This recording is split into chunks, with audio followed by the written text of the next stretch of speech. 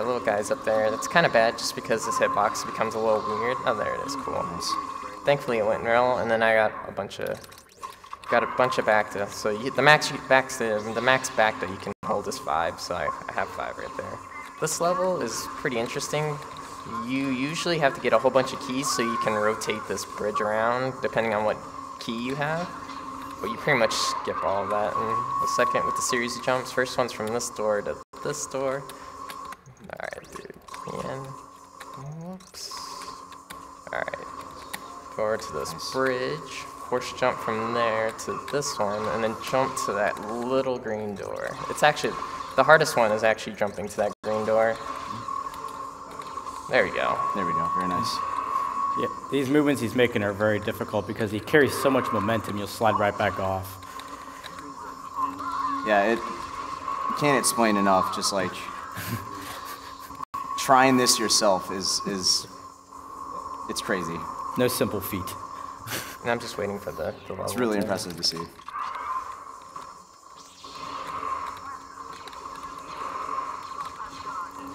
So here I'm breaking these circuit panels so I can get rid of the force field.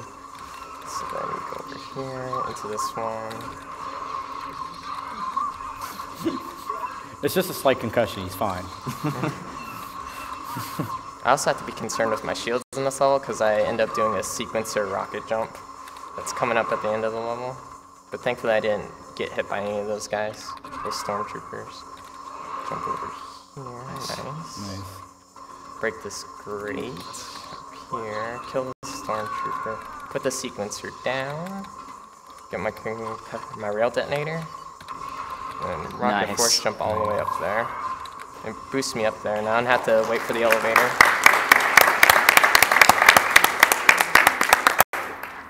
And also right there I put 3 points in a dark side force power that triggers the dark side ending, which is actually about 50 seconds faster than the light side ending, just because there's cutscenes for the bosses.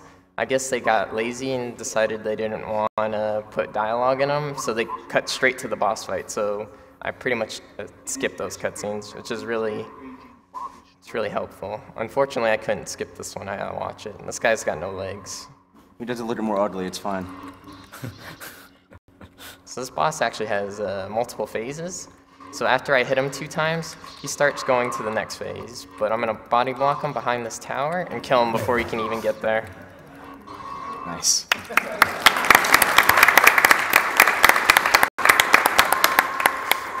Alright, so in this level, you pretty much are running to a falling ship and trying to get to your ship before it crashes. And they give you like a 5-minute limit or something, but I don't need that. I get there in like 20 seconds. Unfortunately, there's nothing really. It looks kind of weird just because everything's all slanted and stuff. But I also have to wait for my ship. Usually you have to run around and get to that other side, that door over there, and lower a bridge so you can walk across. But the ship is actually the trigger to the level, and so all I got to do is wait for it to get below that door and then jump. And that's the end of the level.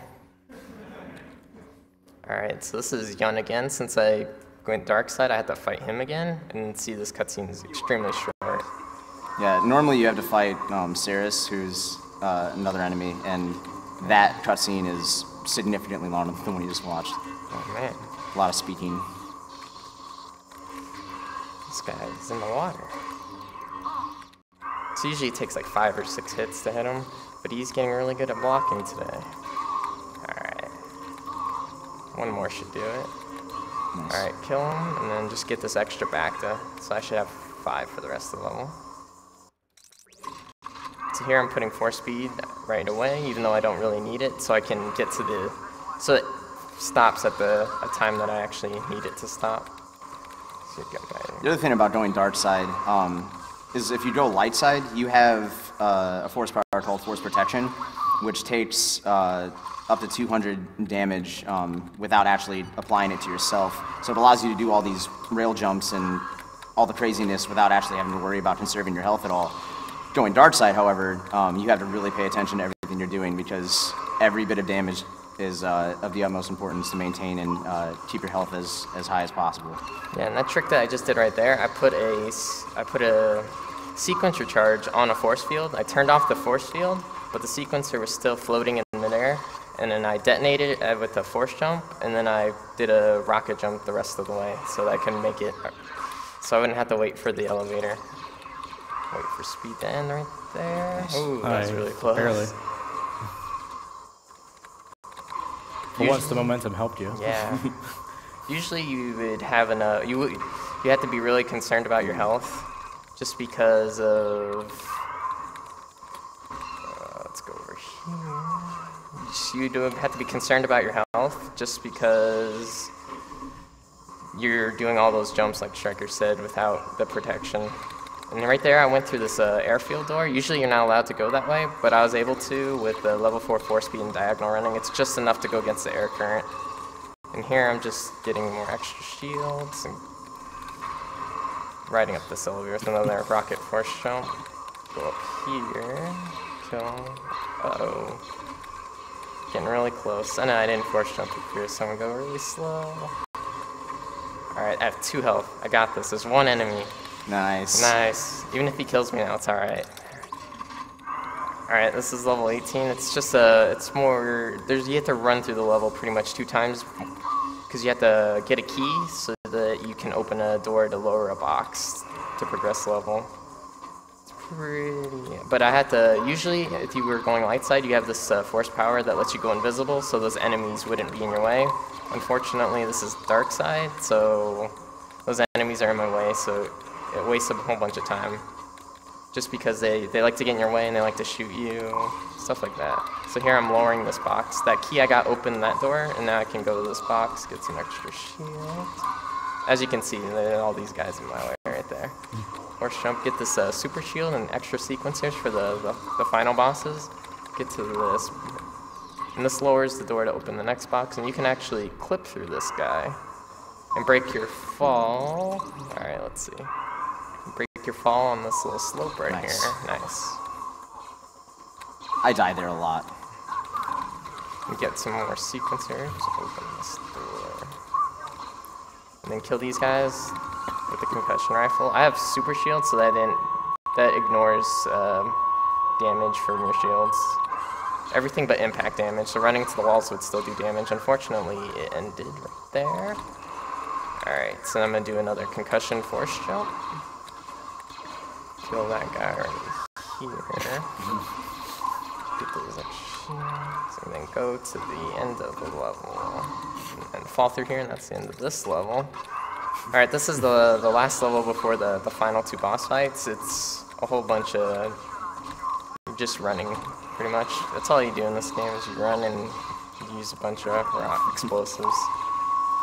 What's different about this level is there's a lot of tight corridors you gotta run into, long hallways. And this one is actually kind of dark in there. There's a dragon right there. I gotta be careful if he bites me. He does like 30 shield ignoring damage, which probably would have killed me. And here I get to the end, and this is a puzzle that I pretty much have to do. I just hit this block. I have to hit each of those buttons 2 times, and then I gotta hit this button 5 times. And that's the puzzle to get to the end of this level. Well, thanks, you ruined it for everyone. Oh, I'm sorry. And at the end, I didn't spoil what was at the end of the level. So that's coming up pretty soon. Alright, I'm at this guy. So at the end of the level is an ATST. And he takes about 4 or 5 rail deaths to kill him. Right there, and then this guy right here has the red key to end the level. I killed him. And then we're on to the final 2 boss fights. So usually you'd kill these guys with your lightsabers, but I'm not going to do that. I'm going to use sequencers. So the cool thing about this is he's stacking all these sequencers, but it's not actually the sequencers that are going to kill the boss. It's the speed at which he flies away from the sequencers into the wall. So yeah, he's dead.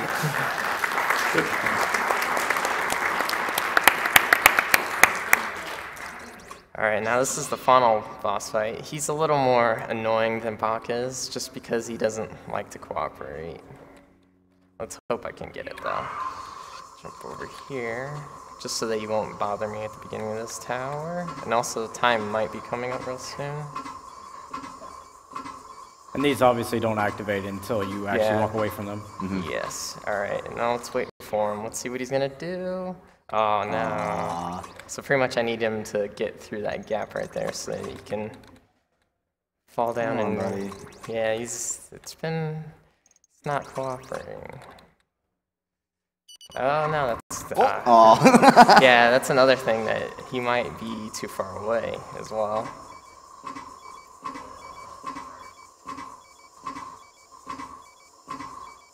This is how a Jedi fights, by the way. Yes. Oh no. Come on. Yeah, he's almost there. Okay, oh well. As soon as he dies. Yeah, Yes. There'll be a loud bang and you know. Yeah. Oh no. No, not there. He ran into me. Well, What a jerk. wow, he's really... He's being smart today. He knows. He doesn't want this run to end. He's having too much fun. He's having too much fun. Alright, let's go. Come on, buddy. That one's good. There it is. There he is. All right. Time.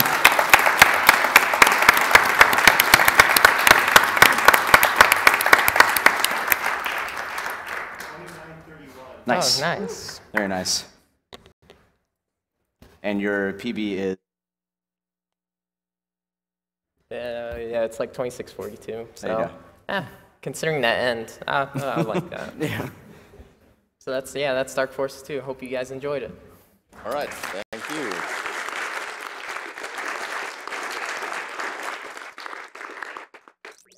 All right, welcome back. That was Star Wars Dark Forces 2. Hope you enjoyed it. Next up, we have Quake II, and then we have Duke Nukem 3D, Blood and Descent. I'm gonna go through some donations real quick while we're waiting around. First off, thank you to everyone who donated during Dark Forces 2. There's a lot of amazing comments for the runner, but there was just too many of them to get through it all at one time. So thank you all for those donations, and we all love you. I have $100 from Dykebert. Speedruns and donating for a good cause, count me in. Keep up the good work. $50 from Mosan. This is an awesome cause. First time for me to donate. I'm a little ashamed because I really want a chance to win Swords of Fury. Love that pin. Great runs, guys, and keep up the good work.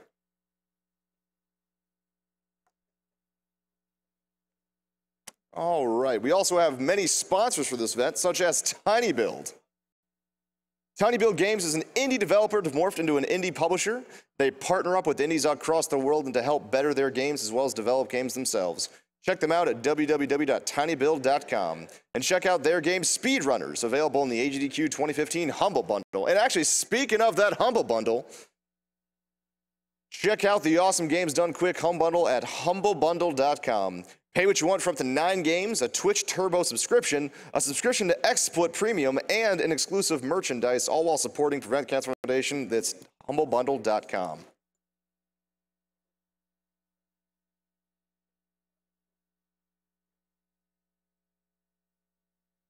And all right, we'll be going to a commercial. We'll see you guys in just a little bit.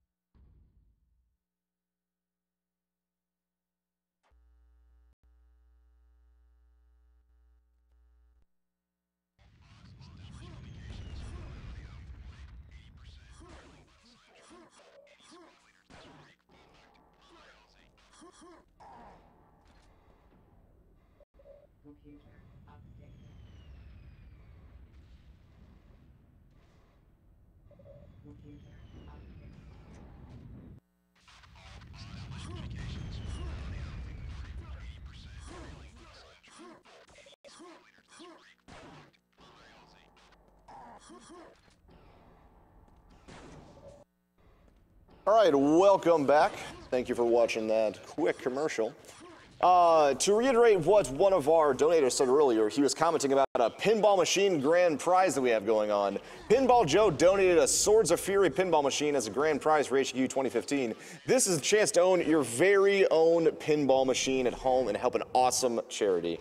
Because this is a very special prize, a minimum bid is $50 with up to 4 bids for $200. Pinball Joe has also provided pinball machines at the AGDQ venue for people to play. Throughout the marathon, you can watch AGDQ attendees speedrunning pinball for new world records at pinballdonequick.com.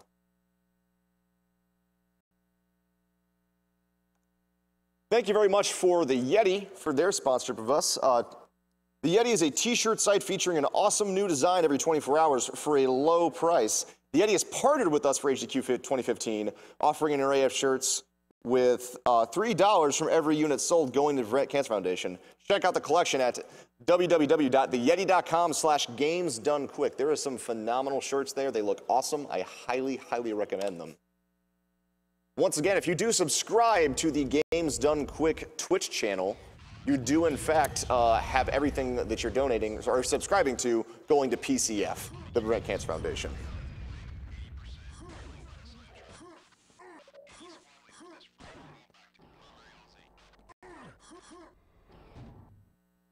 Speaking of the Prevent Cancer Foundation, the Prevent Cancer Foundation is the only nonprofit in the United States that solely focuses on cancer prevention and early detection. Each year, more than 1.6 million Americans alone are diagnosed with the disease, of more than 500,000 die from disease. However, research shows up to 60% of cases and more than 50% of deaths are preventable with what we know now. The Prevent Cancer Foundation focuses their efforts in research, education, outreach, and advocacy with over $138 million invested over 29 years. All right, we do have some more donations to read. $50 from Radio Gnome, Rip Stewart Scott, and eat those tasty, tasty animals. $50 from the Angel Near. So many rocket shots. What is this, Quake I? No, this is the better version. Just kidding. Okay, so we're gonna start in 3, 2, 1, and go. All right, so this is Quake II, the newer, well, one of the more fun games, I should say. No bait, seriously.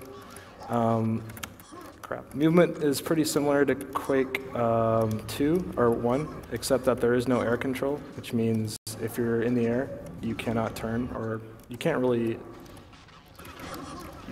adjust where you're going. You can very slightly. It's kind of like playing Halo. When you're in the air, you can kind of like hover in another direction.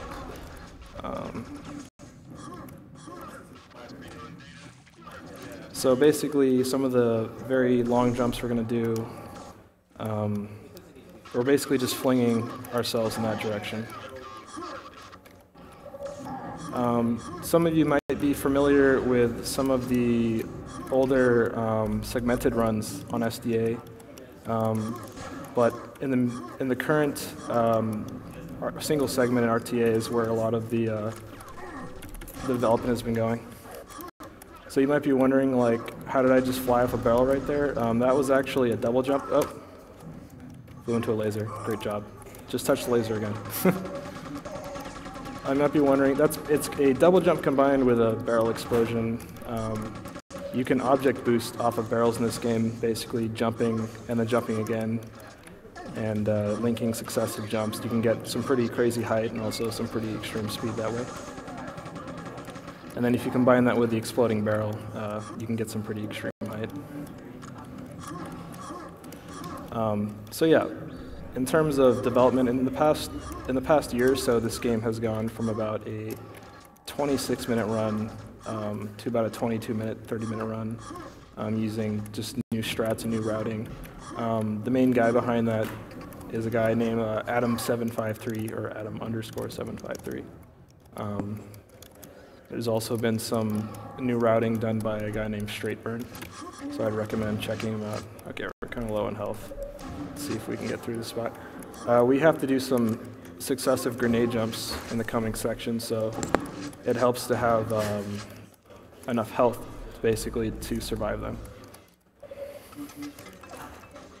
Can't see the grenade. Got it, sweet.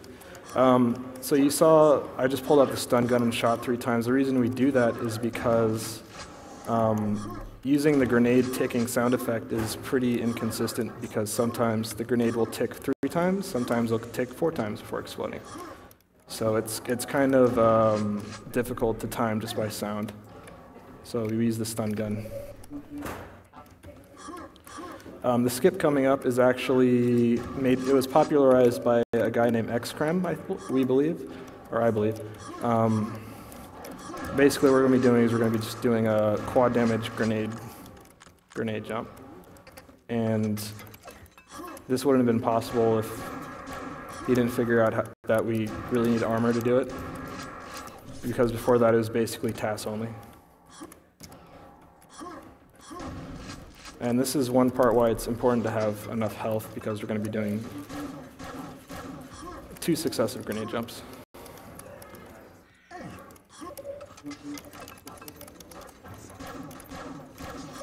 Cool. The reason I'm killing this dog right here is because if I fail the jump and I reload, the time spent reloading will allow the dog to get behind me and take some health away from me, so it's kind of just a safety strat.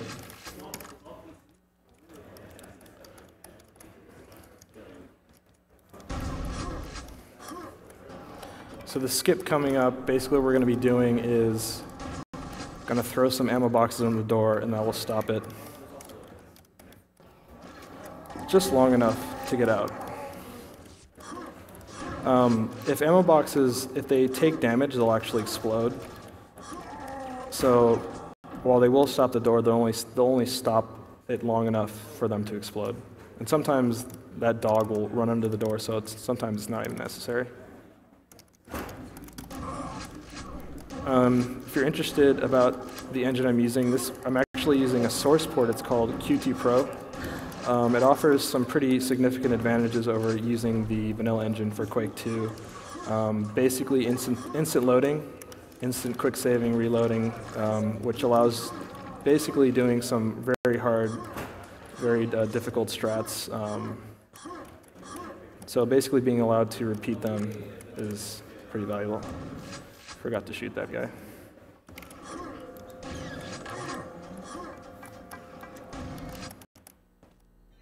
Okay.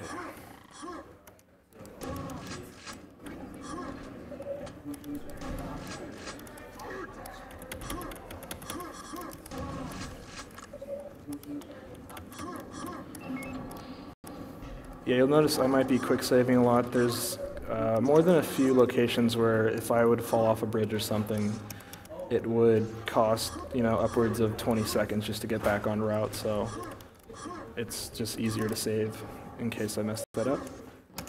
This coming up, it's a newish tech. I started doing this on my own, and then Adam_753 picked it up at some point. He actually turned it in the form it is now. I would usually push these barrels that I'm about to jump off of. I'll try it again. There we go. As you can see, like other Quake games, the combat is purely optional. Thank you to John Carmack for adding that feature to this game. We're just going to be doing a lot of crowd surfing here and there. What you just saw is me using the shotgun's knockback ability to launch that huge strog upwards, and I just crawled underneath it. So the developers really encouraged creative use of weapons to not actually do any fighting. Of course, I'm just clearing some sections out just to make it easier to get through. Let's see, this guy's kind of problematic, but thanks to the super shotgun, we can just push him out of the way.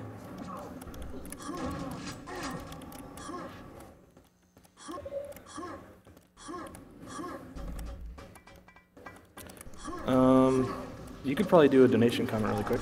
Awesome. I have $100 from Peter saying, "Hi, Ken from Mom and Dad." As well as $3 from Nicholas. It's a great thing you're doing for charity. Been watching AGDQ for ever since 2013. Haven't looked hooked ever since. Tripmind is a godly speedrunner. I can't wait to watch this Quake II run. Good luck with the run, and together we'll beat cancer. Thank you. Based.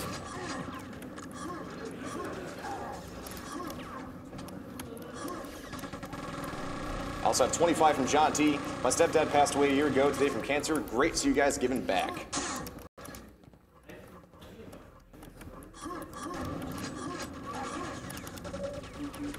Also, thank you for the $25, Connor, too. Hi, guys. Thanks for you setting up an awesome event for a great cause. 2 years ago, I was diagnosed with leukemia. It's people like you and those who donated, which helps kick cancer's ass. Thank you. You guys are lifesavers. Love from the UK. One thing you might notice about this game, well, I surely do, is it's very snaggy, which means a lot of the map geometry is going to grab you, like, you know, lots of sharp edges. They really like to use their, you know, blocks. They really wanted to make it high, how should I say, high poly count for its time, and I guess it is, but it kind of works against you. You're always getting snagged on, like, corners and stuff. So if you ever thought about speedrunning this game, not getting snagged is one important part of speedrunning this game.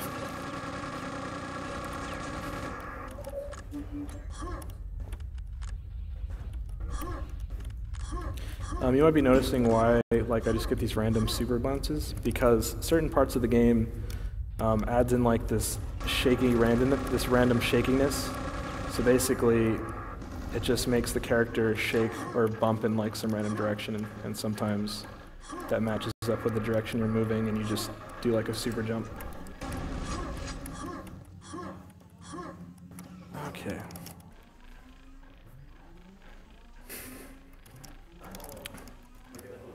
Okay, let's see if I can get this jump. Oh well, that was pretty good. It's always nice to get that jump. Sometimes you just fall into the lava though. And you're like, okay, that was silly.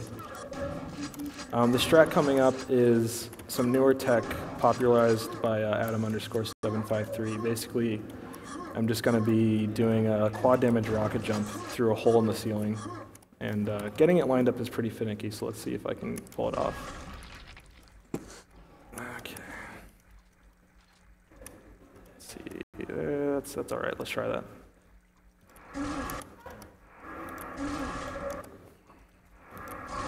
Let me see. Let's go down. There we go. So, like, what, 3-4 tries? Not bad. You basically have to get the right angle, you have to be standing in the right spot, and you have to be pointing in exactly the right orientation. It saves, I would say, about 20 to 30 seconds, and the skip used before that one was popularized was even less consistent. So kind of I would say one of the most finicky skips in the game. That one, what we just did is the fan skip. That can be kind of finicky, although I traditionally haven't had much problems with it. Oh, just fell into the lava. Great job. Alright, so just a simple rocket jump. And let's see if I can get it. There we go. I had to turn to the left there for, basically, this game doesn't let you aim straight down. When you have pretty much any gun out, you're going to aim slightly not all the way down. So if I was aiming completely at the wall, I would have rocket jumped away from the wall, and I wouldn't be able to make that jump. So that's why we turn a little bit, just so we can get onto the lip of that floor, whatever. So yeah, just a lot more crowd surfing here. You'd think that we would be doing a lot more bunny hopping. It's just that most of the corridors in this game are very short, so you're going to be able to jump like once or twice, and you hit a wall. So the strat coming up, this is another piece of tech that Adam753 popularized for me personally. We're going to be using an invulnerability and a rocket jump or a quad damage. And then we're just gonna, it basically saves about 10 seconds. It's pretty cool. Let's see if I can get it. course, getting over there is a lot harder than some other things. There we go.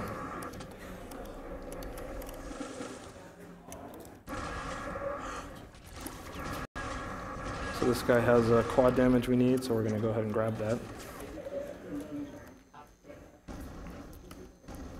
And then this is another section where they decided to add that random shakiness.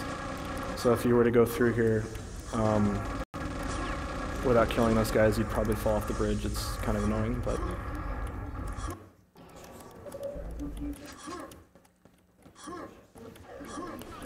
kind of like a little fun thing runners do is trying to get that adrenaline before the level ends, and I got it, so that's cool. Let me think, what's coming up? Nothing too insane, so go ahead and do some donation comments. Great. I have $60 from Whiskey. That Dark Forces 2 run was awesome. Loving the stream as always. Keep up the great work, guys. $50 from Nick.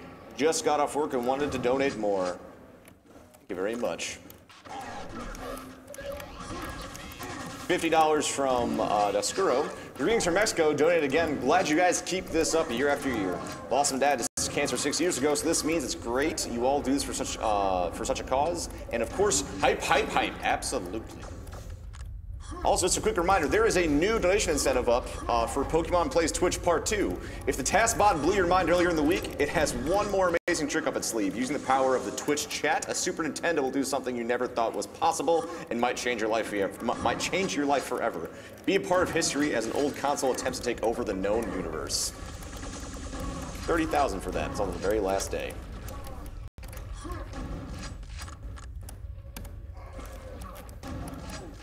So what I'm about to do here is I'm hitting the switch which raises the platform, but there's a little rocket jump that's possible here, and it's just not that consistent. So this time I'm just going to wait for the platform. It's a pretty hard rocket jump.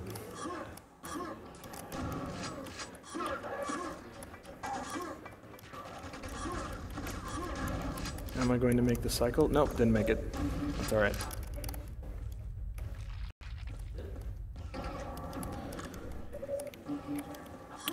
Let me think. Coming up, well, let me see. We're about to go to a level end. So I'm not exactly sure. And you get to see the whole level and look through a wall. Or can you? Huh. Usually the camera moves right when you go to the end screen, and it'll show you like the whole level like poking through a wall. It's kind of interesting. But that time it didn't happen. So. One of the advantages about this engine is that it skips cutscenes in between units. It actually just doesn't load them at all. So, but you know, it's fast. So actually after this run I'm gonna load up the vanilla engine and I'm gonna show you guys the ending cutscene just for fun.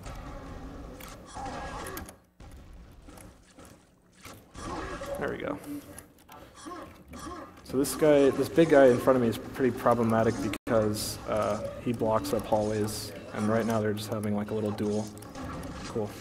Yeah, one interesting thing about the AI is that they can actually turn on each other. Like they can just, if one of them accidentally shoots another one, then they'll just start fighting each other. This skip coming up, what we're actually doing is we're hitting a level trigger. A loading trigger. It's a volume sticking out of the ceiling, and what it does is it triggers this door in front of me to blow up, and it'll let me out of the level. Okay, and I always jump on that ledge just so I can make it a little bit more consistent. Normally you'd have to go into another room, activate a gun. The gun will shoot a reactor core, and then you can leave the level. But somebody found that trigger sticking out of the ceiling, and that's basically how we solved that level now.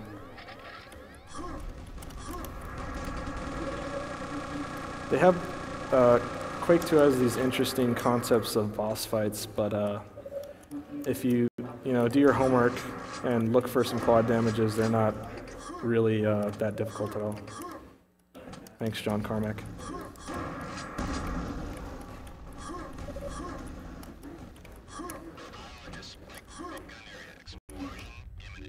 Let me think. Yeah, the level coming up, I think it's the torture chambers. Nothing really insane there, just a lot of crowd surfing, so go ahead and do some donations. Great. I have $25 from Diago. Hello from Portugal. I wanted to donate last year but didn't have the money. But this year, I felt like I had to since my dad died in October to kidney and bone cancer. Hope this money helps another mom and dad.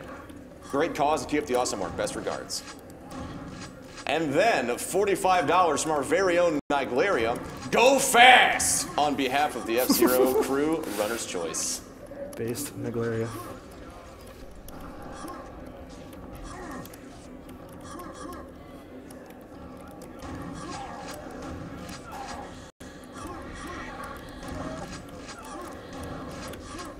I'd also like to remind everybody we are also sponsored by Humble Bundle. Check out the Awesome Games Done Quick bundle on humble.com. Pay what you want for up to 9 games, a Twitch Turbo subscription, a subscription to XSplit Premium, and exclusive merchandise, all while supporting Prevent Cancer Foundation. That's at www.humblebundle.com. This bridge here, for some reason, they decided to make it have like ice physics. So it's very easy to just like slip off and fall into a pool of acid. So just a little tip, speed tip.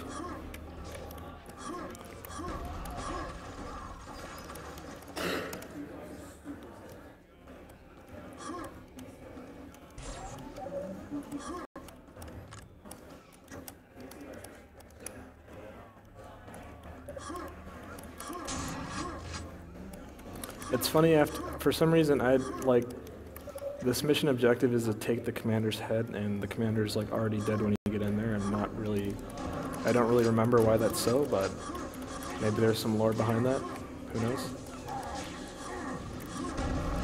Oh, come on. And as soon as you take the head, it like sounds an alarm, and allegedly the AI get kind of more uppity, but you know, it doesn't really make a difference, because you're just gonna run around them anyways. Okay, so there's going to be a jump coming up. It's kind of tech that I usually do. There is an easier strat, so let's hope we can get it first try. Otherwise, I'm going to do a different strat.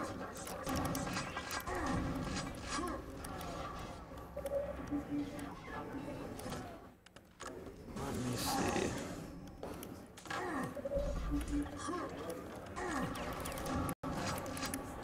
Okay. Alright, this is the jump. Let's see if I can do this pretty easily.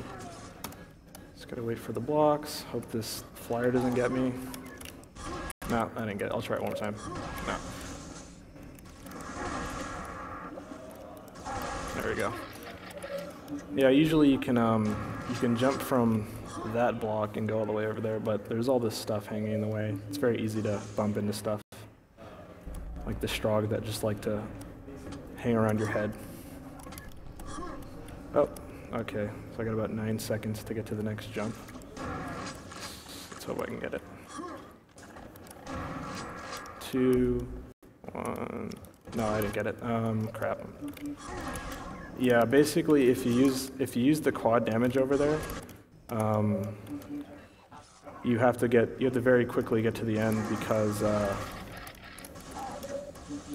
quad damages. They are budgeted, so there aren't really many that you can pick up later on, so you need to get to the end of this little level very quickly to do another rocket jump very quickly. And if you run out of time, well... Alright, we got time, there we go. And there we go.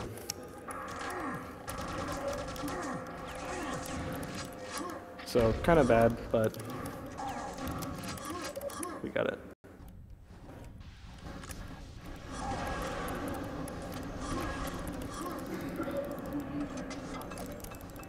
So the objective here is to blow up the computers. Normally the game would want you to go all the way around, a very long level, do some backtracking, but we're just going to throw some grenades through the window.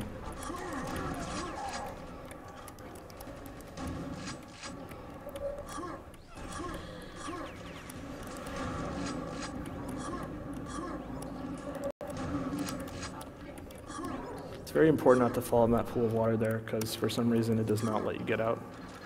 No idea why. Let me see. Yeah, go ahead and do some donations. Great. I have $50 from Nukem watching this Dark Souls 2, Quake II, DN 3D. This is my this is my adolescence in gaming and great fun to watch. Keep up the good work for the good cause. $20 from Iron Hand. I've donated forward to try and help find a cure for my mother's lymphoma. She passed away August 6th of 2014. Now I donate to find a cure for someone else's mother or father. Thank you very much. 50 from King of Moths.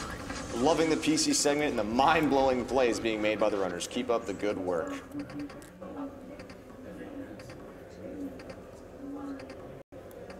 Also, if you're looking for something to bid towards, we still have a couple bid wars going on. They're nearby. There's the character bid war for Metal Slug Advance. Tyra, most recently, was winning by 146 over 126 to Walter's $20 difference. You can choose maybe one donation to see who plays in Metal Slug Advance. As well as the River City Ransom, the 100% Save Girlfriend versus 80% Don't Save Girlfriend. Save Girlfriend is winning by about a little over $700. So if you really want to not save that girlfriend, you're gonna have to pay up. But good news, it's for a good cause. So the interesting thing about that gate I just jumped through, one thing, if you land on the bridge right before it, the bridge is triggered to collapse, and for some reason that bridge will actually eat all of your inputs. So if you land on the bridge, you'll fall right into like a pit of acid. Secondly, if you don't go through the gate fast enough, as soon as the gate closes, it'll teleport you right outside the gate and drop you into a pit of acid. So it's always a fun skip to do. Oh, nice job.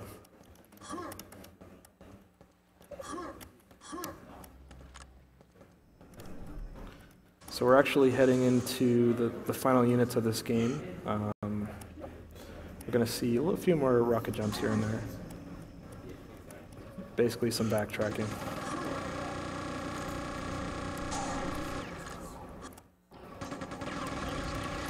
It's important, especially towards the end of the game, to budget your health or at least just be careful enough to not take too many hits.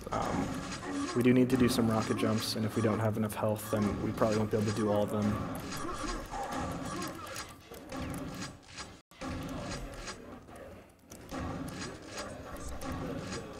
The reason I'm clearing out this section up here is because we need to go up the elevator and then come back down, and the AI has a tendency to clog this elevator. They'll just like stand underneath it, and it'll just keep going up and down forever until they die. Let's hope I can get this guy. Got him, sweet.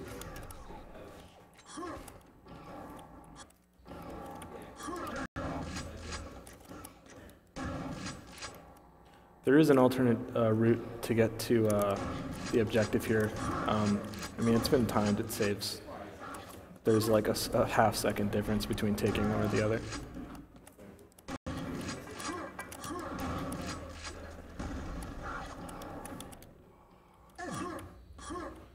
Also, shout-outs to my boy Lurk. He couldn't make it.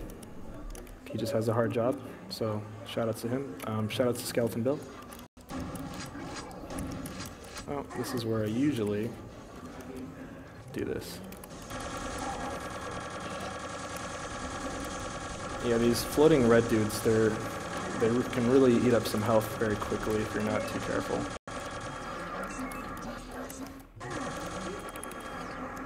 Okay. Got the grenade jump. Do I have enough health to do it? I think we can do another one. This rocket jump saves about 10 seconds. Got it, sweet.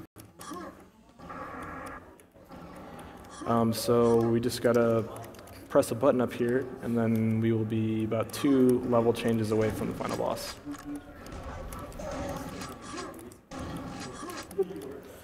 As I said earlier, yeah, it's really easy to get like snagged on corners and stuff. Lots of fun.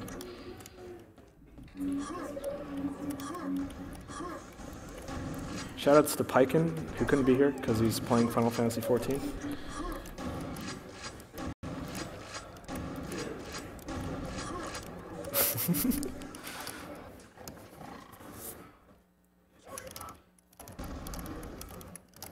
Cool.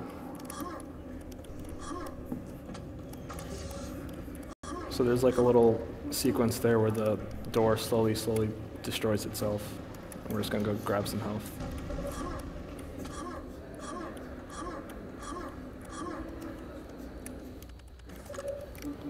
Cool.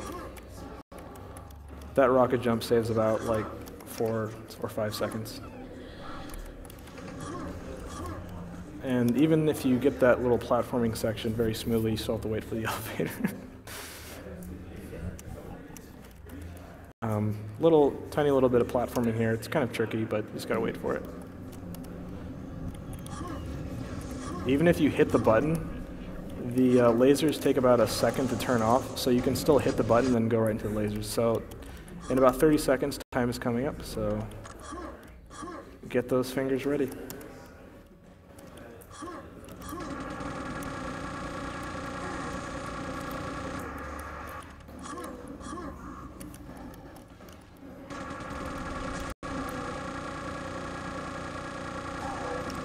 I think he's dead. Yeah, he's dead. Cool. And time.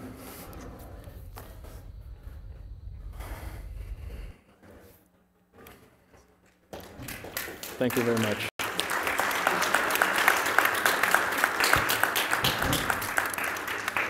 And then I'm just going to show off the ending cutscene, if it works. No, it doesn't work. Oh well. Yeah, for some reason the saves don't always actually, it might still work. Let me try that again. The quick saves sometimes don't always transfer over. Let's try that. There we go. We're going to show off the final cutscene.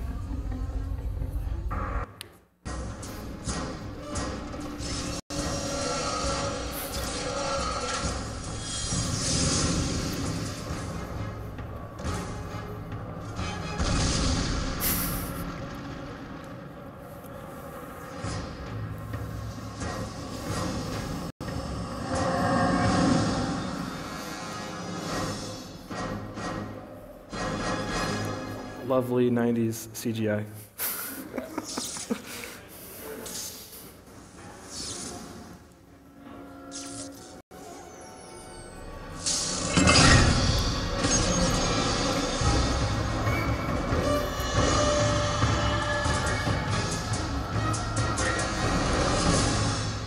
Cool. Thank you very much. All right.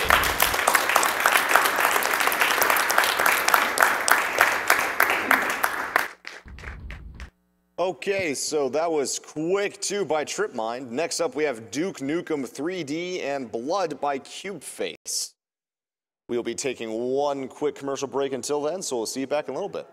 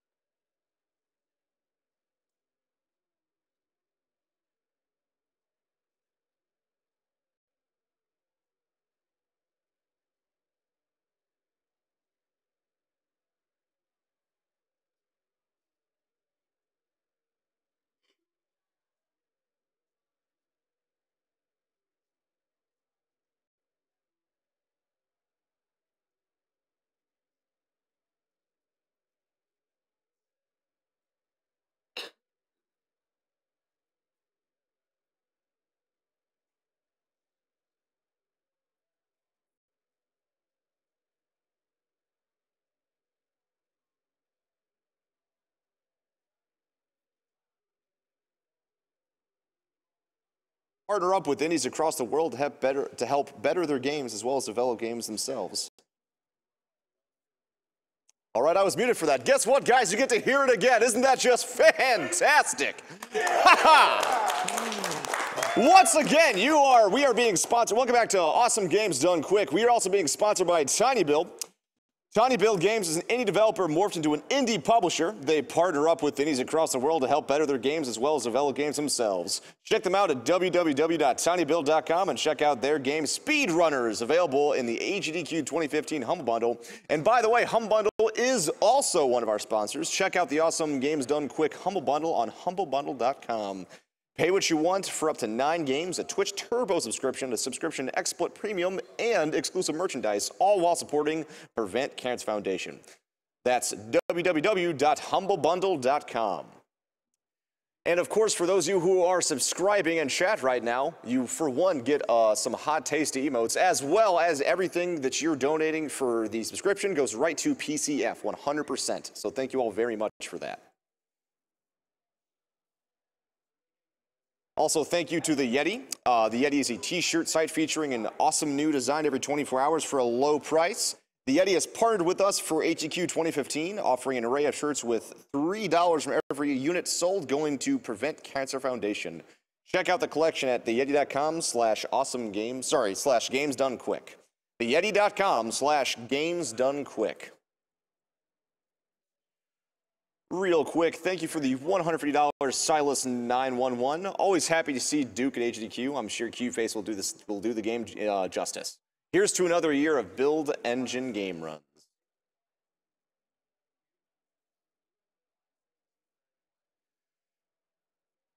Thank you, DJM, for the 5555 donation. Greetings from the northwest of Germany. It's awesome to see what is possible when all the gaming communities from around the world come together to do good.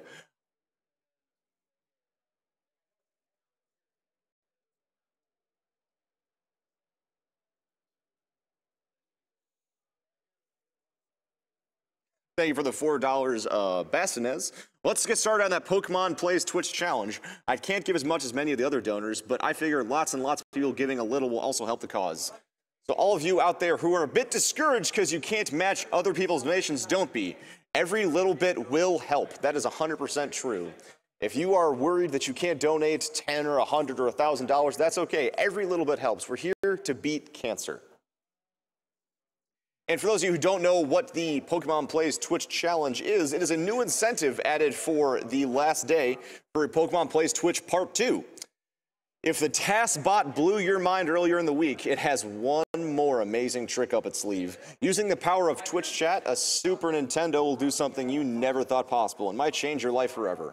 Be a part of history as an old console attempts to take over the known universe, and will probably succeed.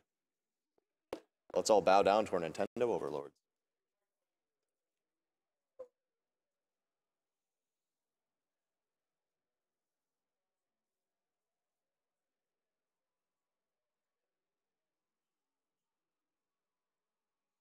Thank you for the $50, Bad Dog. This is my first time watching, and I love what you guys are doing. Keep up the good work, and let's get hyped for some Dark Souls 2. $4 from Skybrush. Might be night in Sweden, but it's always a good time for AGDQ. Gotta go fast! Gotta go fast.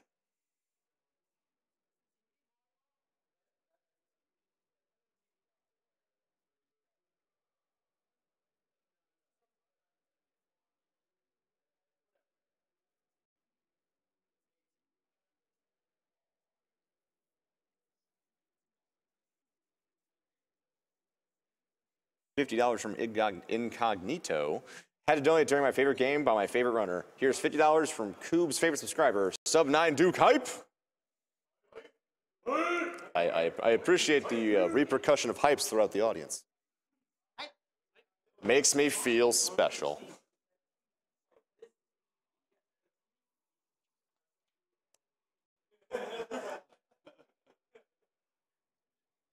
And just because I can't stop talking about it, because it's a really cool prize, guys, there is a pinball machine grand prize. Pinball Joe donated a Swords of Fury pinball machine as a grand prize for AGDQ 2015. This is a chance to own your very own pinball machine at home to help an awesome charity. Because this is a very special prize, a minimum bid of $50 with up to 4 bids for $200. Pinball Joe's also provided pinball machines to the AGDQ venue for people to play. Throughout the marathon, you can watch AGDQ attendees speedrunning pinball for new world records at pinballdonequick.com.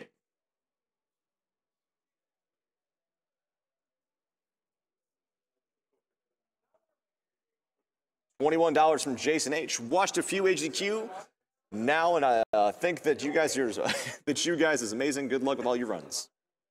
$2 from Psycho Ripper. Hey Cube, it's Psycho Ripper. Good luck with your runs. Looking forward to see the Blood Run, a game of the most dangerous obstacles, a door opening. Had a lot of family affected by cancer, so cool as always to see this marathon happen. Thank you very much. Every little bit helps. Let's beat cancer.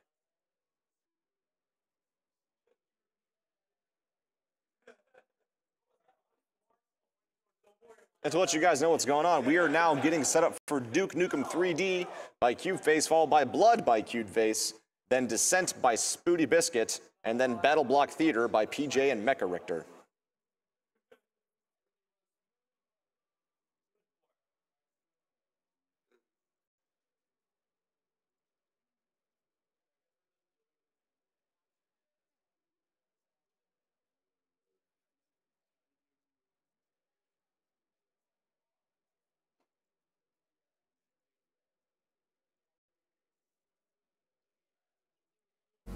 If you guys are looking for anything outside of a bid war to donate towards for an incentive, the community bonus game block for Gimmick, it's a donation bid to add 3 bonus games take place after Gimmick. These 3 runs are Blaster Master Pal Percent by Cool Kid, a lawnmower race with Boney, Nightmare and Blucky, and a Die Hard run by Kirk Cutie Pie.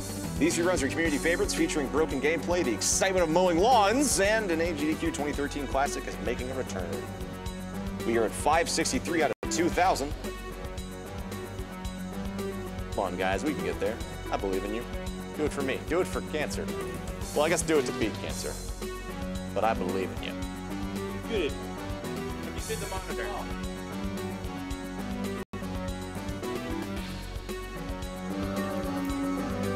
And we have game sound now. What? Game sound hype. Thank you for the $100, Daniel. Yeah, Duke 3D smiley face. The smiley face is an important part of the comment. Okay, important.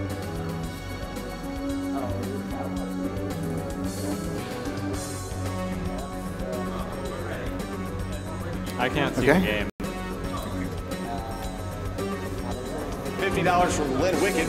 Been watching the GDQs for a few years now, and as always, it's awesome the work you guys are doing.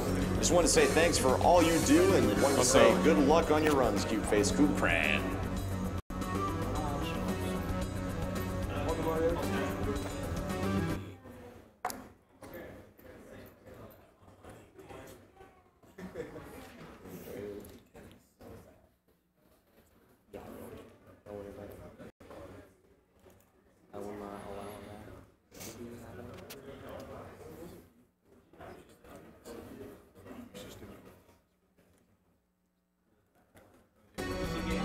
Yeah. How do I turn off the mouse smoothing? There's like issues with the mouse. When you put these meme glasses on, We have $100 from Gareth, enjoying my first AGDQ. Streaming here from the UK. Haven't been affected by cancer like others, but but everyone needs support, and this is a fantastic cause. Thank you very much. Piece of cake. Dead. I need to see if I can do this. Okay. Looks like we're all good to go, so Runner and Couch, feel free to introduce yourselves whenever you're ready. If anyone wants to introduce themselves.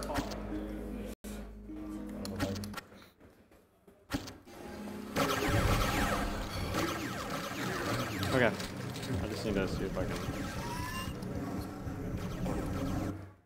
Okay. This is not good.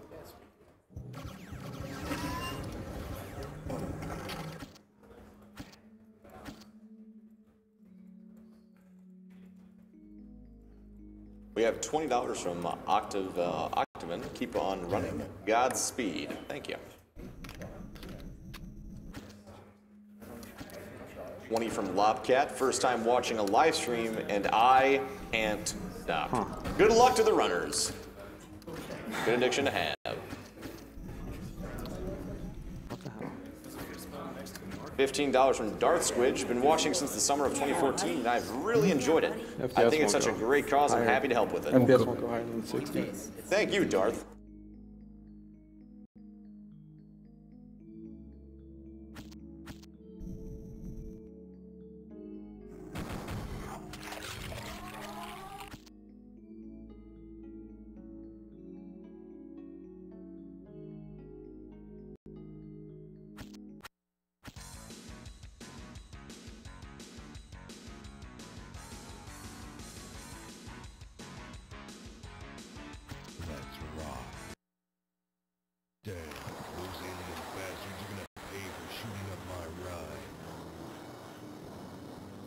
I'd like to remind you that you are currently watching Awesome Games Done Quick 2015.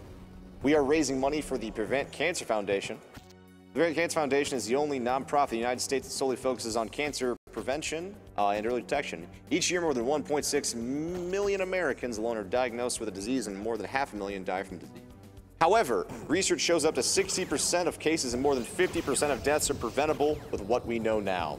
The Prevent Cancer Foundation focuses their efforts in research, education, outreach, and advocacy with over $138 million invested over 29 years.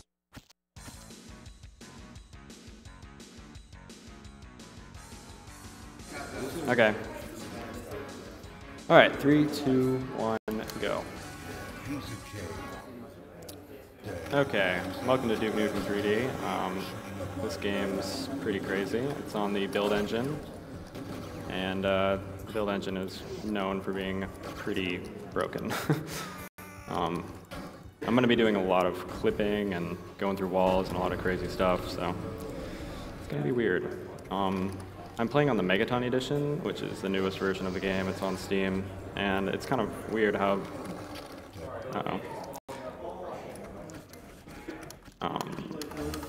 I need the jetpacks. It's not good. They actually managed to make Megaton Edition even more broken than the original, even though it's like 15 years later that they made the source port.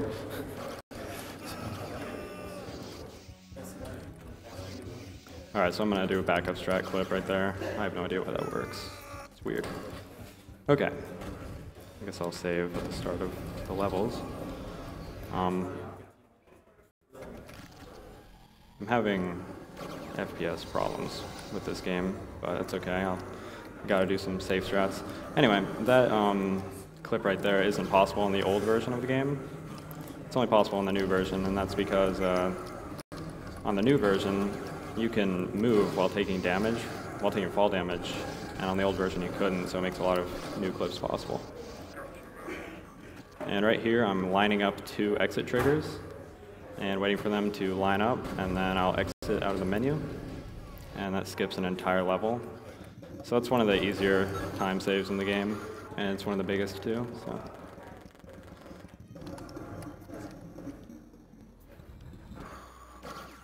Yeah, so we're already on the last level of the first episode. Just gotta kill the boss, and that's pretty much it. Yeah. So I'm skipping the shrink ray section right there, just by clipping into the ground and going under it. And you take a secret teleporter straight to the end. And unfortunately, since the FPS in this is so low, it's only at 60, which is actually low for this game. It should be at like 5,000 or something. Like, the FPS in this game is pretty weird. But the higher the FPS is, the higher chance you have to skip level transitions. And that's a pretty big time save, actually. And right there, I just clipped through a secret door that's not supposed to open from that side, which takes me straight to the end of the level. And now I just have to go kill the boss. And like most old FPSs, the best way to kill a boss is to just shoot him until he dies. And this guy takes more damage when you shoot him in the head. The hitboxes are kind of weird in Duke 3D. It's like... Yeah.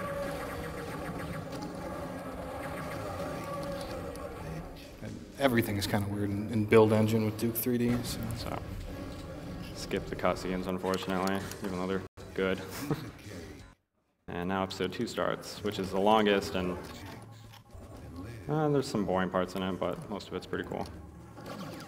This level actually is probably one of the least broken levels in the game. There's no like actual clips, it's just going fast. Trying to. Jump on an enemy's head and stuff. It's probably a good time to read a donation. I can reciprocate that.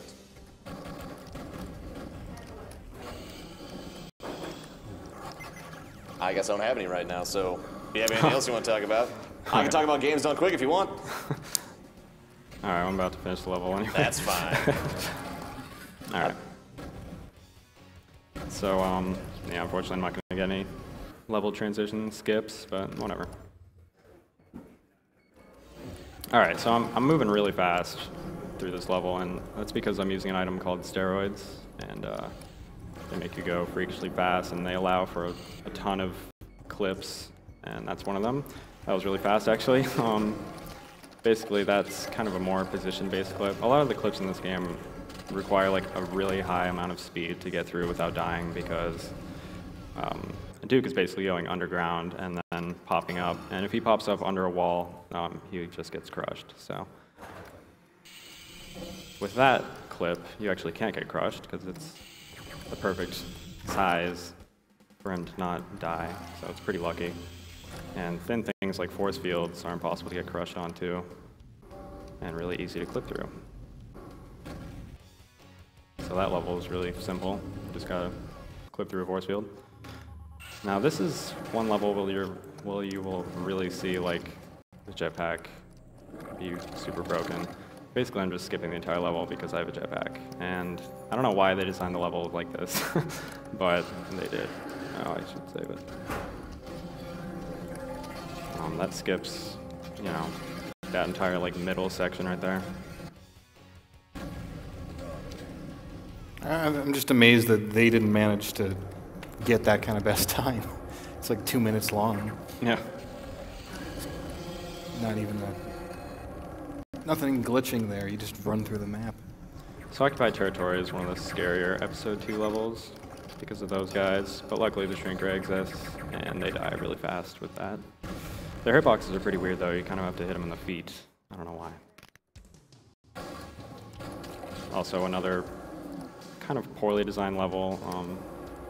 I don't even have to like glitch, I just go straight to the end. It's kind of weird.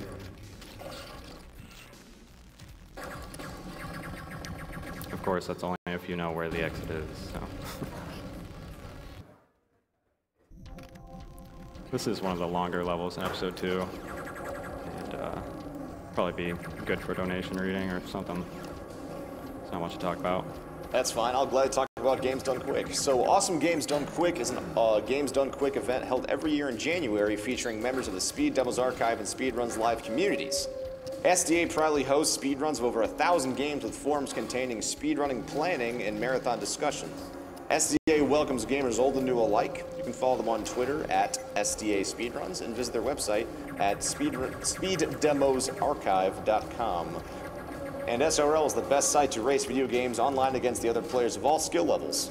They're also hosting a short series of races starting January 17th titled Get Yourself Speedrunning. You can go to their front page, speedrunslive.com, for more information and to watch a variety of speedrun streams. For more information about Games Done Quick, you can follow at Games Done Quick on Twitter and see information about the event at gamesdonequick.com. So, there's a trick on this level that skips the entire level. This is the longest level in Episode 2. Unfortunately, I can't do it on this PC just because the frame rate's so low, but it's okay, we can just take the longer route. It's a little bit more interesting anyway.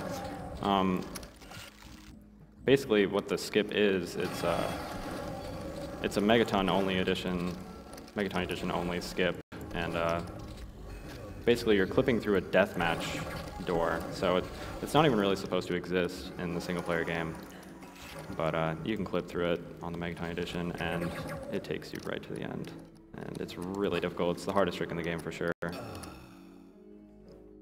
I'm kind of happy that I don't have to do it, because I don't have to die a lot and stuff. But yeah, I mean, you could have just as easily lost as much time going for it. yeah, definitely. It's really cool when it works out, though, because you just kind of teleport after you're done. Yeah. And you just end up on the other side of the level. Oh.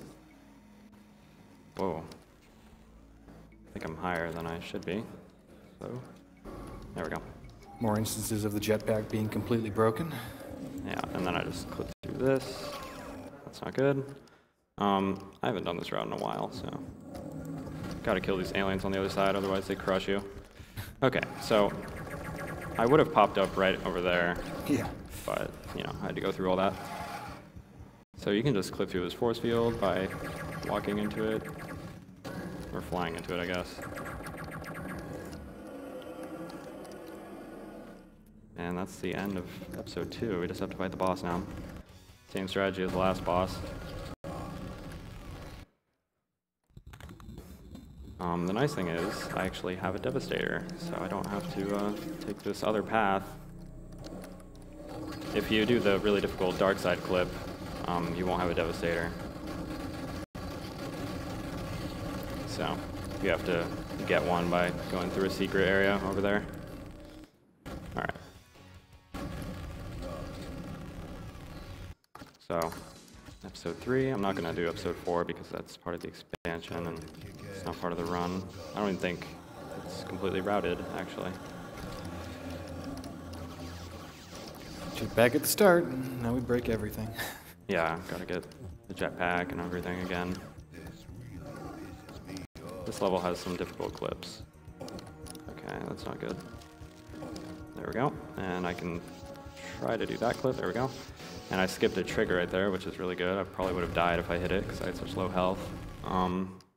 There's a trigger there that like blows up the end of the level. And luckily I skipped it. I'm not even sure exactly where it is, but I'm glad I didn't hit it. Okay, so this level is really weird. It has a different style of clip. Duke usually, you know, goes through walls and stuff, but this time only his gun is going to go through. There we go. So I shot the Devastator through the wall and hit some explosives on the other side, which opened up the exit, which skipped the entire level. And this is another level where the jetpack is broken. Also, it gets to show off the underwater clip, which is the only clip that you have to use an explosive to do, which is kind of like Shadow Warrior, and that game has... In that game, the only way you can clip through stuff is by using explosives. And shoutouts to Humble Bundle also. You can actually get this game on that. And Shadow Warrior as well, and they're both really, really good speedruns. Both build engine and made by 3D Realms. And there's not enough runners, so we need more. So pick this game up. Another level where the jetpack's broken. And this next level is the shortest one in episode 3 by far. Well, maybe not. And done. You can just clip through 7 seconds, no problem. That clip is ridiculously easy to get. I was playing through casually and it just... Yeah. First try. It's definitely the easiest. There's no way to die from it, I believe. Okay, so this is an interesting trick. If you kick that door, it opens, and you know, it skips a keycard and everything, like you're not supposed to be able to do that. 3D Realms, they decided they would have the ability to kick open doors, and then when the game got released, they took it out. So some doors you can just kick and they'll open. Kind of just a left-in feature. Kind of interesting. There's another really, really easy clip. This level actually has a really difficult strategy where you just clip right through there, but it's pretty impossible outside of individual level speedruns. Alright, so I really want to make sure I get those pipe bombs, and then just blow up the exit right here. Don't die, I died, that's not good. It's okay, I can IL this level, it's not a big deal. This is my favorite level in the game, so I'm actually fine with ILing it.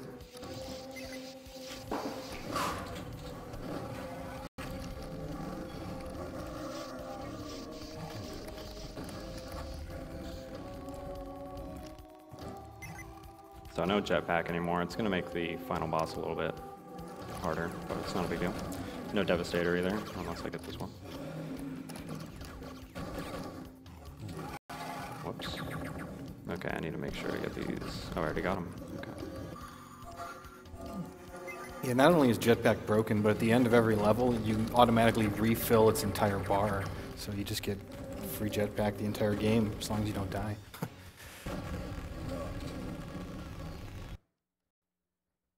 Alright, so here's the shortest level in episode 3. So you just throw a pipe bomb through the crack at the beginning. It's actually slower than the other level. Alright, so usually I would jetpack up here, but I lost that. It's okay, we can just shoot this thing and it gives us a bunch of stuff. Also on steroids. There we go.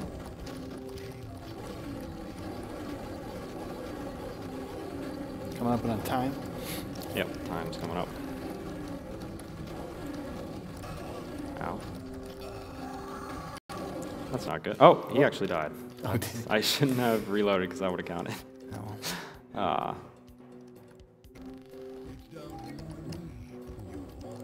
Yeah, this game will let you finish levels even if you're dead, and if anything, it's better because then you start at 100 HP. So.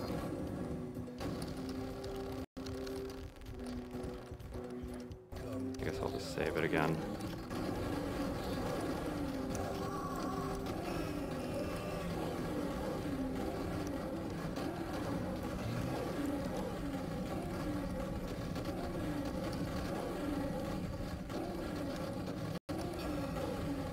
This boss fight is a lot harder than it's supposed to be without all the stuff.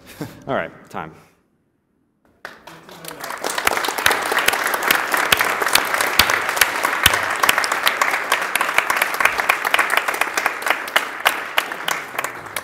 Good. All right. Well, up next we have Blood. That was Duke Nukem 3D. So that's coming up next. We have quite a few nations to plug through real quick. So we have $25 from Schmeg. I, for one, welcome our new test bot overlords, so who doesn't? $200 from Tonberry. Lost both my grandfathers to cancer. I love what you guys are doing. Second year watching, first time donating. Pinball hype! Good thing. Skinny Boy, hello from Late Night France. I'm more than happy in helping to beat cancer. Good luck with the awesome runs.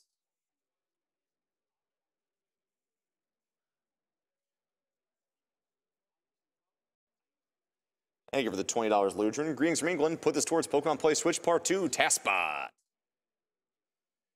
$20. It's time to kick cancer and chew bubblegum, and I'm all out of gum. $20 from Matt Q. Chow was saying there are no donations, so as the announcer, have some. Thank you.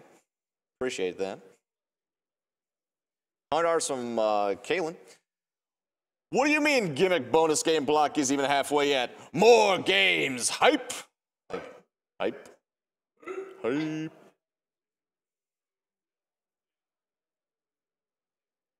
$50 from Joke3. Amazing work for a great cause. Keep it up and let's raise even more. $25 from Clapfire. Thank you to all the players and to everyone who donates. $10 from Sayeth. Have no fear, donation is here. Good luck on destroying Duke and Blood. Duke just got destroyed, so hope Blood does too. $50 from Terragar. AGDQ hype. The echoing hypes are abound. Hype. Yes, indeed. Hype. It's like a statement.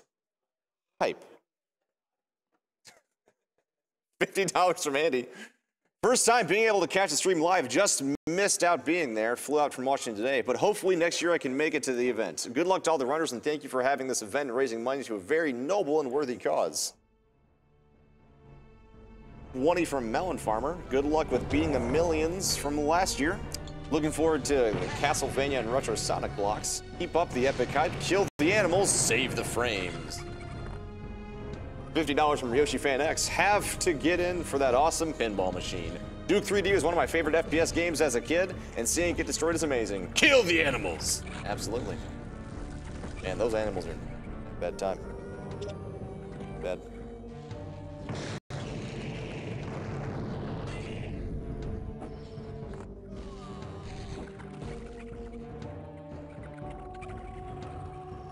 $30 from El Barto. Great to see gamers all around the world staying together to fight for a good cause while celebrating the best hobby there is. Here's to games. Greetings from the southwest of good old Germany. Thank you.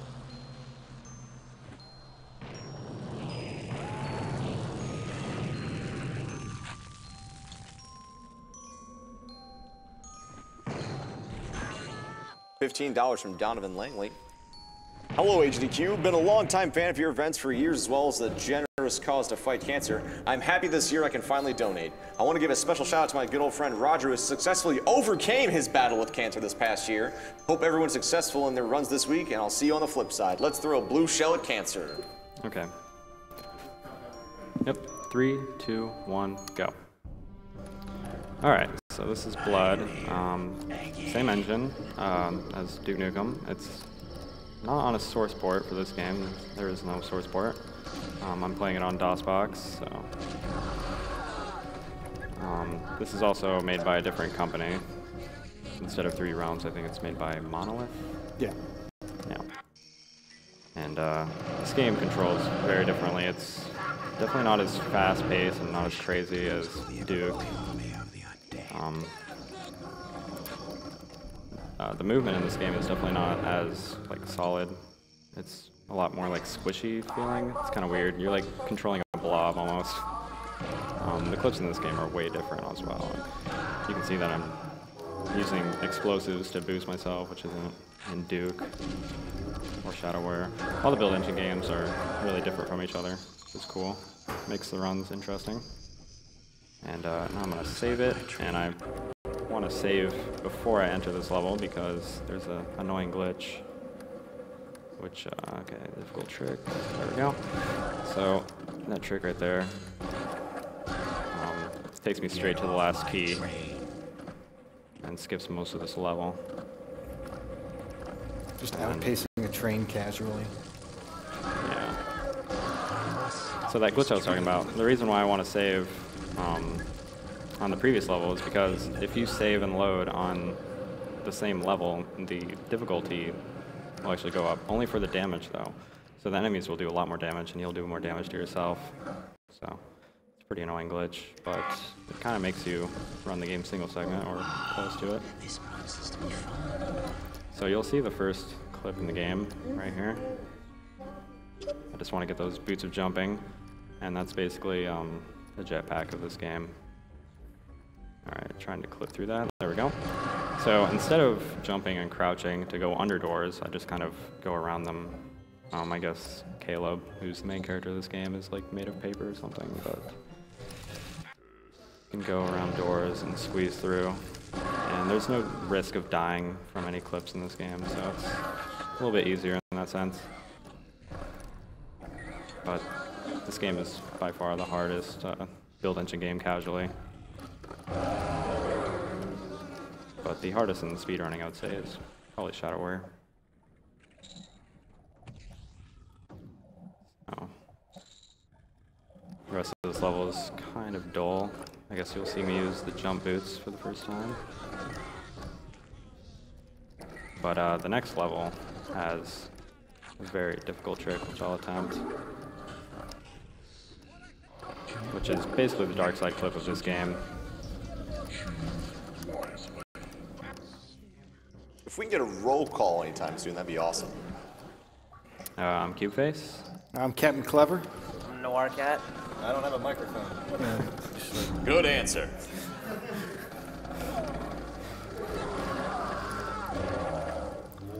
Alright, so I'm killing all these guys so that they don't push me out the window.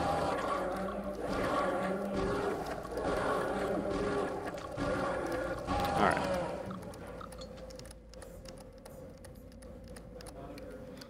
Very precise dynamite jump right here. First try. Nice. You've got a second half to do that, so just be aware. Just gotta get back. Yeah, now I have to get back.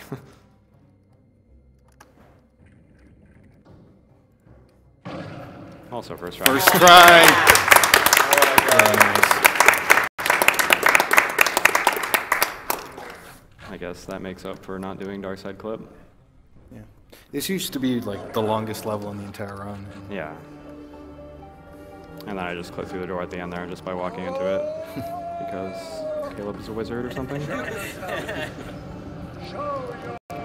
So Caleb's mourning over the death of his wife, and so we're gonna beat the crap out of this gargoyle that killed her.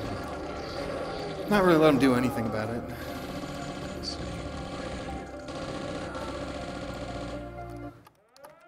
Alright, episode 2. So this episode is by far the most RNG heavy episode, and by RNG I mean, you know, it's most random. Hopefully I get good luck, and I did. That's really good. That saves like 10, 15 seconds. the enemy open the door from the inside, and which that lets me skip a key, so it's really good.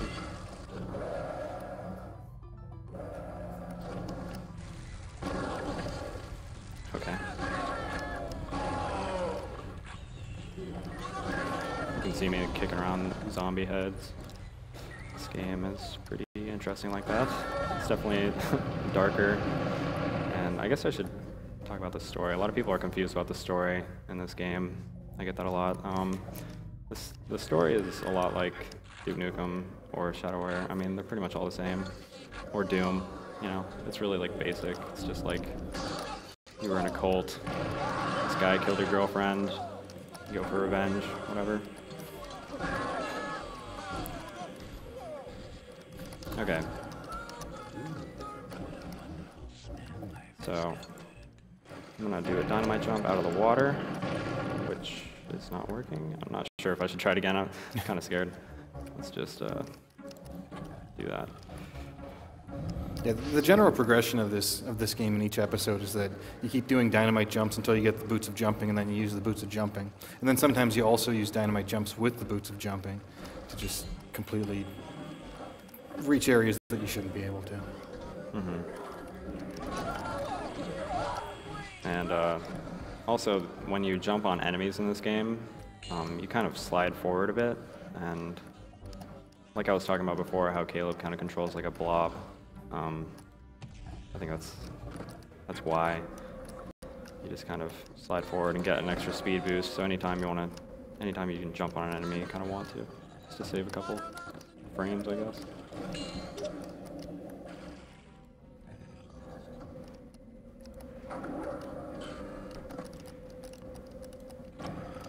I think this is the easiest episode out of all of them.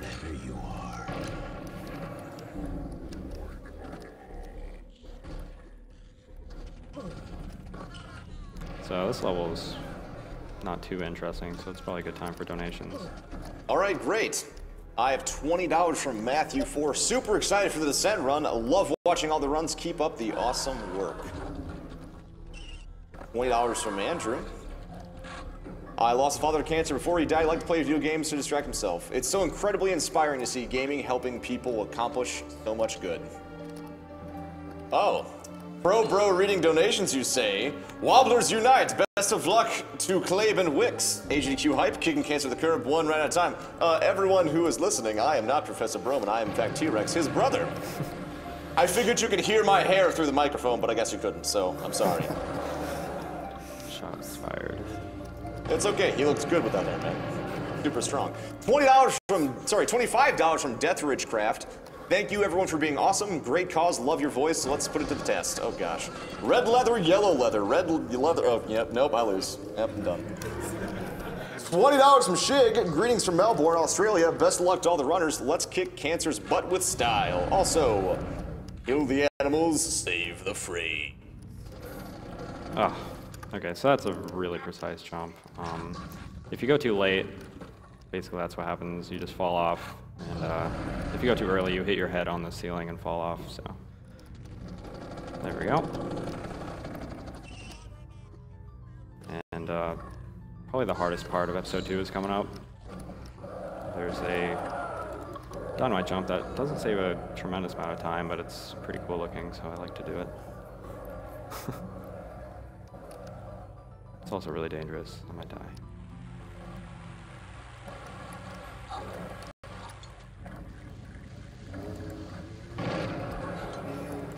Sweet. Good.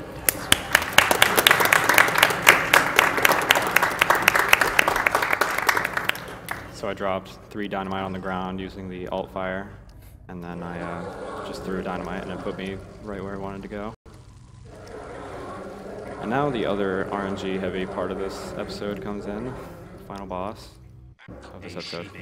Let's go. So you have to shoot napalm through the little window. Unfortunately, I got bad RNG. She's supposed to, like, you know, if you just shoot the napalm through the window, sometimes she'll just die from that. But if she doesn't die, then you have to go in there and kill her. It wastes so much of time. So episode 3, this is definitely the most dangerous episode. It's full of dynamite jumps, and I'm going to be low on health for a lot of it, especially if I take damage that I'm not supposed to take. Yeah, this episode used to be first in the run. You'd go episode 3, 1, 2, 4, but ever since they added that great temple skip, they made episode 1 the more important one. Yeah, I just killed myself on purpose. My health was really low, so I just decided to kill myself. So it's okay to die right there, because as long as you don't have the boots of jumping, it's pretty much alright to die. But now I have the boots of jumping, so I would rather not, die. So here's a really easy clip. You just line it up, and it's a really thin gate right there. It's just like Duke. It's super easy to clip through if it's thin.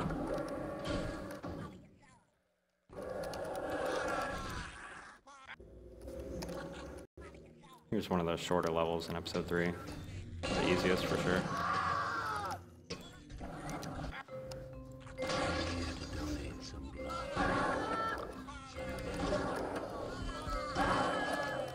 Alright.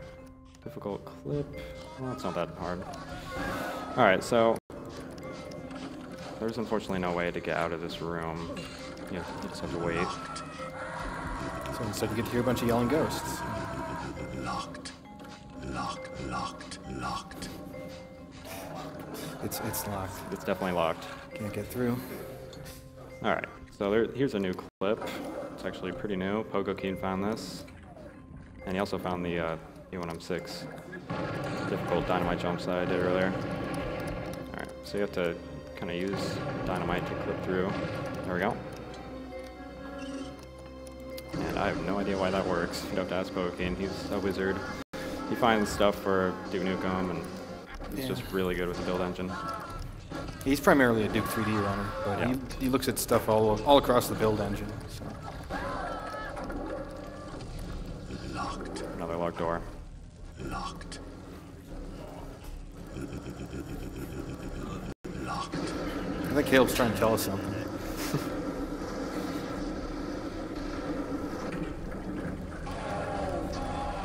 Some good traps. Locked. Open up. Yeah, interesting to note, this game was made in '97. Quake, which, id Software made, came out in '96. So this game actually post-dates that. And it does have things like jumping and mouse aiming, but it's not a true 3D engine, so... Yeah.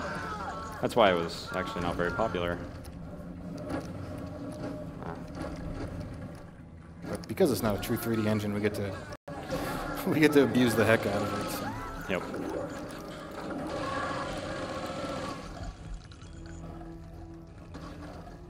Alright, so here's where episode 3 gets even harder. Whoops. Okay. Let's make a save right there. This level is pretty short if you can get a really difficult dynamite jump. Hopefully I will. Yeah, this is one of those long dynamite jumps coming up. So I have to do one out of the water first. That's pretty much required. Good. And then I just line it up.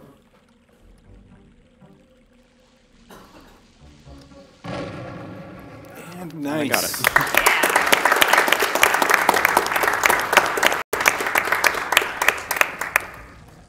And that's actually pretty precise. It's kind of deceptive. Okay, so this boss used to be the hardest by far. And then we figured out that you can crouch.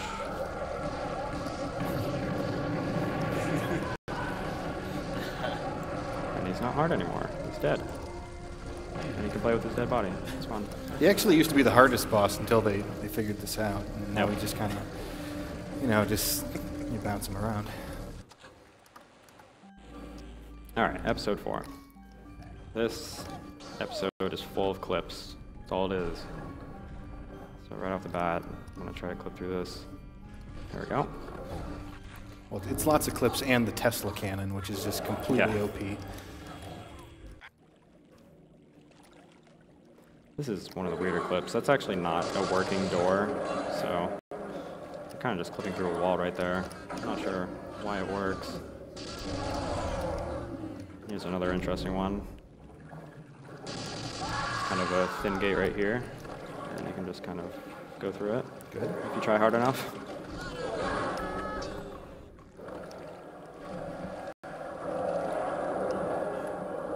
Those fish enemies are completely trivial. They never do anything. Yep. Unless you're playing on the hardest difficulty, in which they are like extremely fast and really scary. Oh, that's a difficult clip, and I got it really easily. I'm not going to attempt this dynamite jump. Let's take the safe route. That dynamite jump is pretty tricky, and I've been missing a lot lately, so. Alright. This is a pretty boring level, actually. It's good for reading donations. Great. We have $50 from Top Cheese. Hello, everyone. First time watching live and donating. Keep up the good work. $50 from Nomi. An old buddy lost his fight with cancer half a year ago, and I just wanted to help others. Let's see more of that bot. Oh, we'll see it. I believe in you. $50 from Sauron Jag. Love watching this. Managed to catch last year on Twitch. Thanks for all you're doing to raise money and awareness to this, an issue close to my heart. $50 from More Dread. My dad died of liver cancer last year. My heart goes out to everyone affected by this horrible disease. $100 from Purple Pants McGee that just says, "Don't stop." We won't. Don't you worry. $100 from Program Max. Oh, man. Cool guy. Hey, everyone. I wish I could be there, have fun, and kick cancer's butts. $50, 69 cents from Yo-Yo Bagadro. I missed all of AGDQ. I blinked.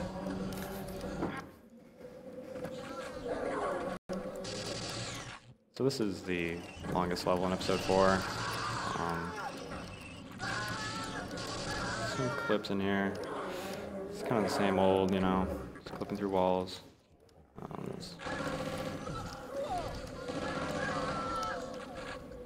Difficult jump right here. I'll attempt it. There we go. And then a double dynamite jump up this elevator. And then I have to do a really long jump, and hopefully I won't miss it.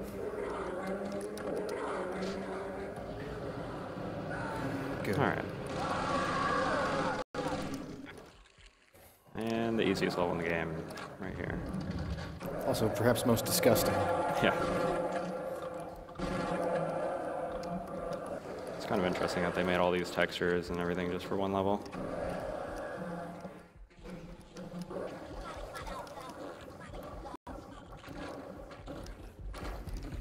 Just gotta be careful about the crushers. Alright. And now the final boss. It's kind of a boss rush. That guy dies really easily with the voodoo doll alt fire. And now the dog. And there's a secret that I'm gonna get by shooting that.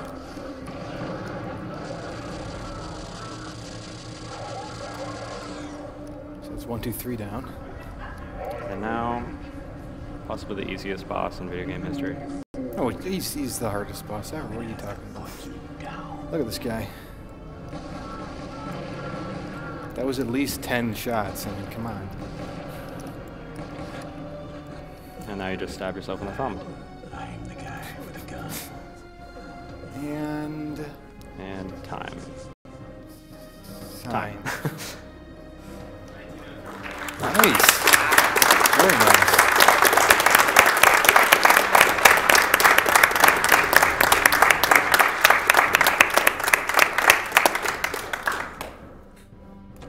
It's good. All right. Well, that was Blood by Cubeface. That was awesome. Next up, we have Descent by SpootyBiscuit. But first, we're going to go to a quick commercial. We'll see you guys right back in a second.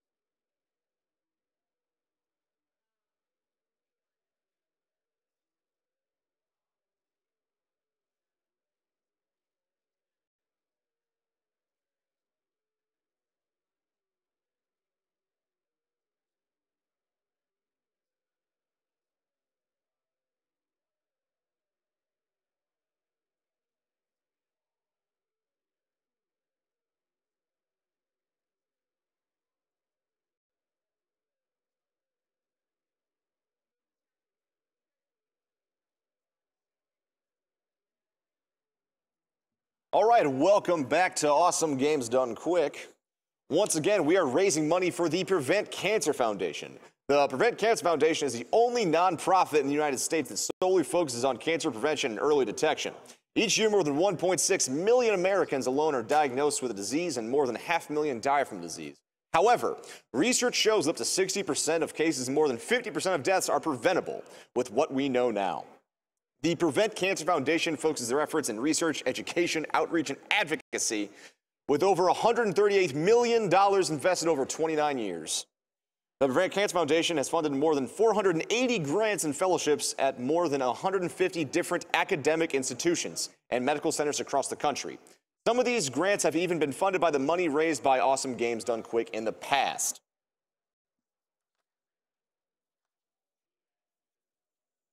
All right, let's talk about some of our sponsors, though. First off, we have Turtle Beach. Turtle Beach transforms your gaming world with a selection of cutting-edge technologies, creating a product that completes your high-definition gaming experience and puts you a step up on the standard headset competition. Check them out at turtlebeach.com. Also, we have Something Artistic. SomethingArtistic.net offers decals and stickers made to decorate your consoles, walls, computers, and more. $2 from every decal sold this week is being donated directly to the Prevent Cancer Foundation. You can find all their decals, including some designed just for AGDQ, over at decal.ly. Also, just a quick reminder, if you subscribe to the channel Games Done Quick and get some of those emotes, 100% of what you're doing when you subscribe is going to PCF. It is phenomenal. I highly recommend doing it. Plus, you get some awesome faces. I mean, I know you love your Frank or Z's, but come on. We have other faces, too. We have $50 from VRod302. Good entertainment, fantastic cause. $50 from ATK. You guys are awesome. Keep up the good work and raising money for causes like these. You're all the best. $50 from Rune422. This is for everyone that suffers from the loss of a loved one, or we're struggling to save them. We're sorry to save some who is suffering. Let's crush some records in the name of crushing cancer for good. Absolutely, I'm with you on that. $50 from Ken Addiction. My mom is a breast cancer survivor, so this hits right home for me personally. Keep up the good work. Thanks so much for doing this. We're glad your mom pulled through, man. 25 from Chief Keef. Love the stream, love the games. Keep up the good work, Team Doka. $50 from Dekedge, longtime watcher, first-time donator, watching along late at night here in Sweden. Looking forward to soon watching the destruction of my bane of my younger years, Descent. Also, Pokemon Plays Twitch Part 2, please. Hashtag hype. Hype! Hype! Get that trending on Twitter, please. Thank you. Hashtag hype. $20 from Sprigaster. Thanks for putting on this great event. May the RNG gods be in favor of the runners and let us use this money to come up with some new strats to fight cancer. Cheers. Thank you, man. 20 from The Fortune Teller. Never seen a blood spear before. I'm really, really impressed. Yeah, that was quite something.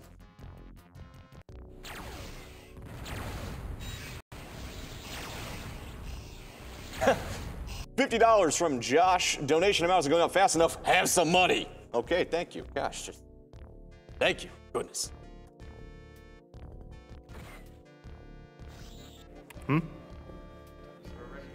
Ready? Okay.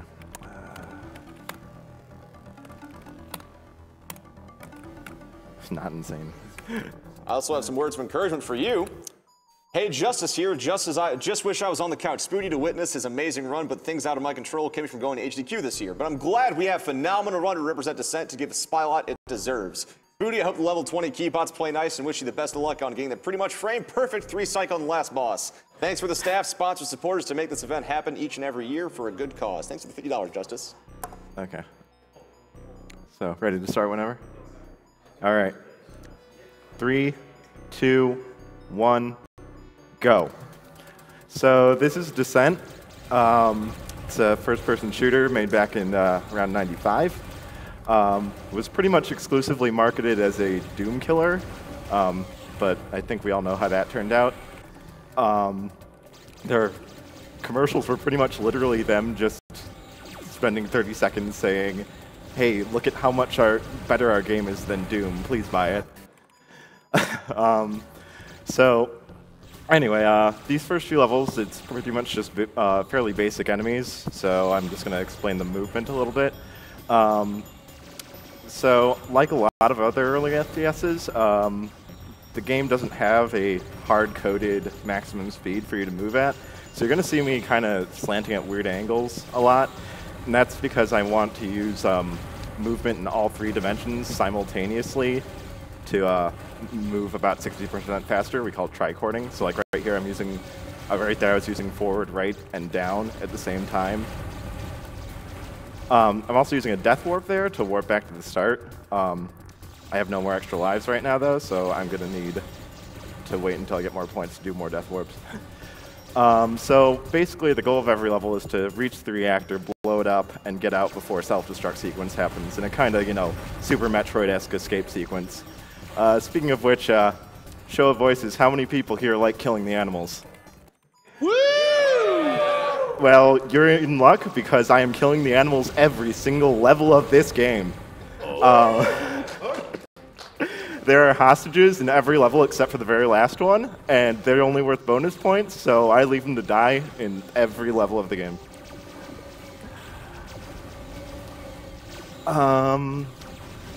I think I've pretty much gone over most of the basics, so this would probably be a good time for donations. Great, but first I'd like to mention our restreamers. If you would like to watch this in French, go to twitch.tv/official_JVcom. German, twitch.tv/Germensch Restream. In Spanish, twitch.tv/TheMexicanRunner. Pretty low on shield. So if you guys want to be able to understand this a little bit better, if that's your native language, go over there. It's phenomenal. Highly recommended. We do have a couple donations, though. 50 from Isaac Phantomus. TaskBot blew my mind. Everything's been awesome. Keep going. 25 from Tizona, 2nd year watching AGDQ. Enjoyed it last year. Keep it up, guys. And then 40 from Christopher. Love what you're all doing. Keep fighting the good fight. Thank you. Something that's worth adding is that the reactor has increasing health every level, so it's going to take a little damage every time. So that was the end of the Moon levels. We're on to the Venus levels. The Venus levels introduce a new type of enemy, and it introduces them in mass, called they're basic lifters, these green guys with the claws. As you can guess by their bloody-looking claws, their sole purpose in life is to ruin my ship's paint job. So I want to avoid them if at all possible, because their AI is going to have them flying at me and trying to block my path constantly. Grabbing a new primary weapon there, the spread-fire cannon.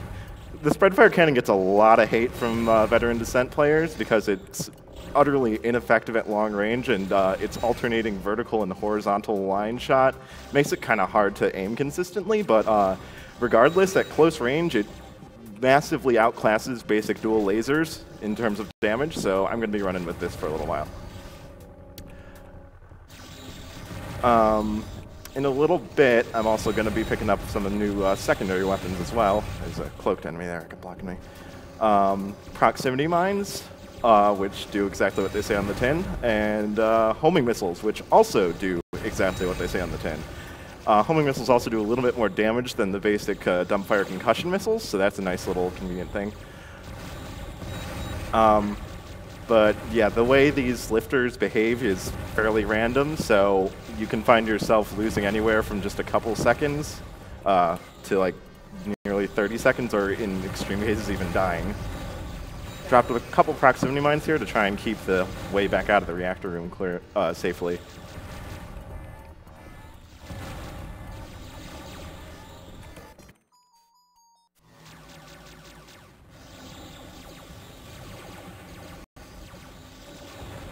Missed that.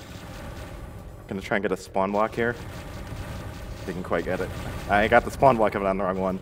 If an enemy is blocking one of those mat sends, those spawn points, it won't spawn its current enemy. You can actually body block with yourself, but it does a slight amount of damage to you when you do that.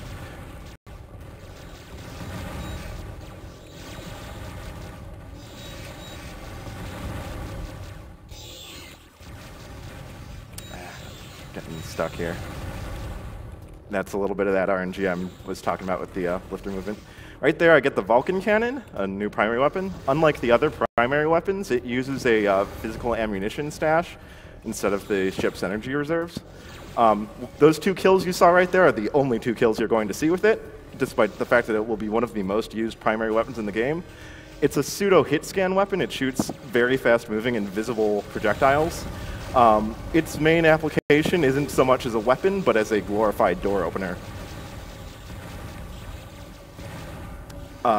The very fast nature of its projectiles allow me to open doors from long distances away and keep me from getting hung up on half-open doors. That Sega Saturn logo I picked up back there is an invulnerability power-up. It does exactly what you would guess. A lot of the routing involves just using them to get and getting as much mileage as you can just to power through the level, like I did with the reactor room there.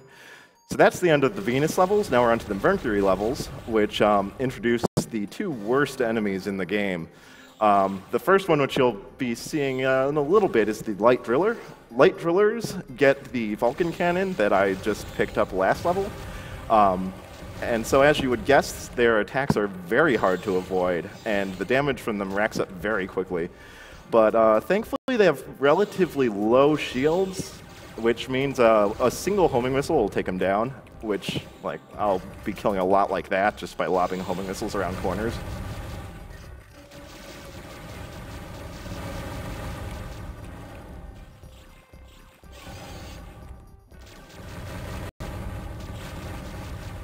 There's a really tough trick coming up here. I'm going to grab that. To grab the red key without the need for any extra power-ups, it requires a nearly perfect trichord to do. So I'm going to have to focus on that. I'm also going to save right before it, just in case. Here it comes.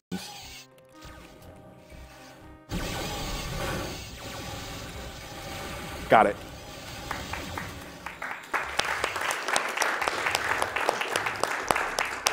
Yeah, that room has booby traps that open up and reveal a few of those light drillers. If you don't move perfectly, you get your shield just obliterated in seconds. And for a second there, you saw the other worst enemy in the game, the Red Hulks. Red Hulks have a huge shield stash compared to every other enemy except for the Fusion Hulks, which are very endgame enemies and bosses. And they also shoot homing missiles, which do over 20 damage on hit and are obviously very hard to avoid. So, understandably, they are one of the most troublesome enemies in the game.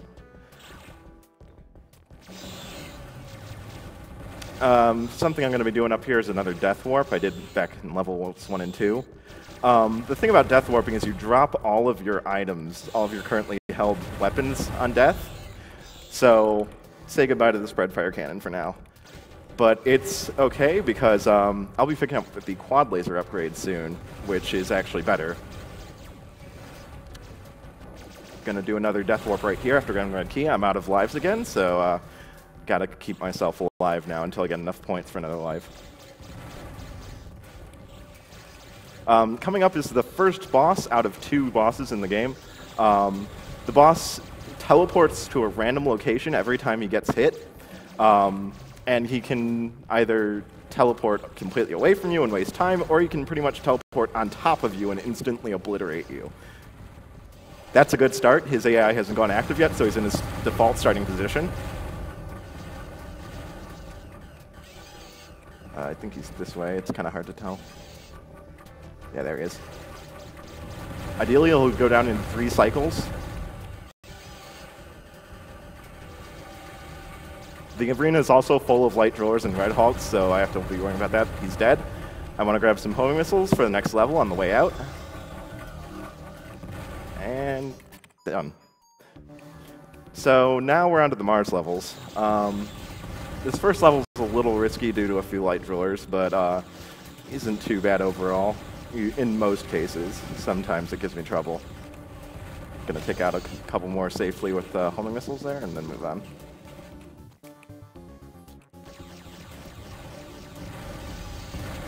As I've mentioned before, much of this game's routing is completely revolving around light drillers and managing them. Whoa, that was some really slick dodging there. Okay.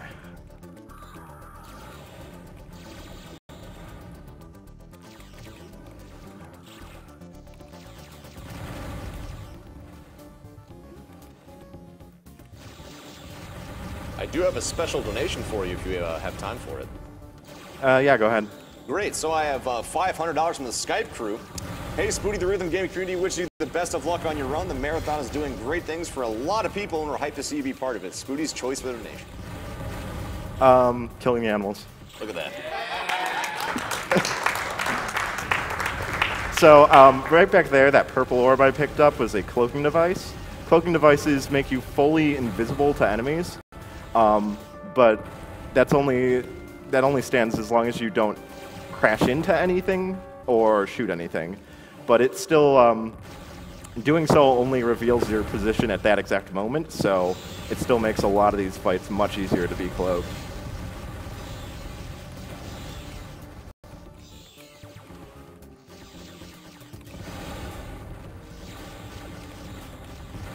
Gonna grab an invulnerability over here. Ah, Lister's blocking me. Oh, and the drawer came up. Oh, he went back down. Okay. I'm gonna load. Unfortunately, that's a lot of bad RNG from the lifter bots. Those red bots with the 4 claws, they're melee enemies, so they just try to block you. And of course, I load, and immediately there's absolutely none of them in sight, naturally. Marathon luck.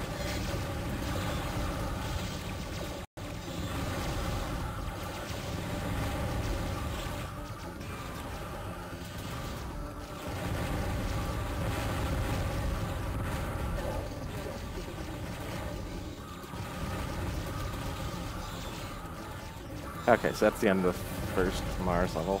It's a pretty smooth escape. Kind of wish I had that the first time.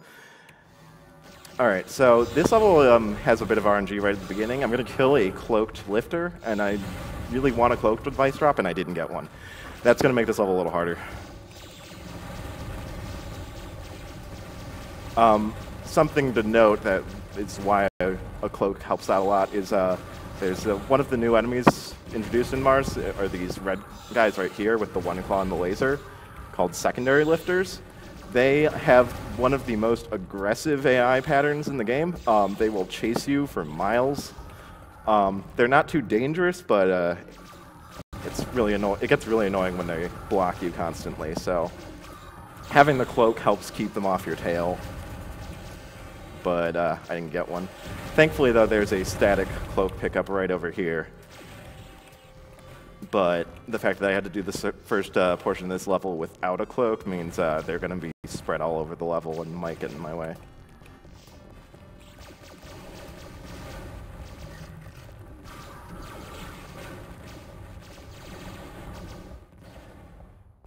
Okay, good enemy movement there. None of them got in my way on the way out.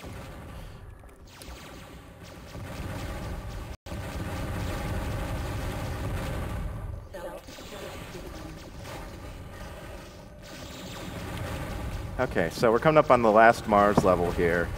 Quad lasers are great and they've served us well, but their time is coming to an end for now. Because we're getting the best primary weapon in the game, the grape juice gun, aka the fusion cannon.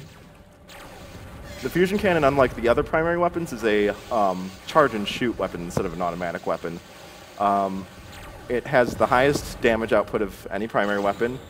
And more importantly, it pierces through multiple enemies, so it can clear out entire rooms almost instantly.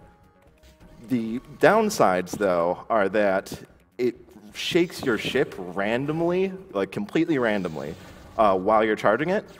And if you charge it enough, it actually starts to overheat and you do damage to yourself while you're holding the charge. In order to drop some enemies in one shot, we actually need to go well into the overheat range. So it can be pretty dangerous to use if you're not careful about it. Grabbing a cloak here to make this section a lot smoother. Other thing to note about the fusion cannon is it has absolutely huge hitboxes on its projectiles, and if those projectiles come into contact with any sort of map geometry, any walls or ceilings, the projectile will come to an instant stop. Whoa, hey. So combine that with the random shaking, and in narrow hallways, it's really hard to use. I grabbed invulnerability back there for a special strat for the reactor room coming up here. Come on. I'm being a little slow though, so I'm a little worried I'm not going to have time. We'll see. I'm going to push this Red Hulk out just by bumping him. Drop the reactor in one shot, and get out before invulnerability runs out. Whew, that was close.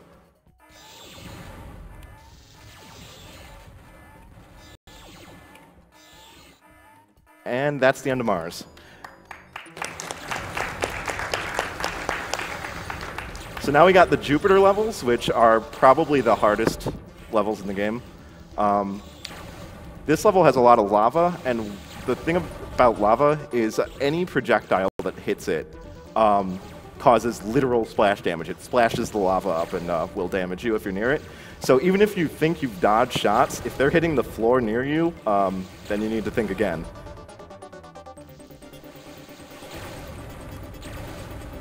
I grabbed a cloak early on. I thankfully got a cloak drop from a random cloak drop from an enemy. That makes this level a lot easier.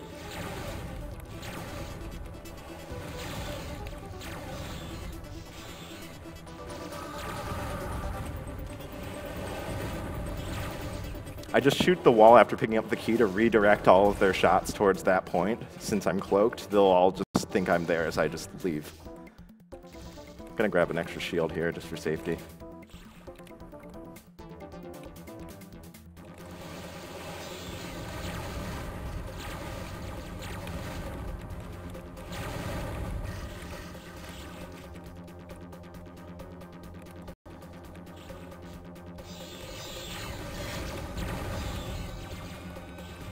Okay, should be good on this level now. This reactor room has these new mine-laying enemies that are kind of camouflaged, but honestly, they're really easy to spot out. But you got to be careful that you don't accidentally crash into any mines. Oh, I'm still a little damage short. That should do it. Mines do a good amount of damage, so that's something you really want to be doing. Something else I haven't mentioned is that during self-destruct, the level shakes uncontrollably, which makes optimized movement really hard during... Okay, so this level, I want to do more death warps, but I don't want to give up my, my awesome fusion cannon. So what I'm going to do, I'm going to grab this cloak here first because my shield's kind of low, is I'm actually going to just suicide coming up here, right here in front of the red door. Not so much to warp, but just to drop my good weapons there so I can pick them up later. Thankfully, there's a lot of good pickups on the way to the next couple keys that will make powering through the rest of the level fairly easy.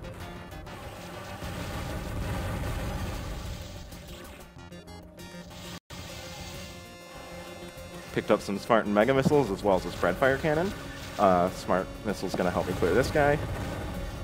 Use homing missiles to clear out the heavy driller here. Heavy drillers are ironically a lot easier to deal with than light drillers. They have plasma cannons, which, speaking of which, plasma cannon is the one primary weapon you will not see me using in this run. So if you're a fan of the plasma cannon, hate to break it to you.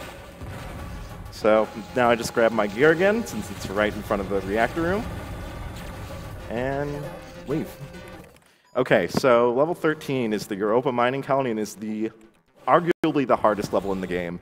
It's definitely the longest level in the run, at least. So I'm gonna need some serious time here.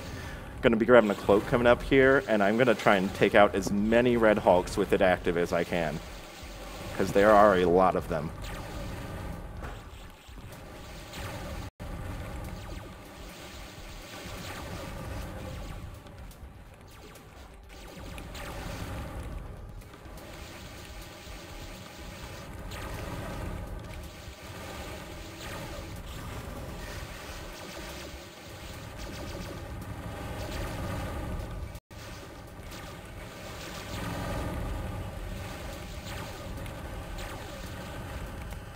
Come on.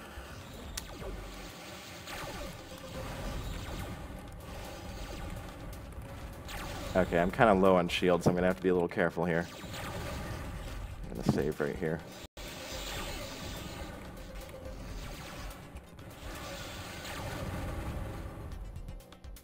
Gonna use a Mega Missile up here. This small room up ahead has 2 light drillers and a Red Hulk. I don't want to fight those directly, so yeah.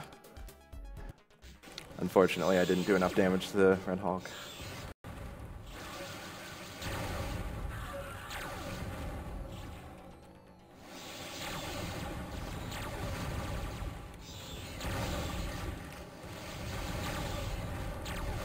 Okay, there we go.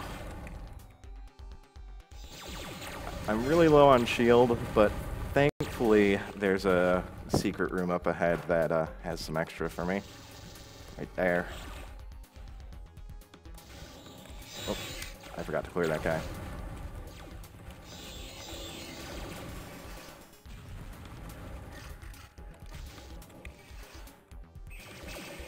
I don't think I killed this guy. I didn't. Okay, got him. That hallway's pretty hard to get a good fusion shot down. It's kind of hard to see here, but the floor and the ceiling kind of wave a little bit in there, like they aren't completely flat. Okay, so coming up here is a really tough reactor shot. There's a weird S-bend hallway that makes it hard to get fusion shots through without clipping the floor or ceiling.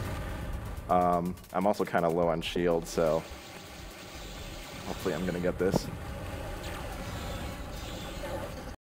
Oh, there's a homing on my tail. Oh. Oh.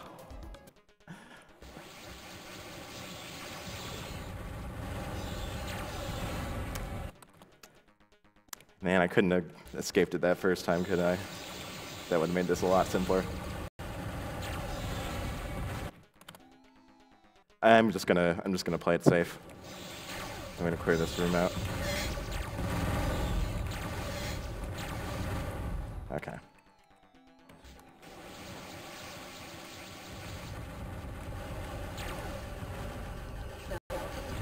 Oh, this is not going well.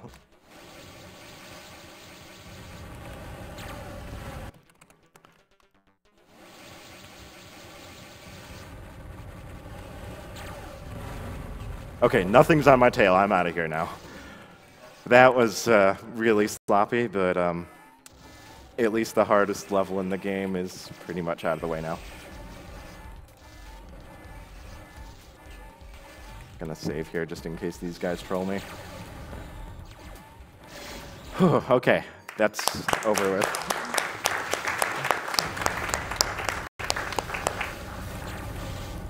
Okay, so I'm gonna do another gear deposit here.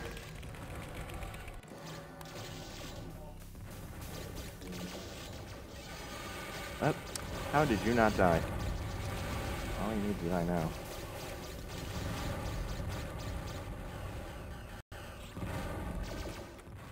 I'm actually gonna take the safer route here and only do the 1 warp.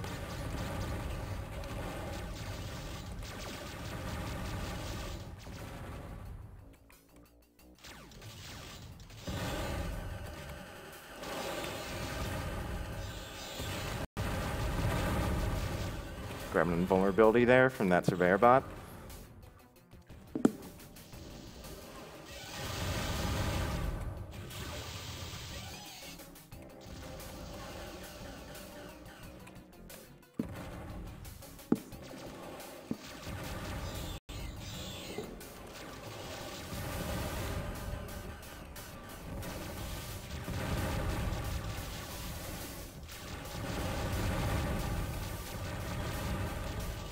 My shields are kind of low again, so hopefully this part goes well.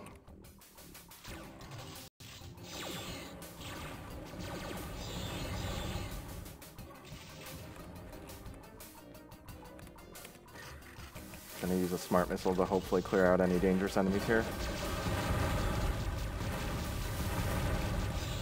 Yeah, I was hoping for a cloak drop there to make this next part safer, but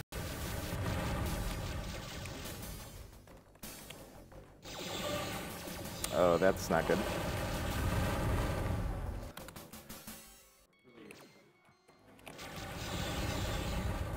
Okay, got more shields this time. There we go. So grab the red key and warp back to the start.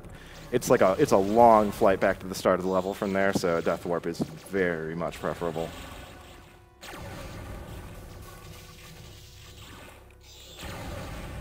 Got that cloak, which is a nice little convenience. Makes this reactor shot a little less dangerous because there's 4 red Hulks in front of it. Okay, and that's the end of the Jupiter levels, which is a big relief for me. Now we're on to the Saturn levels, which are a good deal easier. This is a good time for some donation comments. Alrighty. We have another $103.62 from the Skype crew. Here's some more donations that came in after our initial donation. Keep that donation train rolling. Put it towards saving the animals. Quote unquote, get wrecked, nerd. Wow, rude. Shots fired. $5 from Highfire saying, Spooty, glad to see you at AGDQ. NIU D2 is behind you. Let's kick cancer to the curb. Thanks. $50 from Fran saying, stoked to see Descent. It's one of my all-time favorite games. Sad there are not more games in this genre. Thanks for the event and keep supporting a good cause. Thank you, friends. Gonna grab a Mega Missile here for a little down the road. I'm gonna want it in level 20.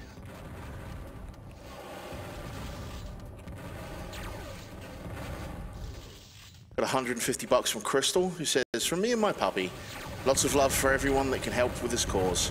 Both of my grandfathers have been diagnosed with cancer, one deceased by heart cancer, and the other still fighting skin cancer. May this help other kids keep their granddaddies. Thank you, Crystal, and my condolences for your loss. $25 from Andrew Armstrong says, cancer can take a hike.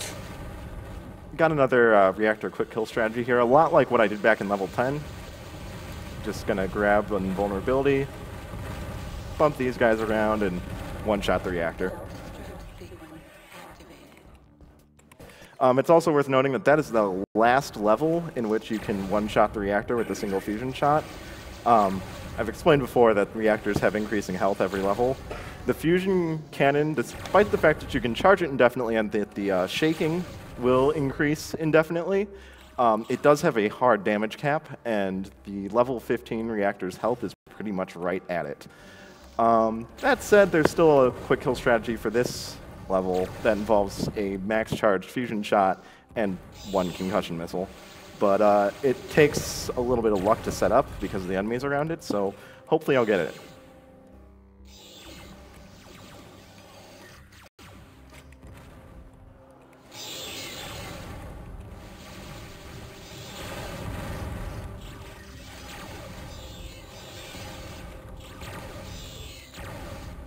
Ooh, I really don't want that cloaking device, actually.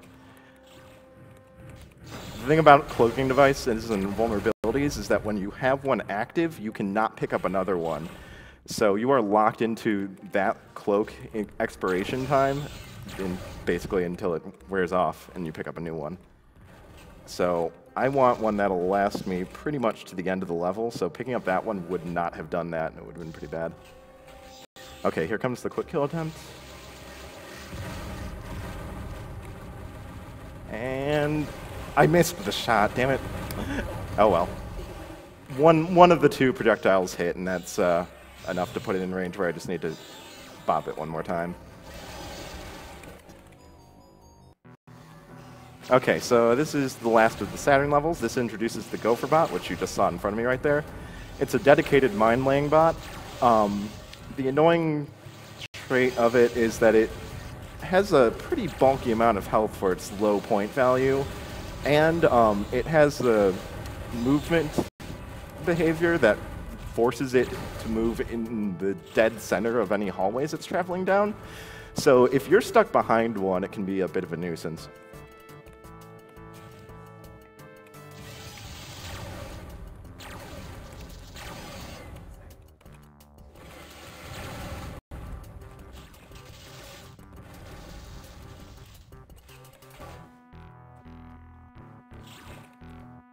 You can probably read more donation comments. There's nothing particularly interesting about this level. You were talking all about kinds of quick kills and stuff. I was like, does he need serious time or? And this one, I get carried by cloaks and invulnerabilities pretty much the whole level. All right, so. well, what I'm going to do is I'm actually going to talk about a couple of bids we've got coming up. We were lucky enough to get the Battleblock Theater donation incentive met, so they will be playing the secret stages, and we'll all get to bathe in the wonderfulness of that music. Soon after that, we'll have the Metal Slug Advanced Bid War. Right now, you get to choose either Tyra or Walter. Tyra is in the lead with $174 to Walter's $126. So it's not going to take a whole lot of donations to snipe Walter as the active player there. And right after that, oh well, not right after that, but the next donation incentive we have after that with Battletoads, that was met. So then we're into the River City Ransom Bid War. And right now, people really want to save the girlfriend. It has $810, whereas Don't Save the Girlfriend has $267. So if y'all want to leave your girlfriends behind, you better start paying for it. So that was the last of the Saturn levels. Now we're on to the Uranus levels. Starting off with another Death Warp level right here. So I'm going to start shooting some missiles in my face to soften myself up a bit so that I can die right here where I want to. The yellow key is a lot closer to the start than it is to the blue key.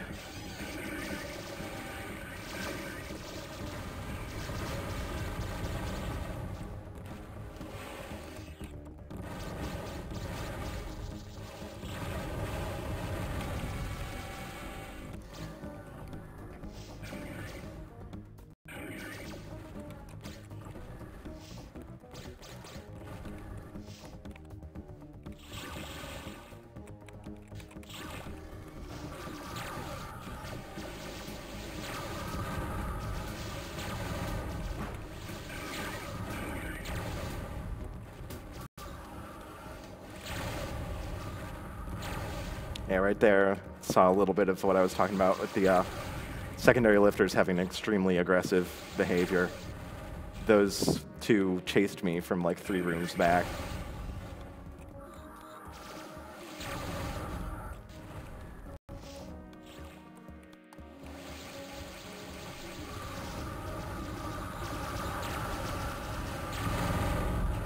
A little damage short, I must have missed it with on projectiles.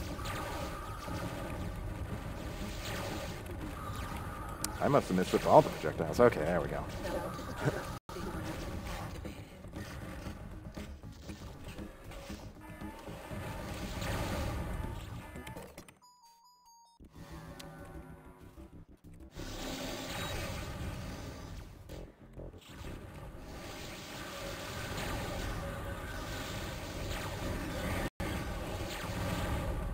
Yeah, this level adds the missile platformer with missile platform bots. That little green thing I just killed back there. They just fire basic concussion missiles, but do so in much larger bursts than the normal missile hulks. So they're pretty dangerous.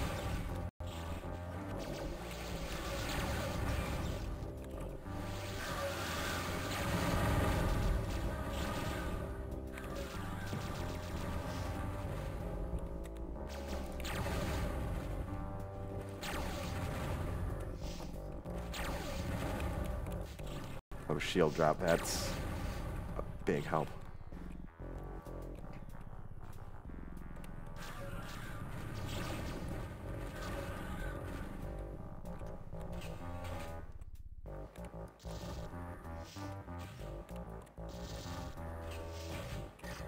Pretty low shields, I might die going for this reactor kill, we'll see.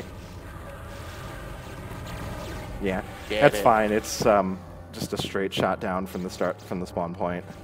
It's only a few seconds.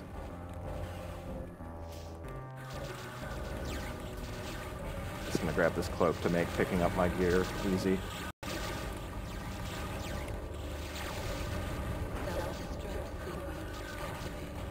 Okay, so coming up next we have the most RNG level in the game. It's a gimmick level where all of the keys are held by enemies instead of in static spawn points. And oh, there's a good start. The blue keybot just flew right in front of my face.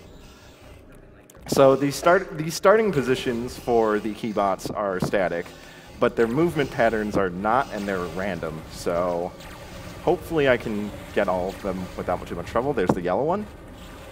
The red one is the hardest one, though. Kind of grab some safety shields there. That's exactly where I don't want to see him going. And I rammed him to death. That works, too. Yeah, it's worth noting that collisions actually do a little bit of damage in this game. Oh, I must have missed my Mega Missile when I reclaimed my gear. That's going to make this a little interesting. Okay. I'm going to move back and save my game really quick.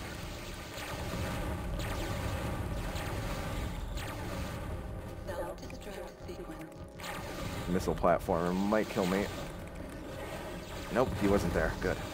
Okay, that was a pretty good level 20. If the red keybot refuses to cooperate, you can waste like nearly a full minute on that level, so.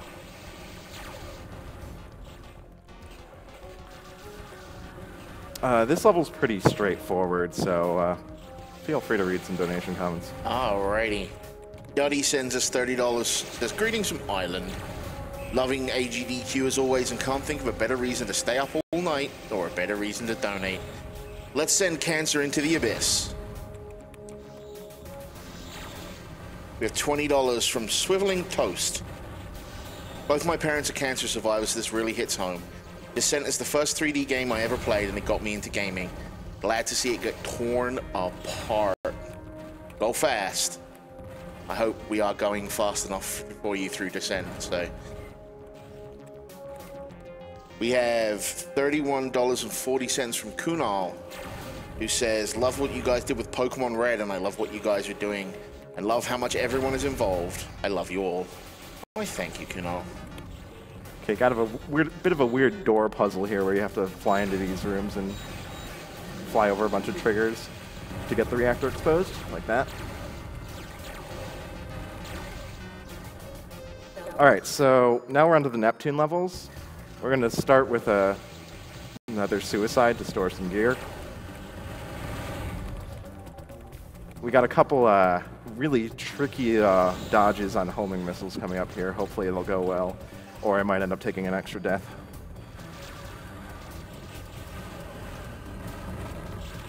Okay, that went well. One more. It's on my tail. Come on. Lost him. Yes, that was perfect. Good job. I took no damage from any of those homing missiles, which is going to make the rest of this level smooth sailing, in theory. We'll see if it... Famous last word. Okay, so we got this really long winding tower up here, which is why I stored my gear earlier, because we don't want to have to backtrack down this.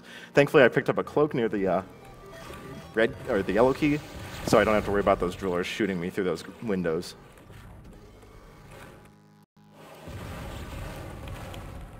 Okay, coming up from here, we got the loudest room in the game. So if you're wearing headphones, you may want to turn down the volume a bit.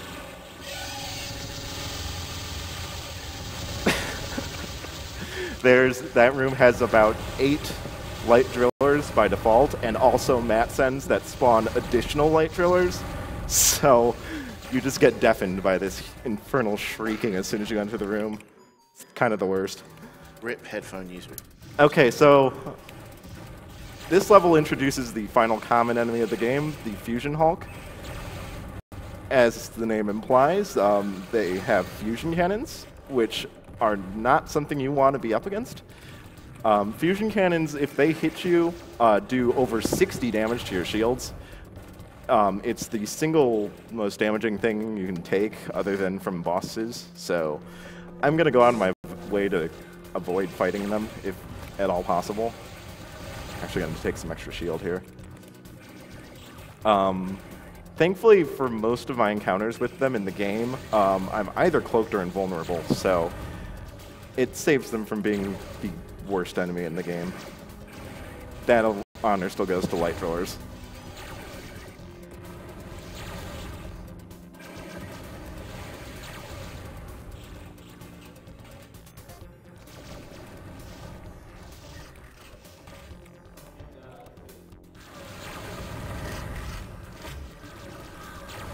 Proximity mines are going to get a little more mileage here, because there's some trapdoors with light drawers in them, so I'm going to just drop a mine in front of them to keep them from roaming around and causing me trouble later.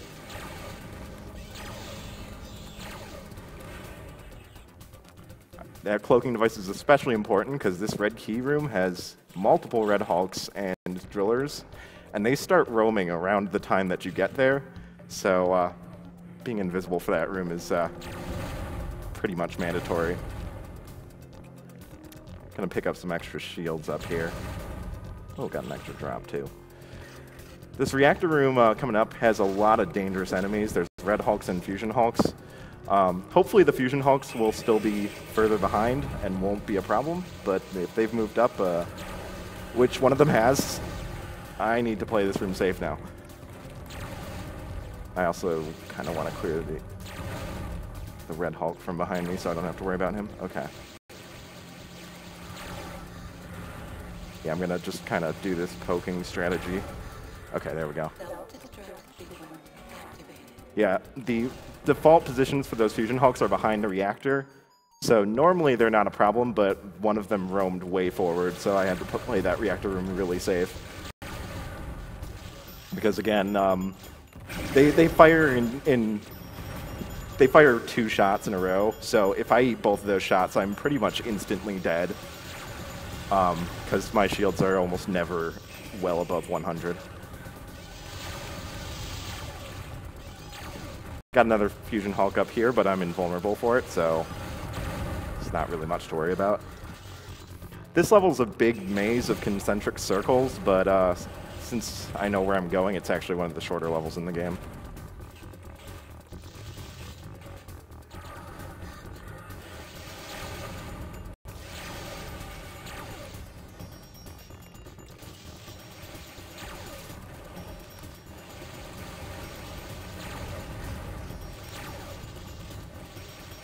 Thankfully, I have a cloak for this room because this room is full of red hulks, but obviously being cloaked completely prevents homing missiles from locking onto you. So we're in the final stretch of the game now. These are the Pluto levels. So we're going back to a time when Pluto was still a planet. Moment of silence for Pluto, please. He may no longer be number 9 in the solar system, but he's still number 1 in our hearts.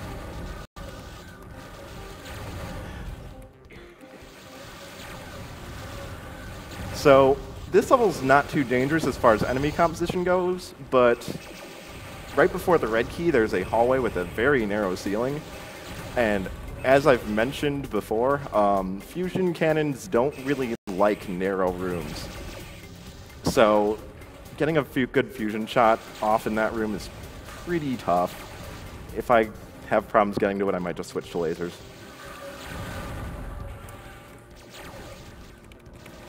Here it comes. Okay, that worked, I guess. Ow. Okay, that's really low. I'm gonna grab this safety cloak. And probably still gonna die anyway. If I do, that's okay, though. That shot was totally unnecessary and probably really stupid of me, but I couldn't resist. Thankfully, even though I'm at 4 shields, that invulnerability I just picked up is going to carry me through the rest of the level, so there's nothing left to worry about.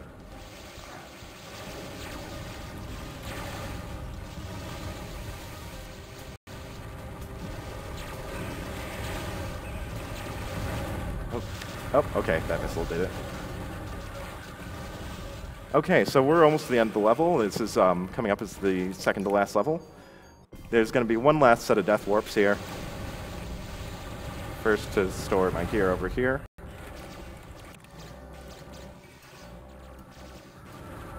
Because the blue key is very far out of the way.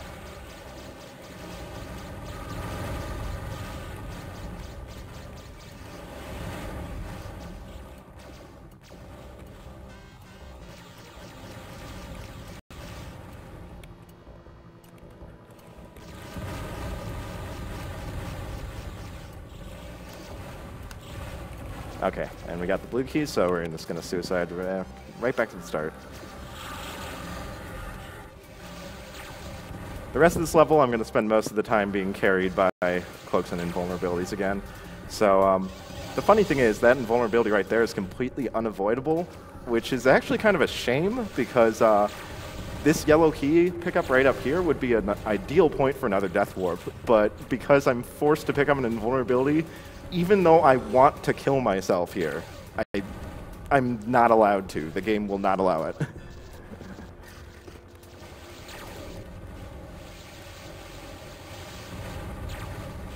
Gonna be picking up some hidden Mega Missiles in here for the final boss.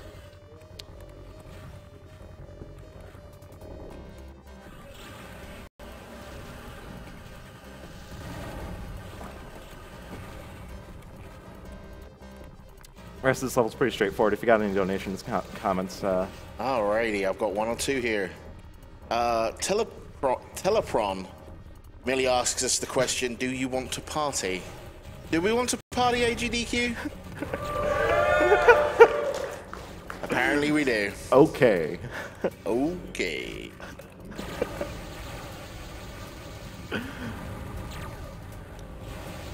Thor sends us $25 saying, greetings from your second biggest fan in Norway. I know this guy, you know. Thank you for doing this every year. You guys rock. Thank you, Thor. All right, so we're going into the final level here. The final level is actually pretty short, and again, you get carried by invulnerabilities and cloaks for most of it. So I'm just going to explain the final boss. The final boss works a lot like the first one. He teleports whenever he takes damage. But unlike the first boss, he only has 4 possible locations he can move to. So it makes him a lot more predictable. The problem is, though, that he can spawn random common enemies, and homing and Mega Missiles will not lock onto bosses. So they will lock onto common enemies and basically draw fire away from the boss in that way, which is something I want to avoid. Ideally, I would get a 3 cycle on the boss, but if there's lots of common enemies, there's a good chance that's not going to happen, because I need almost all of my Mega Missiles to hit him directly. Okay, so final boss is coming up. Be ready on time. Oh, geez, that's a lot of enemies. Okay, I saved right before that room for a reason. I actually really want to load. Jesus, come on. If you die with more than 3 smart or Mega Missiles, you just lose the excess past 3. So I'm actually, I'm just going to take the safer invulnerability up here. It wastes a little time to grab it, but with all those, I got unlucky and it spawned a lot of light drillers randomly, so it's pretty hard for me to get in there without getting killed. Okay, so yeah, as you can see, Mega Missiles are going away towards other common enemies, so this is going to be a pretty slow fight.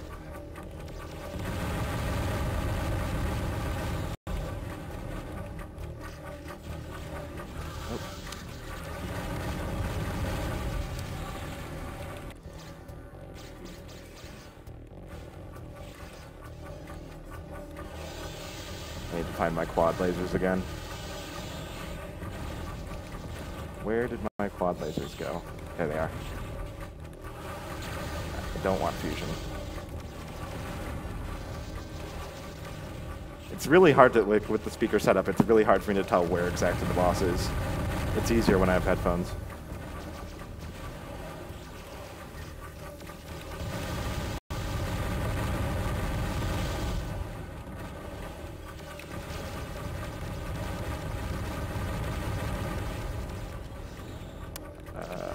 Got turned around there. There's an extra invulnerability this way.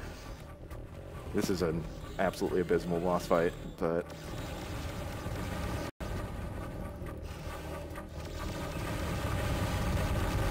okay, there, he's down. Ready on time? As soon as I enter this door. Time. Oh, jeez.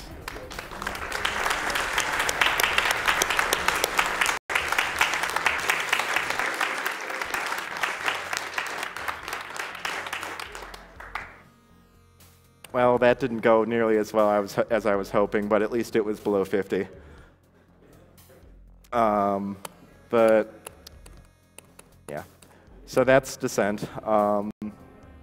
You know, run didn't quite go as well as I was hoping, but I hope you enjoyed the show.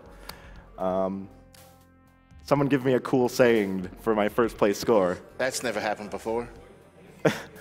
Yeah, sure.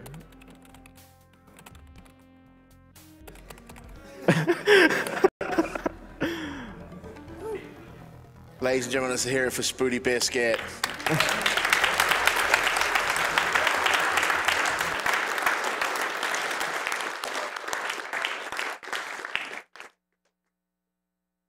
We're going to go ahead and take a quick commercial break for those of you on the Twitch chat, and we will see you on the other side.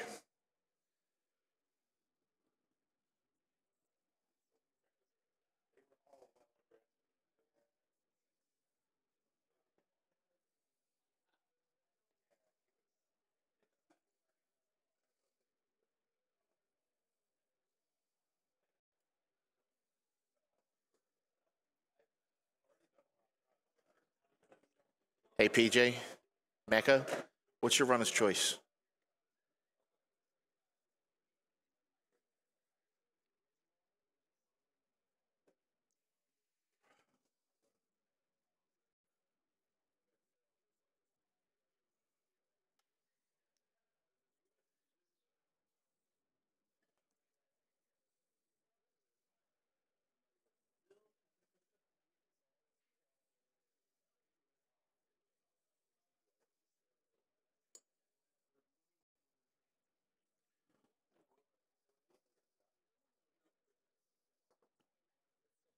Welcome back to those on the Twitch chat. Speaking of Twitch, just letting you guys know, if you do subscribe to our Twitch channel this week, 100% of the proceeds from that does go to the Prevent Cancer Foundation. I'm going to try and get through a few more donations here while we are setting up for Battleblock Theater. TC3 sends $10 and says, Descent hype, kick cancer's ass. Hype.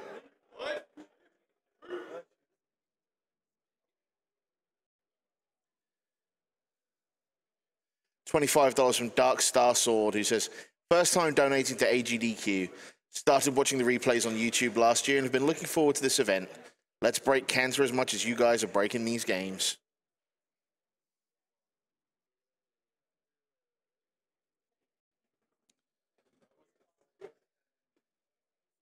$50 from Lanros, who says, thank you for doing this. This is actually the first year I've been able to donate. Thank you very much, Lanyos.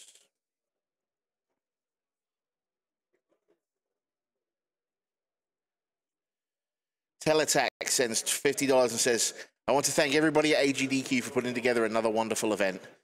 Here's to our donations tackling an issue that has affected many of us, our families and our friends so personally. Anything to help understand, treat and prevent cancer will certainly help us live happier and healthier lives. Thank you again for holding such an entertaining experience for a good cause. And I look forward to more great runs this marathon.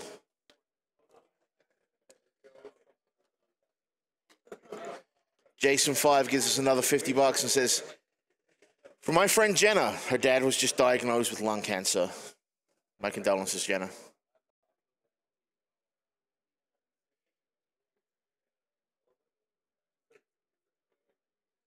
While we're getting set up here, if you guys want to take a trip on over to humblebundle.com, you can check out the special Humble Bundle we've got going for AGDQ. It's right there on the front page. Nothing to miss. You get 9 games, you get yourself a subscription to XSplit, you get yourself a Twitch Turbo subscription, you get a bunch of exclusive merchandise from some of our other sponsors like the Yeti and Something Artful, Something Artistic. You also get a cool game called Speedrunners that's made by another one of our sponsors, Tiny Build, who are an indie developer and he kind of morphed and became an indie publisher. They partner up with indies all across the world and they work together to make games better and make their own games as well. Go ahead and check them out over at tinybuild.com. The Yeti you can check out at theyeti.com/AGDQ. They've been doing t-shirts for us for quite a while now. $3 from every t-shirt sold this week does go towards the Prevent Cancer Foundation. there is a new design on the Yeti every 24 hours.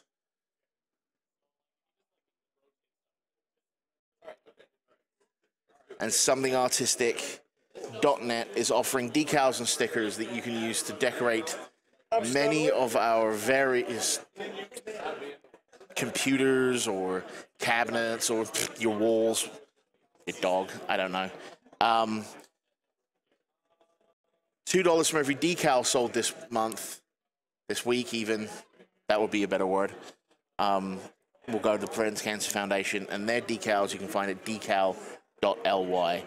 That's decal.ly.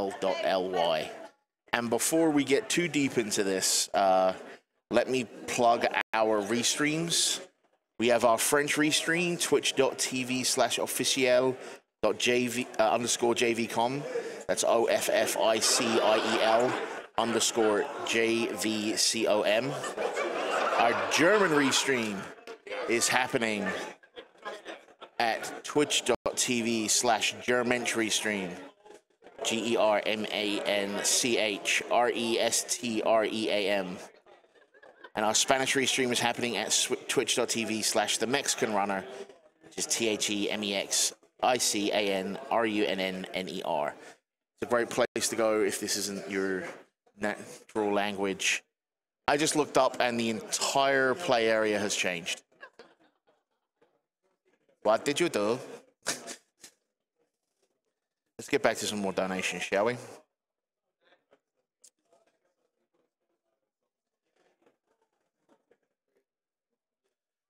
We have $25 from PooTrain14 who says, big love to PJ and Mecha Richter. Please don't break anything too bad. I'll assure you that will never happen.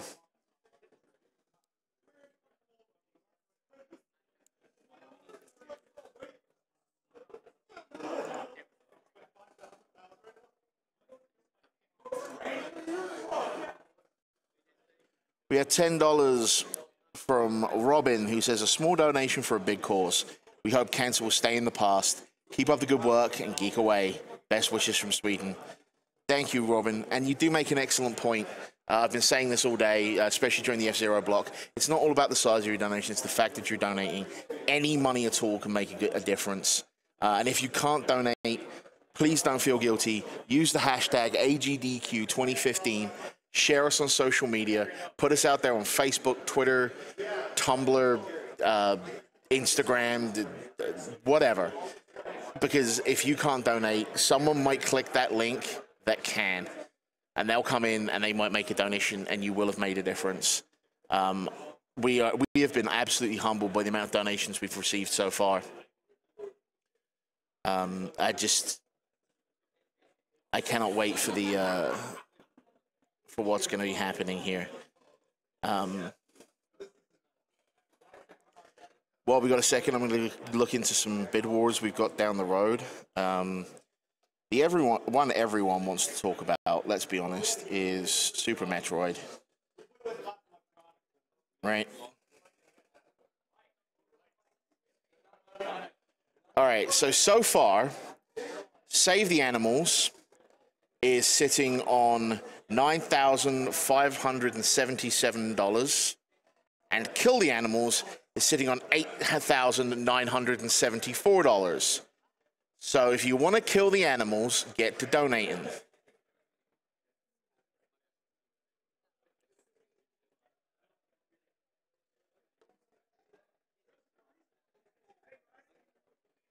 I will also remind you guys that thanks to the Yeti and one of their big donations, the best ending incentive for Gimmick was met. However, the community bonus game block afterwards, it's still languishing behind a little bit. It's at $742 out of 2,000, and there is a whole lot of games in there that you're going to want to be seeing. So go ahead and get your donations in for that if you want to see people like Kurt Q, Blecky, and others.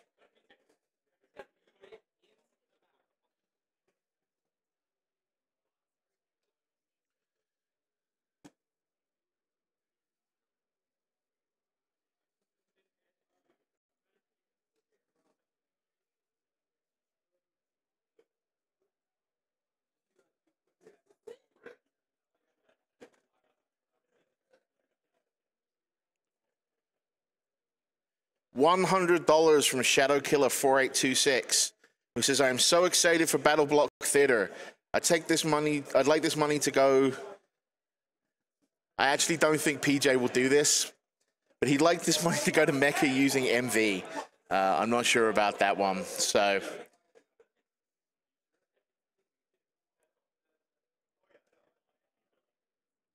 we got $50 from Ekdar123, who says, I don't know what a Boshi is, but I want to be it.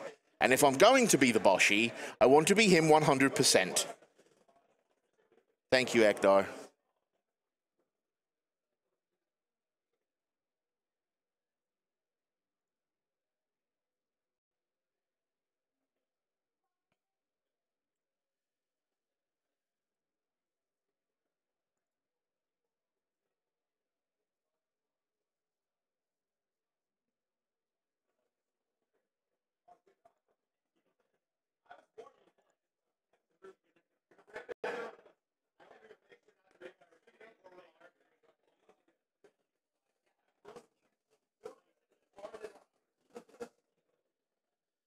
$20 from Heinrich, who says, hello there, I just want to say that I love you, what you guys are doing, and I want to thank all of the people involved in making this possible. My life has been highly influenced by cancer, and I'm extremely grateful for what you guys are doing to beat cancer's butt. Thank you, Heinrich.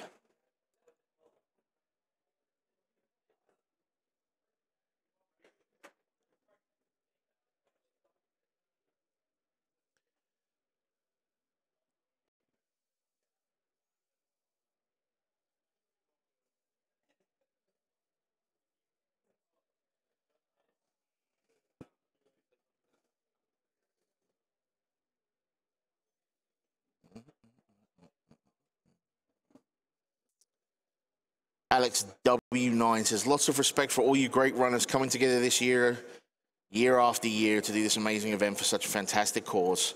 Loving all the runs so far. Very excited for Battleblock. Thank you, Alex.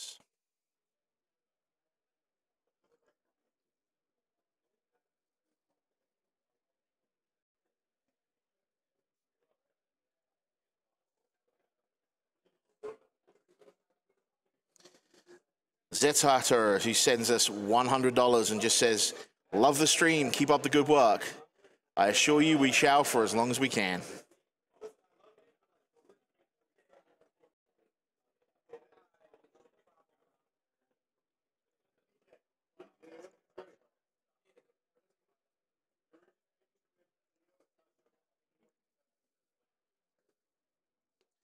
$50 from Matt Livingston.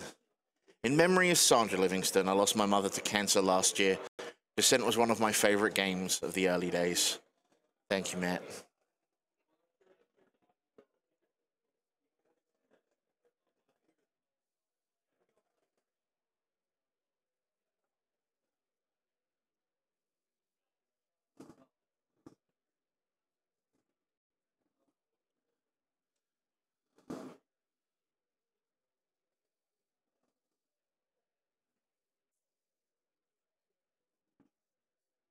Like the calm before the storm in here. Just going to talk quickly about a generous donation that we've received as a prize. Pinball Joe has actually donated a Swords of Fury pinball machine as a grand prize for AGDQ 2015. It's actually a chance to own your very own pinball machine at home and help the charity all at the same time. It has a minimum bid of $50, but if you donate 4 times, you can get entered into the pool at least 4 times. Pinball Joe has actually provided pinball machines here at AGDQ for people to play. And throughout the marathon, you can watch us try and speedrun pinball over at pinballdonequick.com. That's pretty fantastic.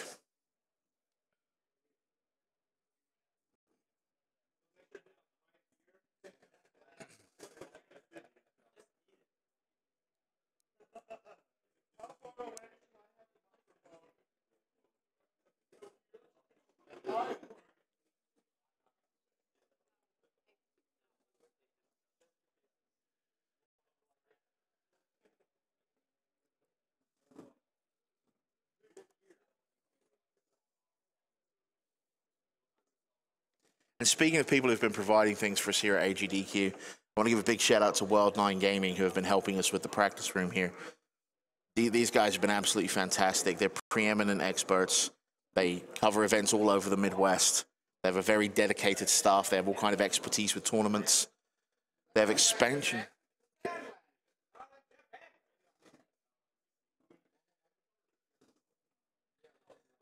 And you can check them out at World9 Gaming. That's World9, number 9, gaming.com.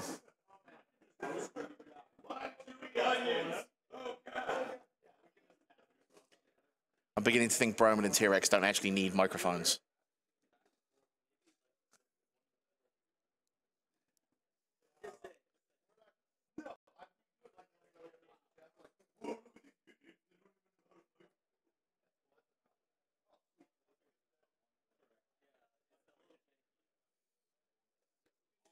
A perfect fit for Broman.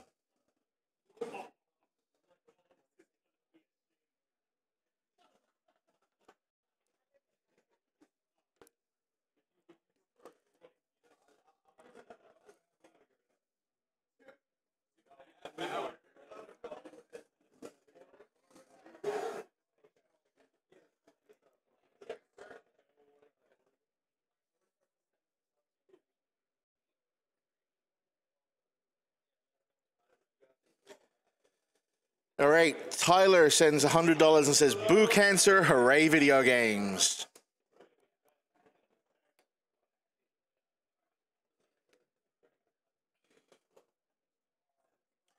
Impending Disaster sends $200 and says, "Good luck." Well done, well done. Mic works. I'm really loud. I'm too loud. We're not smart people, are we? No, we're not. That's why you're on our couch. That's why we're here. We've made awful life choices, and this is our penance. They're just screaming help. It's cute. What? That is true. Yes, we are good. Yes. All right, so. Okay. All right, so. You okay, have Michael? audio. What? Game audio. Oh yeah, do we have game audio? The game audio is. Can they even hear me? Oh yeah. Yes. Dude, look at this. You'd be like. That's it. That's so Perfect. All right. Can we do a little bit louder? We need to not yell. We're gonna be bad at that. All right, guys. Okay. It looks like we're getting ready for Battleblock Theater here. Okay. How do I battle block? If you've not seen this run, it's going to be something else. Some people would say hold on to your butts. Some people would say be prepared. I will merely say buckle your pants. Woo! You buckled in pain.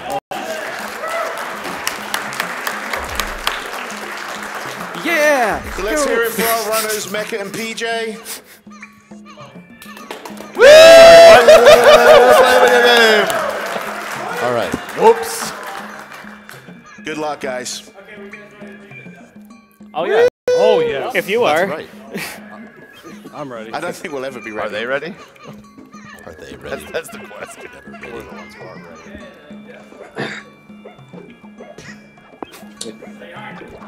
Hi. Oh, Hi. Hello. Hello. Hello. Hello. Hello. Thank you for joining us. We really appreciate Yes, it. thank you This is so gonna be a lot much. of fun. No problem. So, we got two people from the Behemoth here. Will Stamper, our narrator, and I'm Dan Paladin. I do the art stuff. And so we're just going to be watching this. I hear great things about this guy.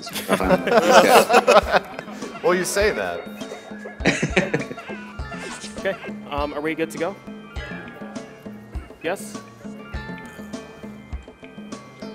All right. We can start the timer in 3, 2, 1, go. Fail, fail, fail, fail. All right. Well, welcome to Battleblock Theater. I'm PJ. I'm going to be the client. I'm Mecha Richter. I'm going to be the host. On couch, we are joined by... I am Professor Broman. Hello, I'm T-Rex. I'm Clage. So the screen that you're seeing is Mecha Richter. He's going to be hosting the game. We're going to be changing our faces throughout the run because it's really good. The faces are awesome in this game. Doesn't that mess with your time? No, actually. We can do it without costing any time because we can do it in the middle of the loading.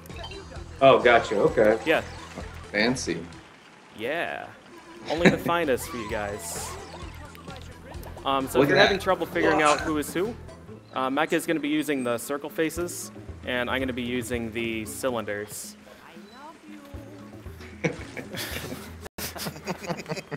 Off to a Yeah. perfect start.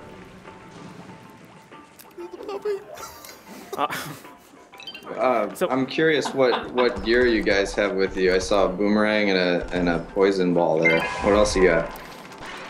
Yeah, so Mecha Richter is going to be using mostly movement-based weapons. So right now I think he's starting with Poison Bubble and Energy Ball. Since I am the client, I'm going to be using more like utility-based stuff because I'm not so good at moving. There's a bit of desync. We're playing online, so there's a bit of desync when you play, and the weapons don't sync very well with the client. And there are a lot of tricks that are host exclusive because the weapon won't be in the right place for me to get a boost off of it. So he starts with those two. I have Energy Ball and Boomerang. Boomerang is really, really good for collecting gems. And we are doing the 100% category. So we are going to be collecting everything in the game. And thanks to the generosity of the viewers, we're also going to be doing the secret stages. Cool. So we're What gonna about be A+? doing... Are you doing A+? Oh yeah. Hopefully. How long did you guys practice for this? We've been playing this game since the XBLA release, and then a lot on Steam, and then when we actually started trying to route a speedrun, it was probably a few hundred hours.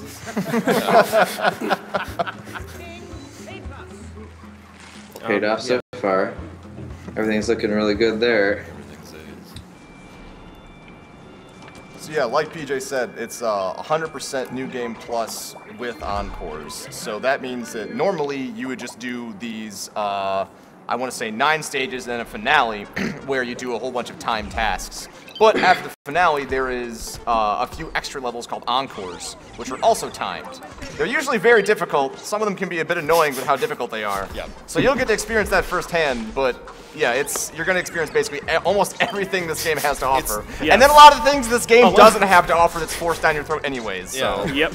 Remember, you're not playing Battleblock Theater right unless at some point you absolutely hate the person you're playing with. That's also That's true. part of the experience. That's correct. That's absolutely correct. It's on the box of the game. We're also playing normal mode and not insane mode. As you've obviously seen, we're going to be dying a lot to take advantage of the way that respawns work in this game. Sure, yeah. So we're going to be collecting all the gems and the yarn in every stage, and obviously not all of them are along the way. So what's usually going to happen is Mecha Richter is going to just plow straight forward, and I'm going to go and do other stuff. And then I'm going to explode and spawn near him, and then we can do things together again. No pressure. So, no pressure. Right, yeah. But these first few chapters are pretty straightforward with the way they separate, and you can really understand what's going on with why the decision and the routes are the way they are. As we go further, there's going to be some very strange things happening with blocks that maybe don't exist anymore, and a bunch of other stuff. Yeah. Oh, no, we can't. Get the hat. Get the hat. We gotta get the hat. All right, I'll get the hat. 100% completion there. Oh, I dropped it. So the hat costs a lot of time.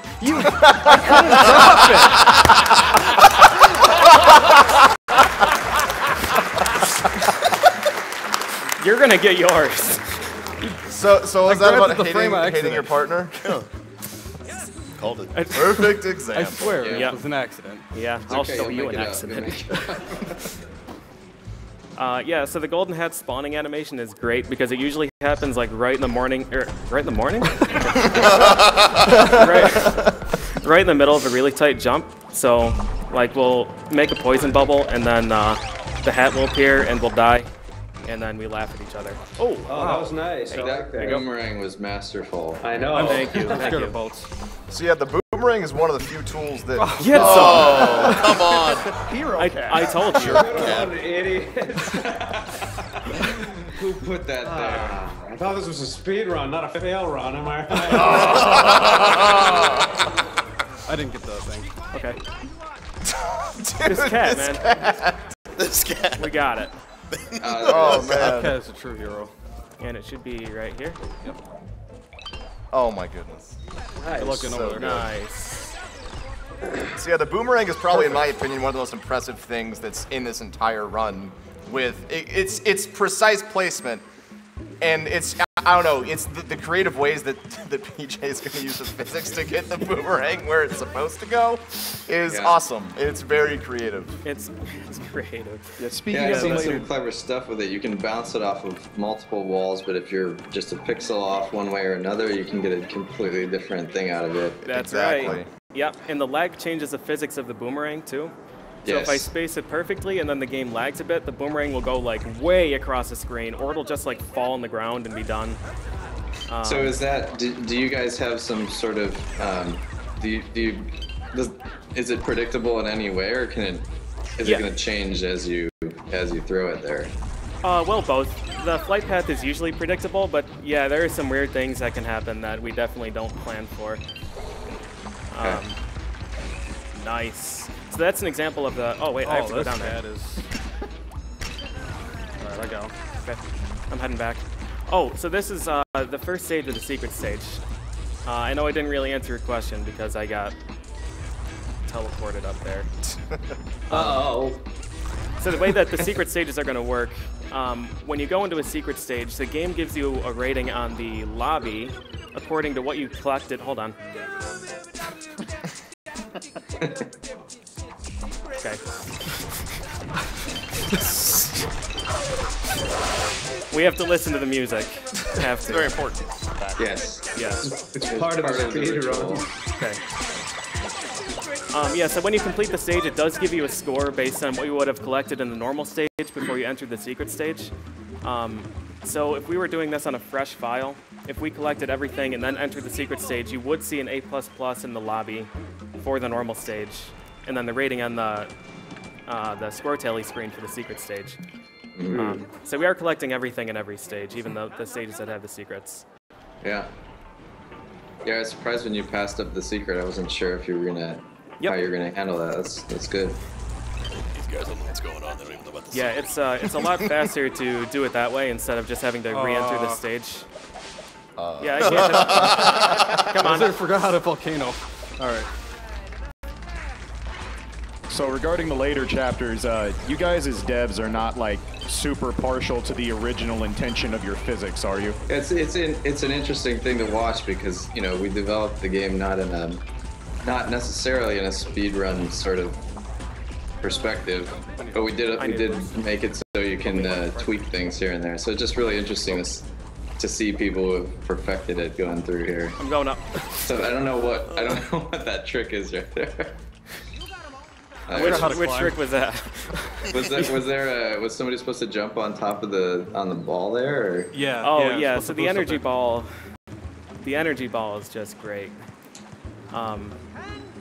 Yeah, when you get hit by it, you get launched like super far up. So it's really good for moving quickly. Throw me here.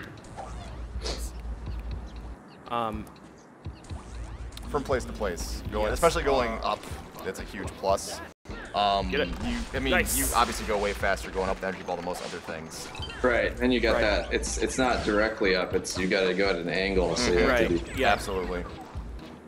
And there's many names that they call the different types of jumps. Oh wow! Nice. I love that. What's going on? I love that. So good. Yeah, standing on your buddy's head as he's slowly drowning. Yeah, that's to progress is one of my favorite strats. We have an agreement. We know it's necessary sometimes to drown. Do whatever. Yeah, no hard feelings. Yeah. Well played. That was actually a good board. Yeah. Thank you. That was fancy. What were we saying before? We were answering a request. Oh yeah, the energy ball. So when you're standing right next to your partner, or when you're standing right next to a wall and you use energy ball, it launches you straight up, like, immediately, which is great. You don't have to bounce it off the wall and try and land on it or anything fancy. But we can also do that with each other. So Mecha can just stand in front of me and I can clobber him with the energy ball. So we can get that trajectory basically anywhere we want. Nice. Yeah, so that's what we're going to be setting up in a lot of these. So a couple might be thinking, you know, why are they doing the encores before they do the finale? The specific reason is correct me if I'm wrong, but once you complete the finale, it boots you back to the hub world, which allows you to, of course, choose the next chapter. That's right. Yep. So if you do it this way first, like if you did it that way, you'd have to come back here to the encores. That's why you do the encores first, stay in the chapter, do the finale, then go back to the hub world and go to the next chapter. Yep. Sure. Yeah. Hey, I know it's a little too early to ask, but when do you feel you guys start running into problems? I'm sorry, I didn't hear that. Could you repeat? Like, at what chapter do you start running into some issues here? Where it's not as easy as it once was. What's not as easy now? Well, chapter 6 was really hard, and that's significantly. Let me put it this way: what are you dreading right now? Because I know there's something you're worried about. Was it 5-2 or something? Every stage. The wrong face. It's the wrong face. The wrong face is the right answer there. Yeah. Yeah. There's a couple very terrifying faces that if they show up well. Yeah, there are a few really, really hard stages, but there's none that we really dread. Like, I love every stage in this game, except for 8-1.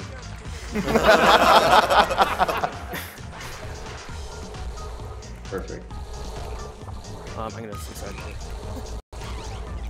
Nice. I got the right thing. Good. When I saw something back there at the launch pad, when you stood next to the launch pad to send the other guy up, was that on purpose? Yes, right sir. There? Oh, so close. Oh, I was looking at the wrong guy.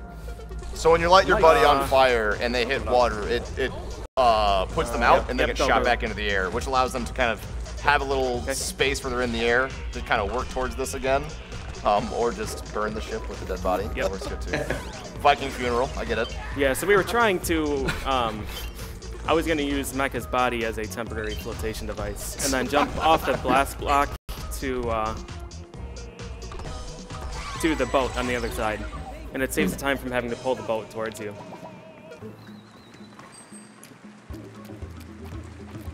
So we are playing, this is New Game Plus, we're playing on completed files, so we have every face unlocked, we have every weapon unlocked. The key part of that is that the weapons are unlocked, because we're going to be using a lot of different weapons. And to do it from a new file is significantly slower. Because I think the order in which the weapons are unlocked are random. Yeah. If you buy them from the vendor, he just hands you one, so you can't choose. Yeah. So if you take for like the entire round to get the energy ball, that'd be very unfortunate. Right. Well, I would so say if we get, it like, wouldn't Ice be the same Machine game. first unlock, and then you basically have to route every level depending on what you have, and then do it on the fly, which I very inconsistent. Good rang. Tap rang. Tap rang. Okay. So that's what we call the astronaut boost. When Mecha ducks in front of me. That's interesting. Yeah. He goes into space. So normally when he's standing next to me, I punch him in the back of the head. But if he's crouching, then it doesn't detect that, and I'm able to use a weapon. Yeah, I just learned a trick right there. Yeah, there you go. Yeah. Well, that's the thing, right? Everything works the way it's supposed to. They just took advantage of that. Yeah. It's supposed to go right over your head if you duck under it, so it's cool. It just stands up and bam. Yeah, that's cool. Yeah, that was a good accidental development when I tried to punch him and he went up instead. Do you guys ever use the up and X move for anything? Where you do the little hands up? Punch? I think there's a couple of places. We do, but not for each other. Oh, for pigs and. Yeah. Yeah, if you're holding a block or a rock and you do that, then you can get the boost while holding those, which is really cool. Oh man. Generally, that's a shit. It's fine. Nobody saw that.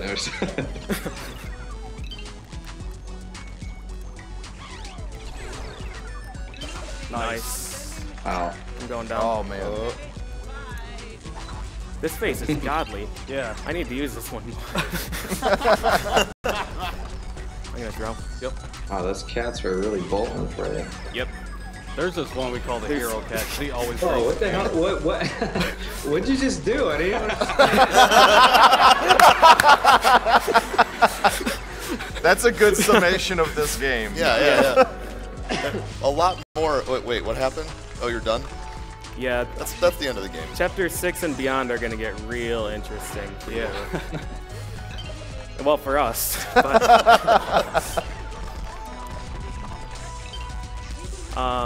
oh, right. So, nice hit. Wow. Oh, jeez.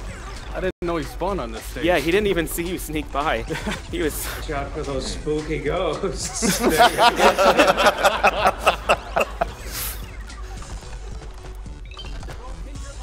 So another thing about finales as well as encores is when you get to the end of the level, it teleports both of you out. Yeah. Where every other place for the standard part of the game, you both have to exit together or after 10 seconds. So that's why they can be a little more creative with the way they can accomplish the encore finales. It's because they do not ever have to be together to finish it. No. We're going to be skipping cutscenes, but you should all go watch the cutscenes later because they are hilarious. Please do, and please don't. Actually buy the game. You should buy the game afterwards, actually. True, Yeah, buy the watch game, them there. watch the Absolutely. cutscenes, and This game experience is incredible. tear-inducing laughter. Yes. It's a guarantee. Comes with free butt salad. That's true.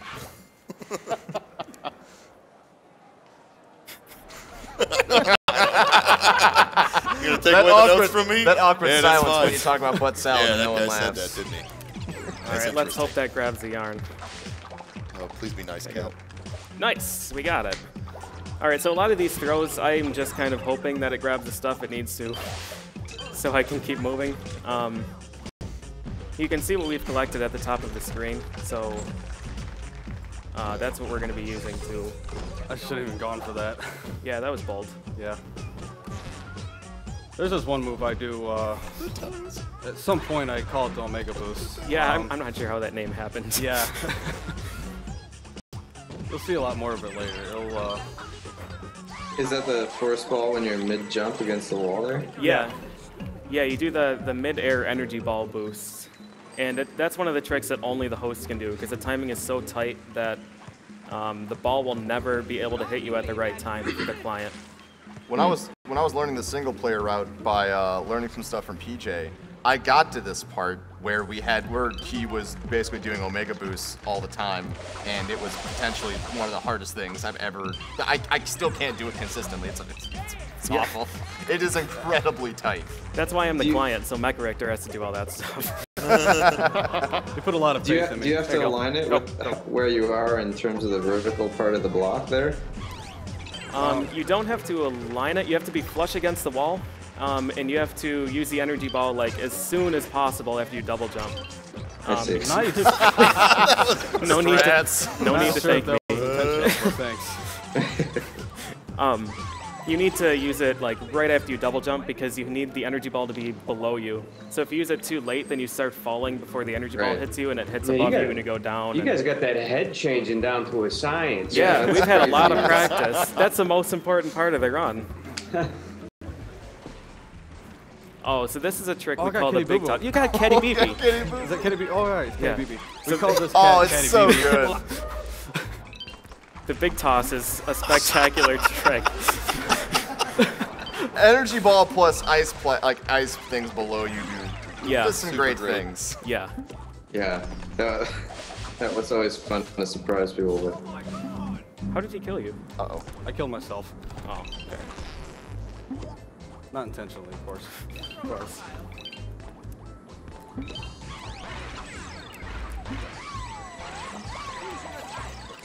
Excellent. Do you have it memorized which item you need for each level? Nope. No. So you just switch out I'm actually. We do. There's a very big list. We do when the stage loads, but we don't remember the stages, most of the stages by number. It's like once the stage loads, we remember exactly what to do and where to stand, what to throw, and all that.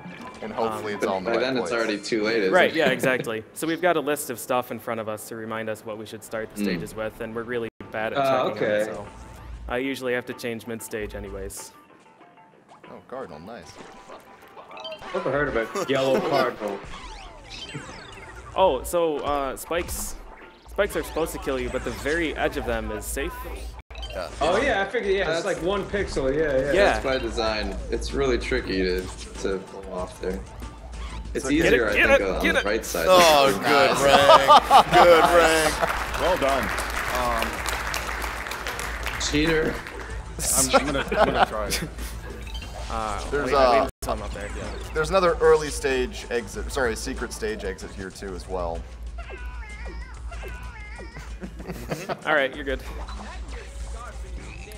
Wow. Immediately. Oh, no! Here's your reward.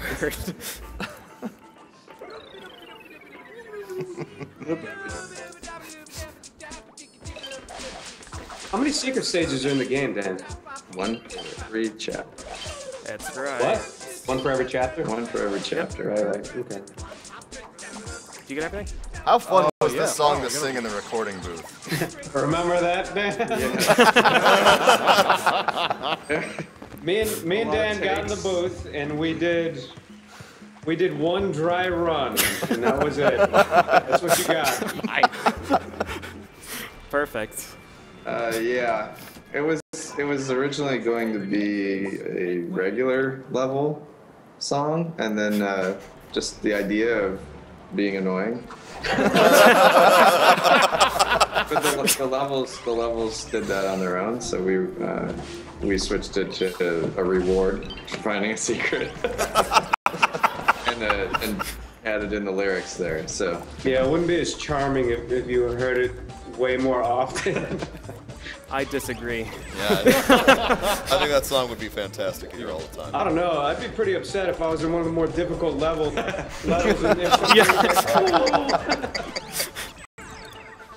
Yeah. Easy. Come on, Bubbles. Did you guys play this on Xbox? You said you did it earlier. Yes, they said they started on Xbox. So, the inclusion of the second weapon. Ah, so good. Yeah. So that's a big thing for speedruns, I'm assuming. Absolutely. Yeah. Yes, definitely. Yeah. The Xbox version would probably be like 40 minutes slower. Wow. All right, that's not true. It would be significantly slower, though. Yeah, it's a huge advantage because it lets us actually use the weapons whenever they'll be beneficial. All right, because he can have his Powerball and his boomerang too. Yeah, you can just swap on the fly there. It takes a couple seconds, but way quicker than the pause menu, I think. Yeah, because if we couldn't switch weapons, it would be like Mecha Richter would have to have Energy Ball for the entire game. Because that... What? Pardon? I disagree. I'm gonna have to retire this phase too. It's cursed. Just give him a couple seconds on the clock there. That's not. Oh, it happens. That's the penalty of being the client. Things just sometimes don't work, and you have to accept it. He was shot through a block, Dan. Explain yourself. Yeah, stuff like that'll happen. Sorry. Don't ever be sorry for anything that happens I to know you there's two. something with the boulder that might occur in there too. I don't know if you guys account for the boulder stuff or not. Funny you mentioned that. That's the boulders are my favorite part about trying to do this with another person. Yeah, it's like one person just gets to have a nice, delicious rock salad. You know, The boulders have an accident. I missed it. Yep. This is Hero Cat right here. Every time. Get out of here, man. Did you say Hero Cat? Wait, Hero Cat was the one that just fell in the water? No, No, that's Hero Cat's apprentice.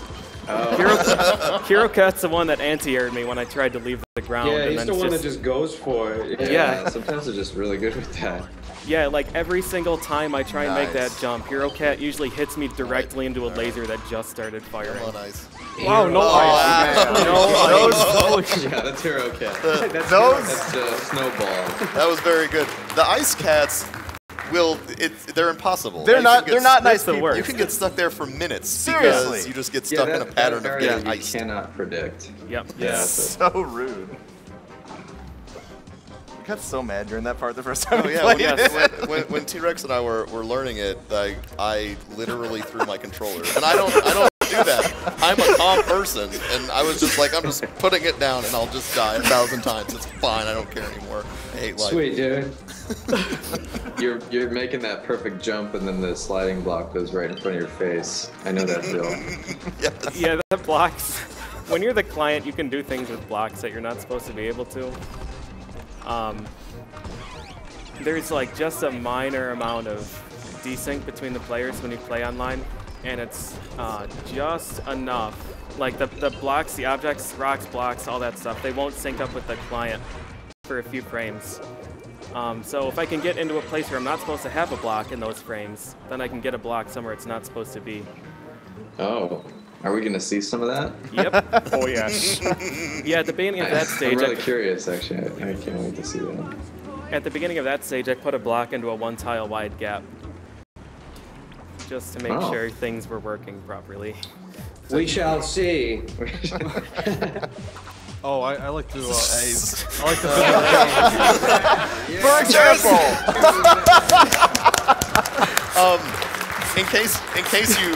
in case you missed what just happened, he teleported through the wall because he was going so fast. Yeah, Energy Ball plus Ice is amazing. It's so good. And then you get to bully that one cat that always bullies you. Yeah. It's the best. Yeah, that cat's hard, because if you let him go, he like runs away and he dies in like this spike pit, which is really hard to get to.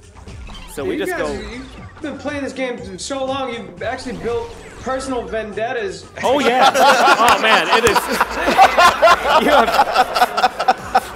You have no idea how personal this How they is. slighted you and your family? You can't do that either. You can't do that. Oh, you can. They will not be forgiven. We had a guy in test that would do that little wall. That little wall hop up. Yeah. Oh, but I yeah. wanted to Yeah, keep that's my it, 'cause favorite. That's not easy to do at all. That's No. very difficult. I don't know how we we can do on the blocks as you go up. Well, it's not. Oh, you have to let it go and then grab it You again. gotta let it go, and grab it touch again. your foot to it, drop down, grab it again, and do a double jump, and then get back on it, and keep doing that very quickly. Yeah. I can't do it. That's why he's the host. Yeah. I knew there was something broken with those blocks. The first time I picked it up, I was like, yeah. Have you ever seen anybody climb with a movable block? That's very difficult. Alright, yeah, I got it. Yeah, Mega Boost is very, very difficult. What's the name of that move again? We call that the Omega Boost. The Omega Boost. Yeah, we don't know why. Just a name I That's thought just- up with, like, out of the blue. Sounds like a bad cop movie from the 80s. Yeah, Omega Boost. Usually what happens is we do something that we didn't expect to happen, and then we panic and words come out, and then that's what we know the trick is. Use your Omega Boost! Oh yeah, like you're legitimately mad. Like, I just told you to use the Omega Boost. If you're wondering what that jet engine sound is, it's the cats sucking. Oh yeah. To try and pull you towards the spikes. Yep. Oh, they're sucking already. Ah, the washboard. Jerk cats. So there's a few faces. You mentioned bringing up personal vendettas against things in the game. There are certain faces where once we use them, just terrible things happen to us. And Just the faces? faces, the prisoners that you unlock. Yeah. Yeah, yeah. Oh, Yeah. there's like cursed prisoners. Yeah, they're just Yeah. they just don't yeah. work.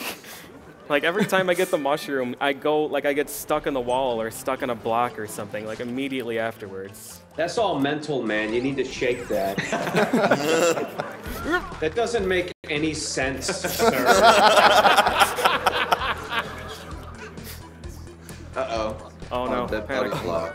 PJ calls him the washboard. The washboard, yeah. What is that nonsense, Dan? Why did you draw that?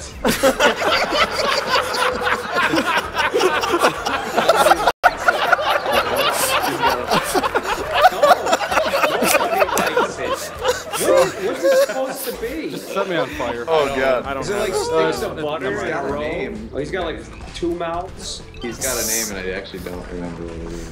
Okay. I think you should pull it out of the game need because to land it's on bad and not. I can't. I really want to know its name now. Well, I think that PJ and Mecha made up a lot of names. I think might be a bit better. I wonder if that other guy's I like koala the sticks face. of butter. It's like stacks of sticks of butter. Call him Butterface. Butterface. Everything. I was. Come here. I can say what's fine. You go. No, you go. All right, fine. I'll do it. You'll get yours. I'm hiding over here. Okay.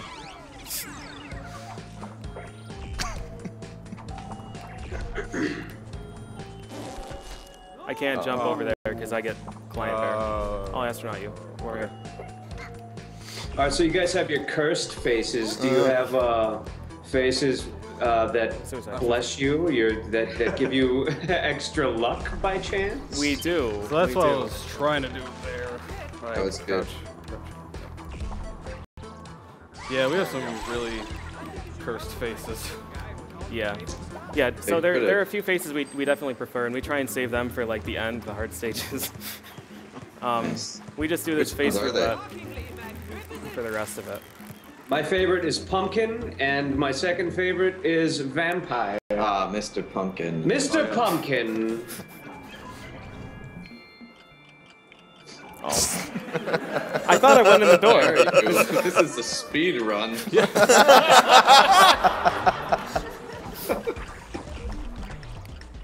You got a favorite face? I like the dinosaur bear turned faces.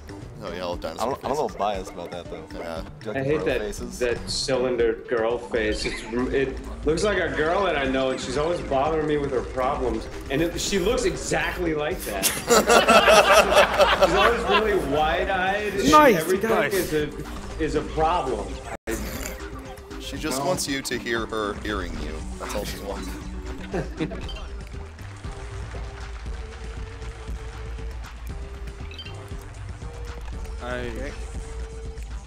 I got it. These random moving blocks are so mean. Oh yeah. They're such big jerks. I was gonna ask, those probably choke you up a lot, depending on their placement. Oh, the random blocks? Yeah, they are. Do it again. They can even land in a spot where they block your progress altogether. Oh, nice. And just sit there. They'll just sit. There's like you can drive them a little bit by blocking the way you don't want them to go. Yeah, that's true. But Yeah. they can still. Hey, Pumpkin. Oh, There you go. a little pumpkin face right there. Just for you. The face roulette was in your favor. Yes. That's a good. That's a good face. That's a good face. It's a nice pumpkin. So is it the fuzzy bears or is it the lasers that spawn like that have intermittent intervals, like when you spawn in? Is it both? Sorry, what? So The timing for the the lasers. timing of the lasers, is it random every time you log Oh level? yeah, the Okay. lasers are random. The fuzzy bears are set. Okay, that's I asked it poorly, but that's what I was asking. Yeah, the fuzzy bears, you know them. the lightning things. They Fuzzy do the bears. thing. No, I know what you're talking about. It's just interesting to hear everybody's name for things. I told you, we just, whatever first comes out of our mouth when we respond to something is what they become. We internally refer to those as Ferdinand. Like they're all Ferdinand. Fuzzy bears. Yeah, they call him Ferdinand. That's his name. All right. I like Fuzzy Bears more. You should change Fuzzy it. Bears. Fuzzy Bears. It's official. Get some. Maybe if I actually called them by name, they'd behave better for me. The floating When fur you, block's guys are, when you terrifying. guys are angry, though, you're like, God, get on the Fuzzy Bear! Just jump up me. Okay, nice. This one. See, Mr. Pumpkin. Mr. Pumpkin won't let you down. I don't know, Mr. man. Pumpkin blessed for us. I've never seen Fu Manchu alfalfa there. I've never. Yeah, he shaves, the previous guy has a beard, and then this guy has a well-groomed goatee. Go, Pumpkin, go. Well, he's yellow. He's more like a squash. You got that, Jim? Yeah. Okay. I have nothing left to contribute then. Go, Pumpkin, go, Pumpkin! Oh no! Screaming face. This face is so hype.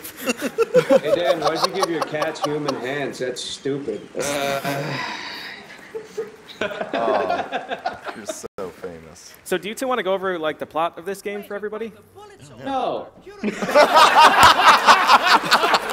Perfect.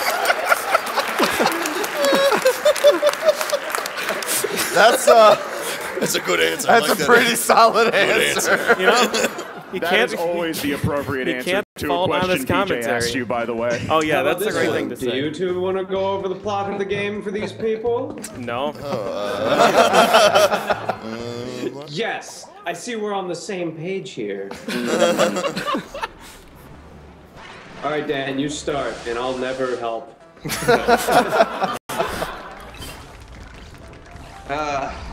It's like cats in an island and you're Okay, try again, but care this time. Well, it's like I try and then people will hear it and then they just whatever. That's weird. It's like if you took, you know, that movie Gladiator with Russell Crowe, and he's got to rise through the ranks and stuff. It's like you're Russell Crowe and the cats are right. And they what's his killed his name? wife. Joaquin Phoenix. Yeah, the other cats are Joaquin Phoenix. Every cat's name's Well, Joaquin then Phoenix. who's Haddington? That's like or Hattie's that's like Joaquin Lucius. He's cheering for you.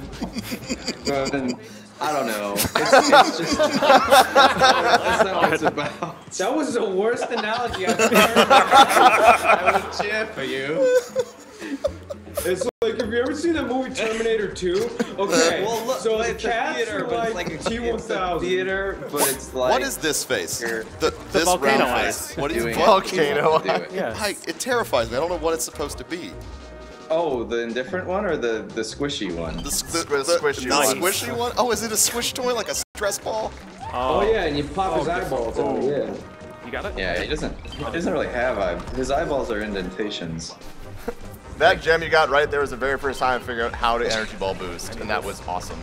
So I couldn't get the wings, and I got mad about it, so I hit the wall. That was on stream. That was on stream. Yeah, it was a good time. This is my contribution to this stage. Thanks. Oh, Hero Cat. Oh. He has bad friends. Double kill. Well, why is he making that face, Dan? What is he doing? He's inhaling. Oh, I see.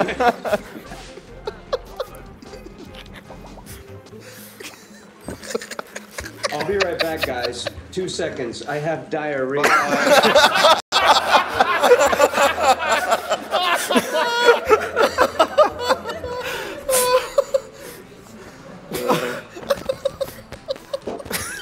You're gonna be okay. I'm gonna be okay. I'm gonna be okay. We're raising money for the Prevent Cancer I've Foundation. made you a block. Diarrhea. Oh, that was awesome. I'm glad So, you got that. very good. 'cause You I- can also use frog bombs to walk across, but it's treacherous because it's a bomb. Inside of a frog. Inside Yeah, a frog. right. Which Inside that, of a like, frog. see, why does he make the choice to die? I don't understand. He like opens up his mouth and explodes. He could choose to live. No, That was no. the fastest diarrhea ever. The name of the game, I right? speed ran my diarrhea. I get it. Oh, baby. For him style. Per ham. Per ham, per bottom. Yes. Viking Richter. Nice. Yeah, Volgar is a good face. Oh man, nice. And wait, you call it Tinker Knight? Is that what you call that one? Oh, I just call him the welding mask. What? The first few Dude, times I that's, used that's him, clearly like he's not like creative at all, PJ. No, it's not. But I had the fireball, and Mecha Richter is on fire for most of the time that this guy. He's a welder. He works all day out on hard welding things. I think he on would a work, sky. inside on And a also- sky. Wow. Skyscraper. On a sky. The big building made with iron. Proud of you. Coming up. Oh wait, are we gonna do the blasterang? Oh. Oh. What's the blasterang? Oh, it's. It is. We have to get rid of the cat. Yeah. Nice. You're gonna send the boomerang at 1,000 miles an hour, right, with the force ball over the side there? Is that what's happening? Yes. Oh, Nice. I didn't know you could do that. That's Oh, cool. you can do many things in this game. Oh no.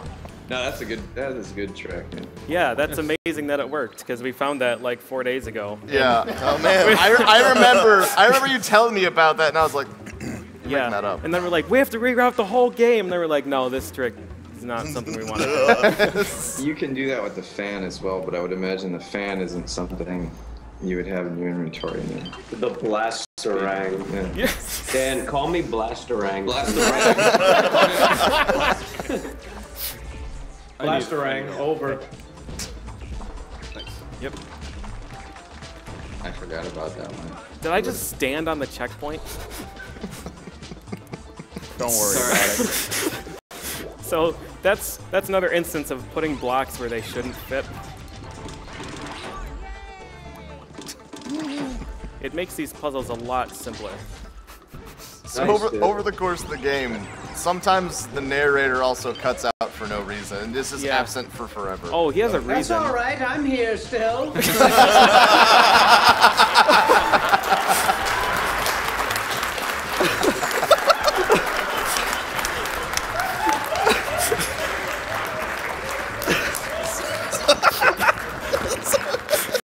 Well played, sir. I think that's a checkmate. You lose! You lose! I am the one who narrates. I think we all win. What is that, a lion, Dan? That's a lion. Or is it Patrick Swayze?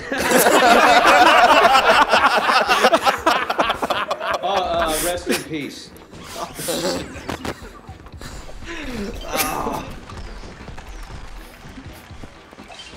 Oh, how are you gonna get out of that? Oh, yeah. There we go. There it is. I try not to backseat. I need you down there. Here, because it's like, oh, you missed one, and then they do something. I think you should backseat more. I agree. Because we probably will miss some. Sneaking robot. Dude, I wish the robots would just permanently die. Yeah, if the They robots, can. What? Yes. Can you find a way to do it? Like, deleting the robot does not count as killing the robot. We don't delete him. He's still moving, but he can't. So we put a block inside of him, and he can't. He just. Of course you did. That's the obvious way of handling the problem. Stuff a block in his stupid mouth. We could do it in. The robots are not intended to Remind die. me. They're intended to only pass out for about 3 seconds and then wake up from their robot nap and keep vomiting rockets at you. He wishes he passed out. Yeah, no, they keep moving around and firing rockets, but the rockets explode immediately on the block that is inside. Oh, nice. Sorry, I had to steal your wings. Somebody took both of the wings.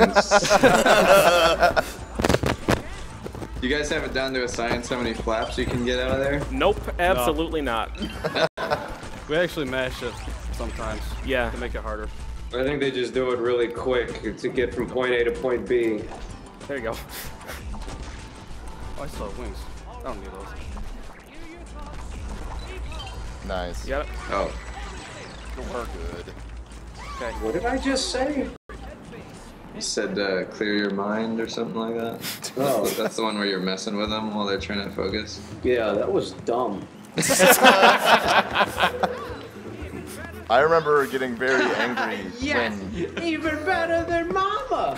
I love that. Doing I'm surprised you put that in the game.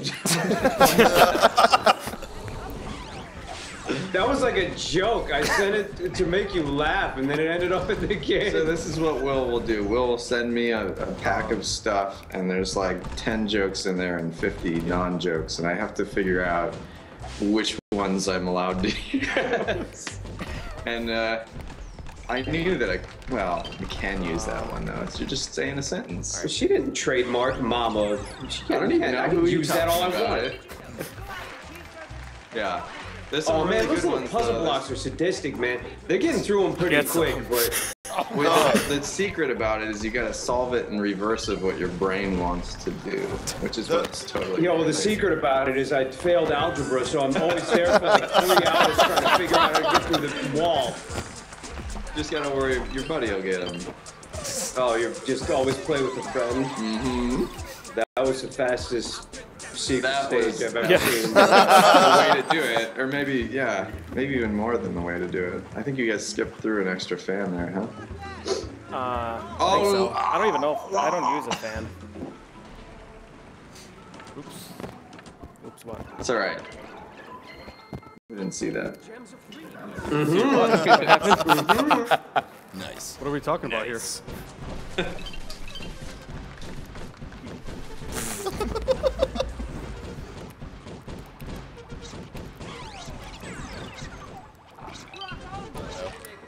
I got him.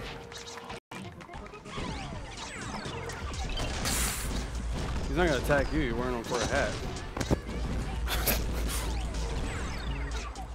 Oh, you need that. Yeah. You need this down here. Oh, yeah, you're right.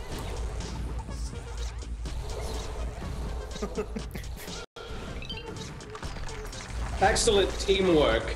Excellent teamwork. Yes. Don't worry, we don't use teamwork for very long. Okay.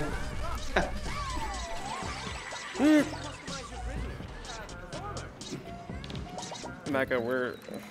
You break it? I made a boo-boo. Okay. Oh, we're good. Oh, God, no. Oh.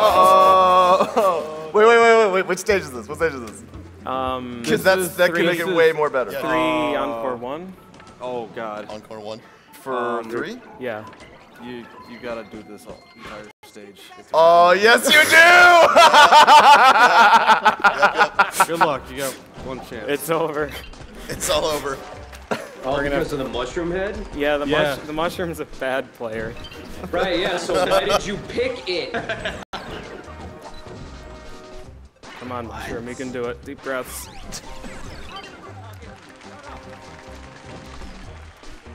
If he does do it, we're gonna have to promote him on the tier list. You know that, right? Nope. Oh yeah, there is a character tier list. Oh, you guys have a tier list? Really, just for really bad and really good. Who's top tier? The octopus. Nice. Nice, we did it. Very nice. The octopus is top tier. The triangle shark face guy, he's pretty great. Who's god tier? Oh, the box face cat with the shifty eyes. He's amazing. Oh yeah, he means business. Kitty You boo-boo. can just tell looking in his eyes, he's got some secrets. Yeah, he knows what's going on. Some secrets. Wait, can you explain to me why only one of you went through that last level? Yeah, the camera will follow both of us if we both go. And I like it really zoomed out because there's a lot of like blind missiles and cannons, so it really just lets me see the obstacles. Ah, okay, got it. We do that for a lot of stages, but usually when we split up, it's because we either have to take advantage of like some death abuse to go backwards, or reasons. Death abuse. To give you a little perspective over the minds of these two gentlemen playing this game and the notes that they leave. The notes for this is called "Do Stuff" with a question mark. Do stuff? They're good notes. Yeah, my notes are not helpful. There's also "Grab Stuff." Use boomerang is just use boomerang. A lot. Just use boomerang. Release Mecha from his cage. Do stuff like with a question mark was like my notes for the entire game. We need voices. Do stuff?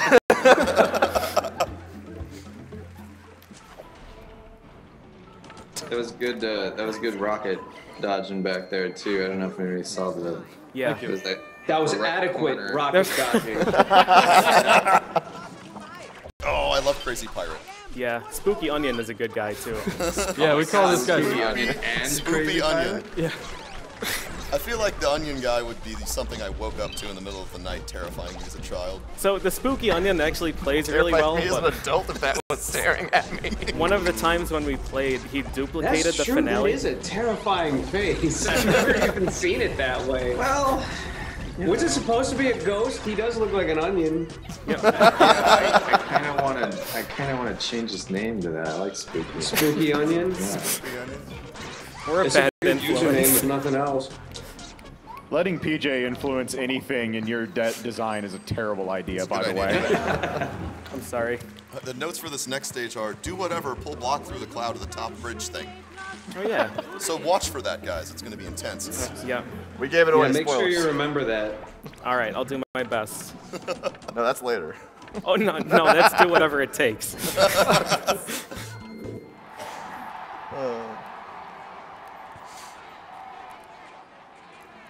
I will donate $200 if you guys get through this and don't die once. But they. Are you talking this level or the whole game? The whole game. Don't die once. Does that mean we owe you about $50,000 by now? Yeah. Whoops. No, just do your best. Just do your best. Do your best. There you go. Now I have access to these prisoner names. What's that? Are you actually named all the prisoners? Oh yeah, No. every single one of these guys has a name. No, just the really memorable prisoners. So the Spooky Onion, we were playing once and we duplicated the finale. So all of the objects in the finale spawned twice. Wait, what happened? Yeah. I want this $200. You gotta do the rest. Go. Oh, wow, you're good. Oh. What? What? I forgot how to do this. Oh yeah, that. It's been a while. You can do it, I believe. No, you did it backwards. You had it okay. right here. The $200 confused you.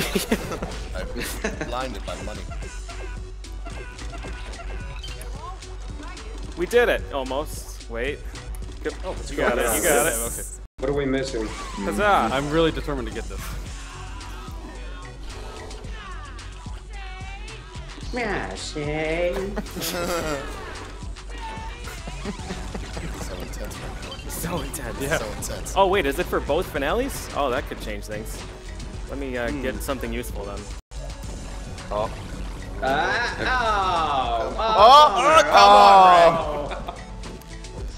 Yes! There it is. Flush.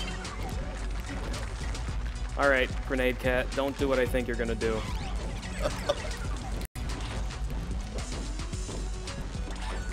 You're just hiding? No. You got this.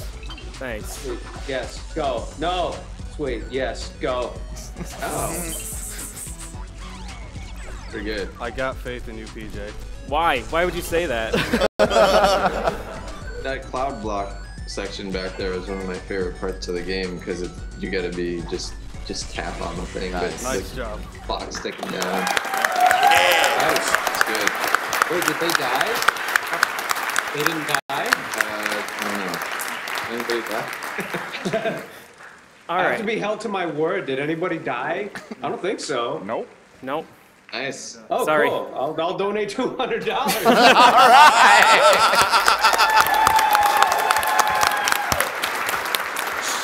Yeah, darn it. A man of integrity. I'm gonna match it. Wonderful. So this is where things get really confusing. You're gonna match my two? I am. Okay. Yes. Oh, nice. Thank you. Thank you, Great. guys. Yeah. Thank you. That's the last time I make a promise like that. Yep. Oh, I it's bet you vampire. can't get a block to the beginning. Oh. Oh, I can't use your body if you're that far. Oh. Just use the front. Why didn't I say that on this level? Nice. Okay. All right. So the client has trouble picking up rocks. So what I have to do is eat the rock first before I get crushed by it. Occasionally when you grab it, it just like really struggles to grab it a whole bunch of times, and then you just get crushed and you die. Wait for it. Yep. All right, you're good. So what I do instead is I crouch and the rock completely vanishes, and then I can jump. And You mean you crouch while you're holding the rock? no, crouch right in front of the rock. And then it just goes away. Yep, like this. Oh, that's totally by design.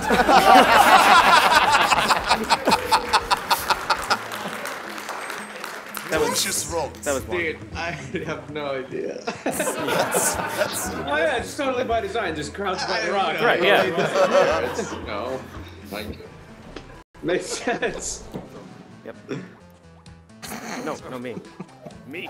I go first. That's my, yes. I'm the my bandit. favorite interaction. I'll sneak in. No, you, please. No, you. No. Yeah. Sneak, dude.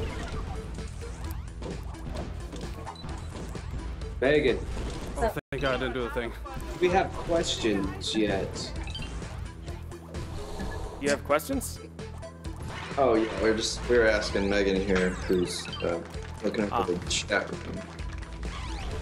There's a question that says, "What was the hardest part of developing?"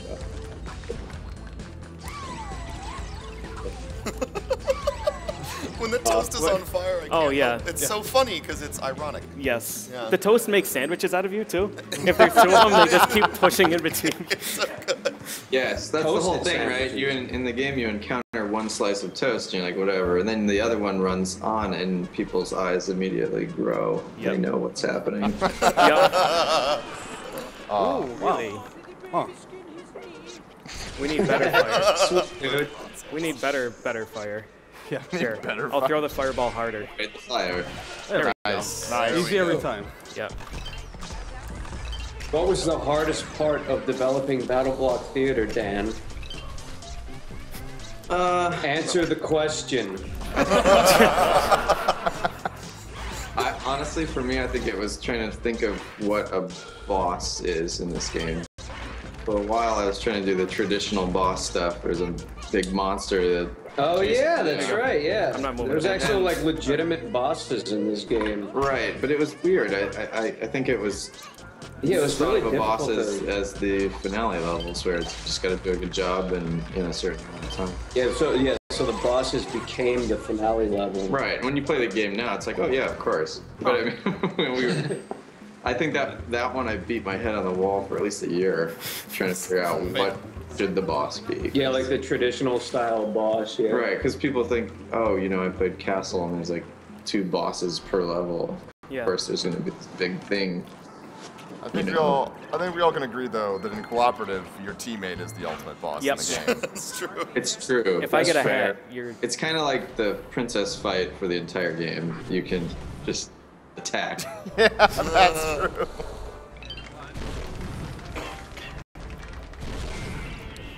So generally, if there's ever a rock that has to be moved, I let Mecha Richter do it because the client is bad at doing this. But in this stage, I have to do it too, and we just kind of hold our breath and hope that I can grab them without dying. We did it. Wow, Nice. that's impressive. Now we just hope the pigs don't betray us. They're horses. They're pink. They're refrigerators. They're pink horses. With curly tails? Yeah. Just checking. They're pig-shaped horses.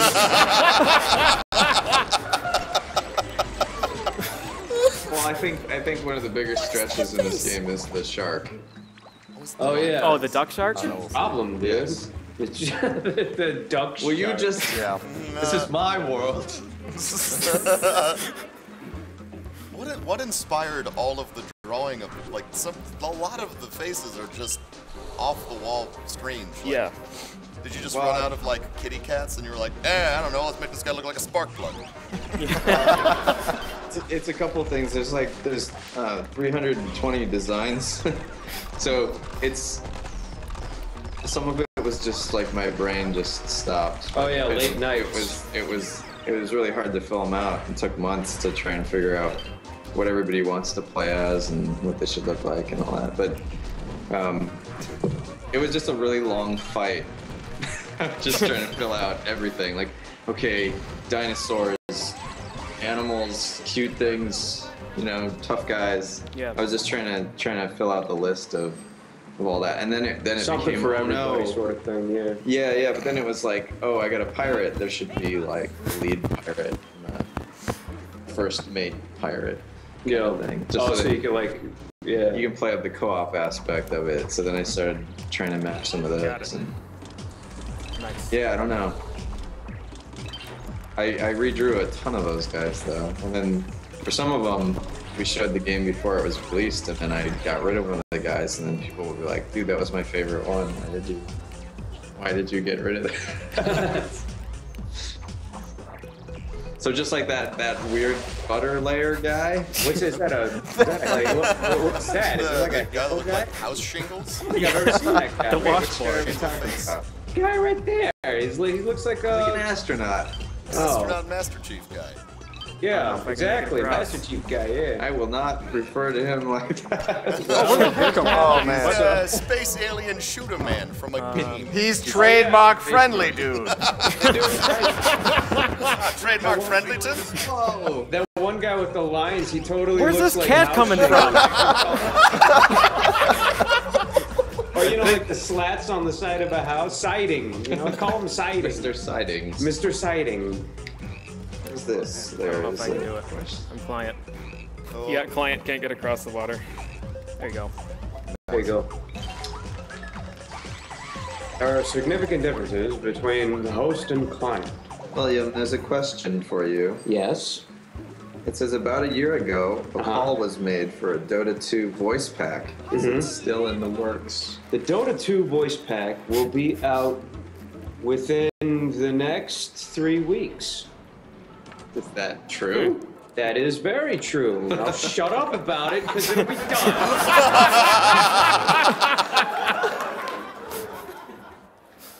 Hope everyone heard that.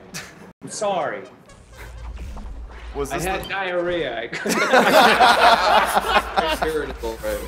Was this the level you duplicated? No. This is just a level where. Well, your notes say don't choose Mr. MV face, and I know that's Yeah. the main reason why. Mr. MV. So. Yeah, I chose this French face, and we named him Mr. MV because there's a member of our community named Mr. MV in France. What does MV stand for? I don't know. Are we allowed to? Okay. Are we allowed to say? Well, we should ask him. We should ask him. Ask him now. Nice laser. But yeah, he has pretty bad luck, and I chose that face for that stage once, and I could only attack to the left. And like, no matter what I did, the weapon would come out to the left side if I was facing right or jumping or anything. Like, there's nothing I could do. And then the game crashed. It's all a pack of lies. Hey, so you guys call those blocks? What did you call them? Fuzzy bears? Yeah, the fuzzy bears. Yeah. What do you call those little flying shrimp things? I have no name for Flying them. shrimp? Yeah. Flying shrimp, Pull yeah. a name out of your bird pocket things. right now. I always wanted to know why they only had one giant eye and they flew and they were shrimp. Like, it was just the weirdest mishmash. They are of an wonder animal. So what, wuzzles. shrimp clops? Wonder puzzles. Yes, Wonder we'll call them shrimp Wonder flops from now wuzzles on. indicate a secret nearby. Yeah. Oh yeah, they're actually in the stages when there's. Yeah, when you see one, that's when you know to start hunting for the secret. The home of Wonder Puzzles. That's a great It's name. a trick. Yeah. The Wonder Wuzzle is the Wonder Wuzzle. internal name. I don't know. Wonder Wuzzle. It's the name of the file. So. It sounds like a product. Yes, what's his name? Wonder Wuzzle ordered it. Yeah. Who's that guy that died that had all those OxyClean? Billy Mays? What? Yeah, Billy Mays. It sounds like a Billy Mays product. Oh no! Oh no! Something bad's gonna happen. And there's a spike jump on this one. Wait, Look. Good luck. All right, good We're luck all to rooting us. against you. Wait, I was only about 2 the one stages coming away up from right having here. him on Yep. 4-7? Yep. Oh, That's God. really. That's yeah, concerning. That would have been bad. This combination of faces is awesome. Yeah, like a French guy and Yeah, Fu that's what Manchu. we got. Yeah. This is. It's trying.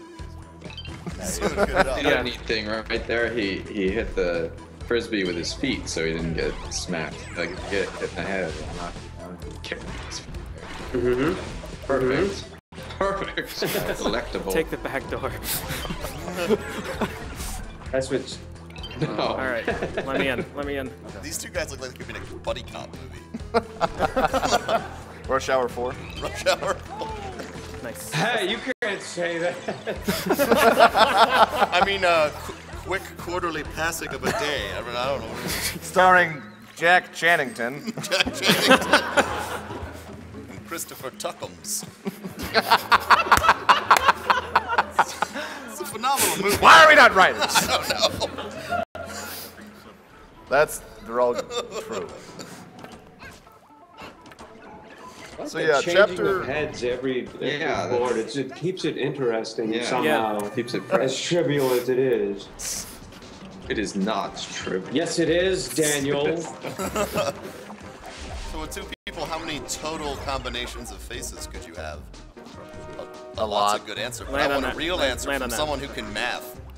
No thanks. I barely know how to read, never mind math. If you were to get all the special ones, you'd have 320 total. So I don't know from there. I'm gonna give up now. I'm gonna give up now.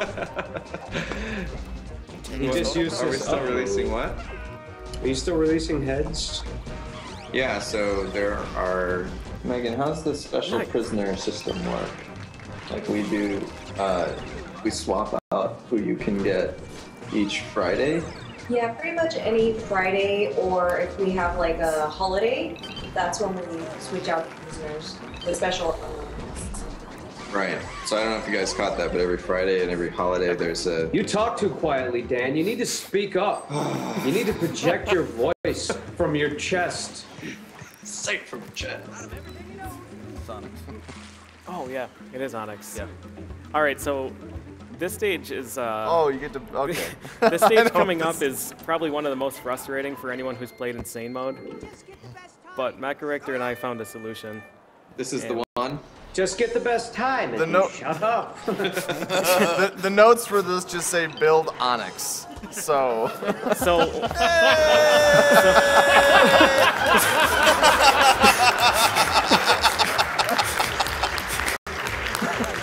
Just do it. Yep. So the rocks will slowly trickle over there and then get stuck, and Onyx gets stronger, and then we leave the stage because he's too strong. Sweet, dude. So we would normally have to worry about them just cascading on our heads right over here, but there's no rocks left, so we can just go right in the exit. Aww. Oh. Would you want a medal? Yeah, I do. Do you have any? I'll take a medal. Yeah, there you go.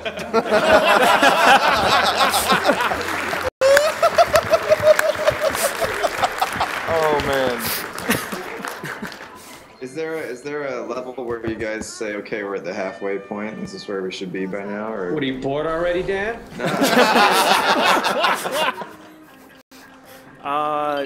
No, we usually like kind of lose track. We just kind of play the stages and. Oh, really? That was nice. Yeah, that was a good trick. I need help. Just go. Go. It's fine.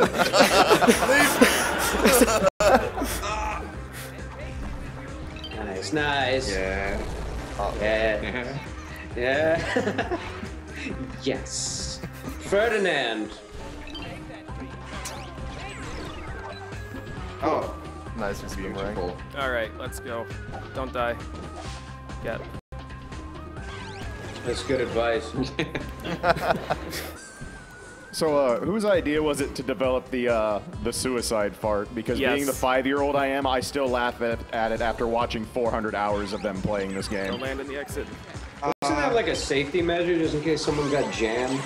Oh yeah, no, we make a lot of use of it. I think he's talking about the sound. Are you talking about the choice of it sounding like a fart? Yeah. Yes, exactly. Yeah. Talking about the feature. Oh, both. I missed the fart part. I think we just kind of put the feature in, but I wanted to make it fun, so I just kind of blew on my arm. I was really hoping that you like brought Stamper into the booth and was like, hey, I need you to fart into this microphone. Yeah, we get asked about that a lot because there's a lot of farts in our games, which we were wondering how genuine they are. Yeah. Yeah. No, I've developed a process on how to make genuine sounding farts without, because the recording booth is very small. You don't want to. Yeah, you don't want to. You don't want to fart in there. Okay. So with the Chapter 4 finales, this is kind of where you start seeing the game not only become more technically complicated, but the puzzles are a little more advanced. Yeah. And require a lot more teamwork and communication to get through them. So for a lot of people, sometimes they would get stuck on stuff just because they couldn't even figure it out, minus the fact they had to have people did stuff like that too. Got it. But later on, even with those two great things, some levels are still just fantastic. Yeah.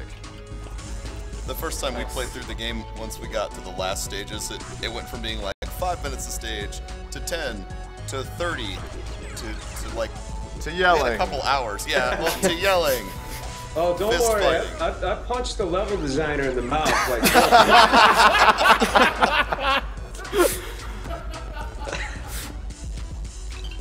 but overall, it's still a phenomenal game. Yeah, It's absolutely. still super duper good. I never get sick of playing this game.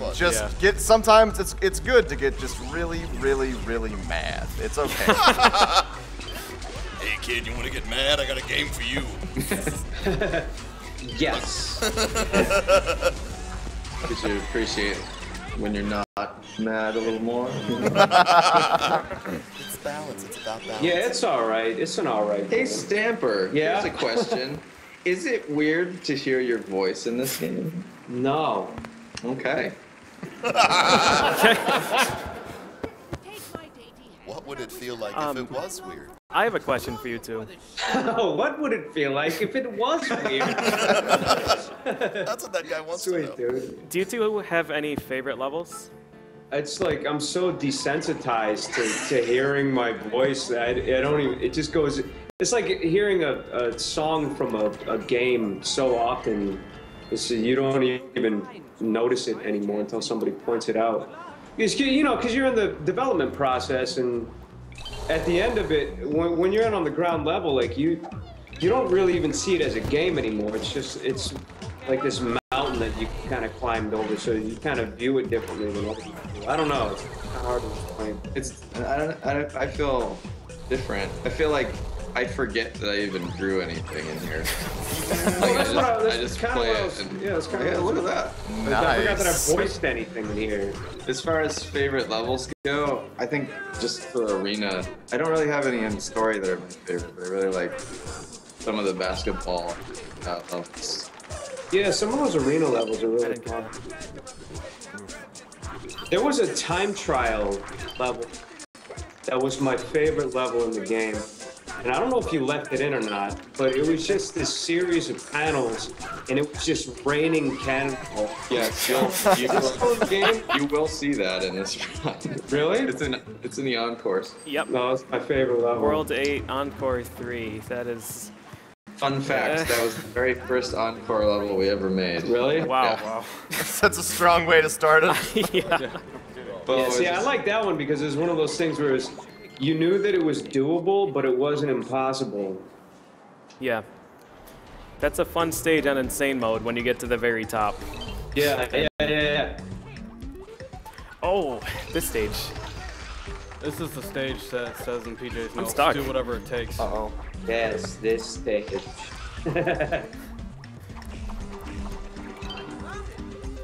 Yeah, this is another stage where you're supposed to use your partner to do things, but I don't trust Mecha Richter, so I'm just gonna take care of the stuff at the top on my own.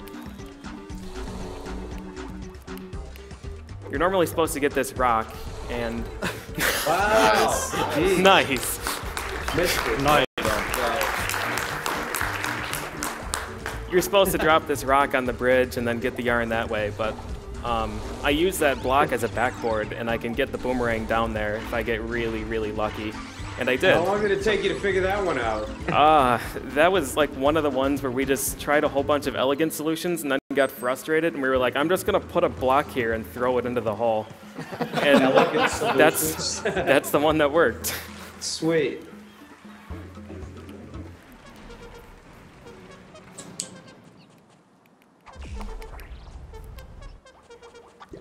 I'm glad you waited because I didn't want to blast you into the water. I forgot. I had the wrong weapon equipped. It was not a courtesy.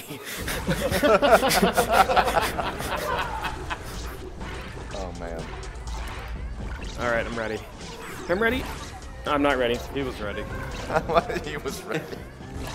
All right. He looks like a Langolier when he's. You remember that movie, The Langoliers? Mm-mm. Oh, hi.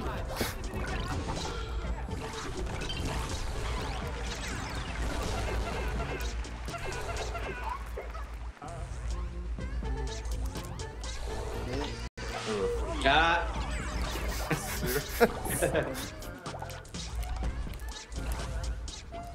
Better time that. That works. Hey.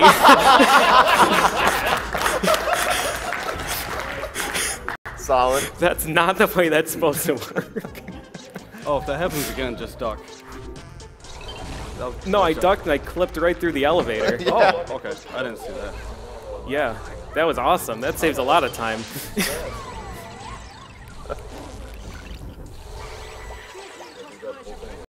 Well, yep, have to reroute the entire game. Yep. Turning into Bionic Commando.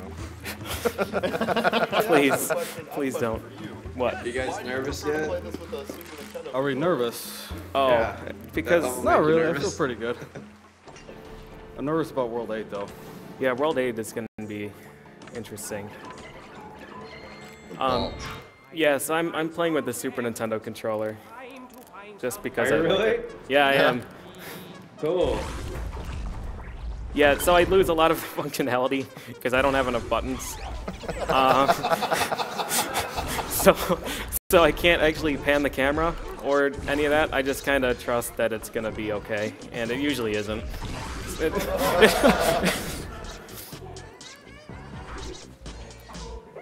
Okay, we're good. Whoa. Nice.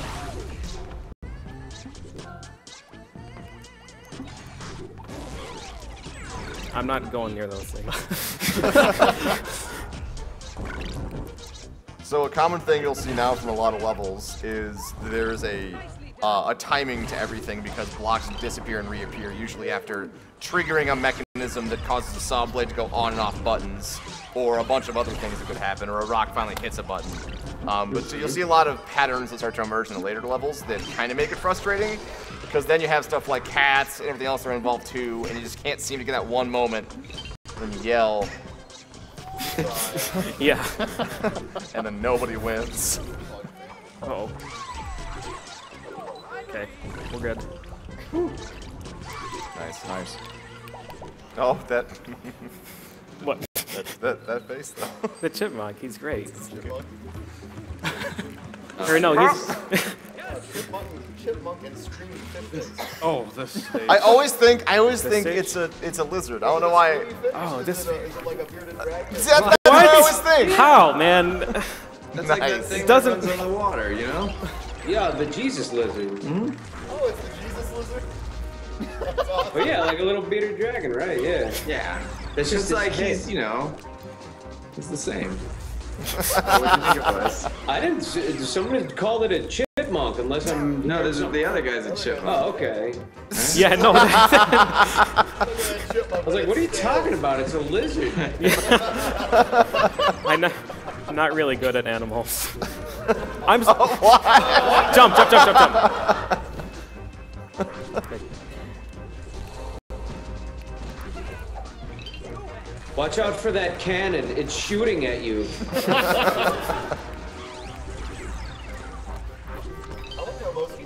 Obstacles in this game, the first time you see them, you're like, I got this. Yep. Is gonna scare it up. Stupid cannon's totally predictable. And it's so slow. I mean, yeah. And then 3 stages later, you're like, these cannons are made out of God. Oh, God. No. Oh, God. Oh. So Schmucko has issues. He. I think he's the last of the bad faces, though. I think we're gonna be okay. No, there's after this. He's looking you right in the eye. Whoa. I think it's gonna be okay, though. Okay, I'm just going to break in here. Yeah, please. Sorry for the disturbance.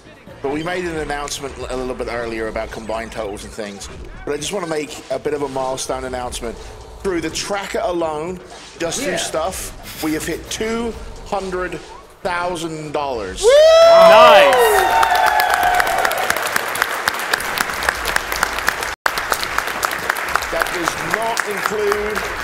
does not include any of the other revenue sources other than donations straight to the stream. So thank you very much to everybody that's donated, and I'm going to put you back to the actually funny people. All right. That's a stretch. $200,000. That's amazing. Pretty amazing, yeah. Yeah. Thank you, everybody. Yes, thank you so much. Thank you. You're welcome. It was all me. It was all thanks. Yeah, he's what was his name? Pennybags. That's right. Pennybags and quarter box. That's the name of these guys. I don't know. Nice. I'm assuming that. I always thought that one guy was red. Oh, I'm getting out of here. I'm out of here. That's Reginald handling business. Rolled Reginald, yes. I'll still take it. Oh. Come on, Mickey. Oh, no.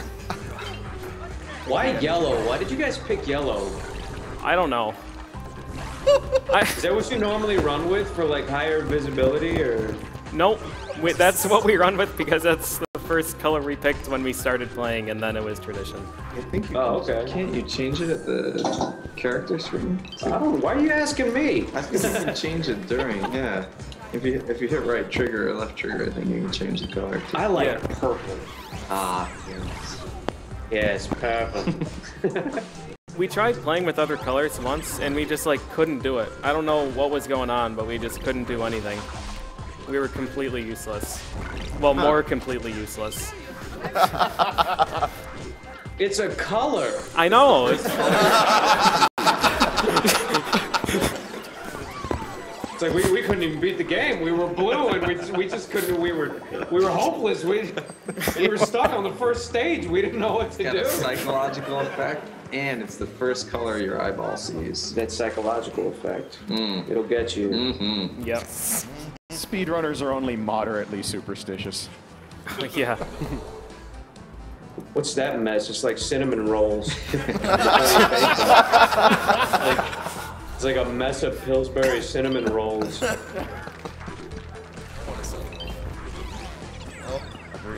Agreed. I really like the serial killer face. That one, it's like when you play co-op with somebody, they will not trust you. Yeah. Everything's gonna be all right. Yeah, just let him. You know, it's okay. Just get in front of him. It's cool. That one and the triangle monkey. Nobody trusts the triangle monkey. I don't trust any triangle head. Wow. Jeez. Sounds like borderline racism. Triangle heads. I don't like them. Oh man. I got the washing machine. That? Or the steam engine. I don't know. Like it's clearly not even that close. That looks like a shop vac. Like. Oh, that's the creature from the black. Sorry, the animal from the dark location of which the swamp. What'd you call it, Dan? It's the commander bear. It looks like Mayan art. See, no, I'm talking about the other guy. See, there's like a little bear and he's just reclining, and he's got that like pose where he's like onward. Oh, you see him? You're dumb. These elevators are.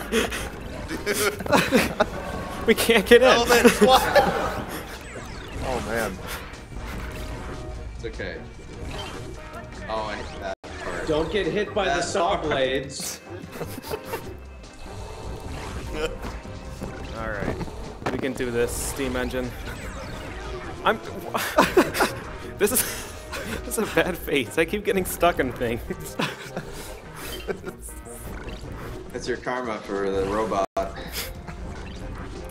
PJ getting stuck in things is basically Tuesday. These elevators are getting out of here. All right. You're good. Wait. Just keep taking the Omega boost for granted. It's like, oh yeah, you just boost, you just do that. Oh yeah, Mega Boost, yeah. That spike definitely went after you. Like, yeah. Nice. Nice job. I've used up all the cylinders. Time to use the Grumpy Cubeface. So what's the story behind, there's this box face that's called the ruggedly handsome man from my dreams. I don't know. so yeah. Oh, here he is. They didn't. Oh yeah, that's him. There he is. We had to name all 320 guys, and we just all kind of got a Google Doc. And so each guy would have a little name there and have a list, and we would just pick the best one. And ruggedly handsome man from my dreams just seemed to fit that guy. Yeah, it's a pretty spot-on name. I disagree. I think it's stupid. You only see the names if you're going through your Steam inventory or trading. You don't ever get Oh, to you don't even them. see them in the game. No. So it's kind of like a little treat for anybody who's going through those. Oh, so what Mecha Richter did there, the conveyor belts obviously push you away, but if you can mash the jump button like a beast, then you can jump faster than they can push you away. Wow. And you can go the opposite direction on them. I don't know exactly how fast you have to mash, but it's probably like 14 to 15 presses per second. So you guys Impossible. You're a liar. You're such a cheater. I know I shouldn't have trusted you, Mecha Richter. I'm sorry. Super Nintendo controller with a turbo button. That's right. That's right. That's why I didn't have enough buttons to put to do the normal functions. I have turbo jump as start. You can't even use the menu.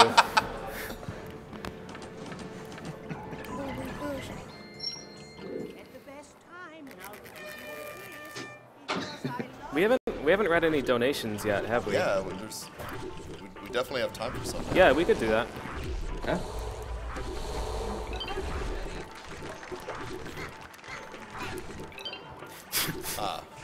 Is the as soon as host the not microphone mic'd? turns on, we'll hear about all kinds of Nice. Okay, we can do some donations now, I swear. Okay. All right, so, sorry about that, I was muted because I was laughing into the microphone too much. So we have a $100 donation from Zedier who says, I am some kind of mathematician, and it is exactly 102,400 combinations of heads. Thank you. Well done. I can sleep at night again. I was so worried. There's so many here. We have $300 donation from Ha Ha Ha, great name, who says, it looks like Battleblock is going to be a great run. PJ already duped my $150 donation. Good luck to Mecha in World 7. Yep. Yeah. Agreed. There's 3 stages we call it trifecta. They're really hard. They're up. And we've got a $50 donation that says, I would donate more, but I'm afraid PJ will get my donation out of bounds. But since I do have a little bit of time to talk here, I am going to go ahead and tell you why we are collecting some money. We're raising money for the Prevent Cancer Foundation, who are a non-profit charity who focus their efforts on early detection and prevention of cancer. It is shown that over 60% of cases and 50% of deaths from cancer are preventable with what we know now. And over the last 29 years, they've used over $138 million invested in preventing cancer. They funded over 480 grants. They've put fellowships into 150 different academic institutions, medical centers and the like across the country. And some of those have actually been funded by the money that we've raised here at AGDQ in the past. So a big thank you from myself and all of the staff and all of the people here that are donating. Let's get one more donation in before I throw it back to the team on the ground and say... Team on the ground. Doing hard work. He's in a helicopter. I know, right? I hear all the blades flying around. Yeah. I am like a foot off the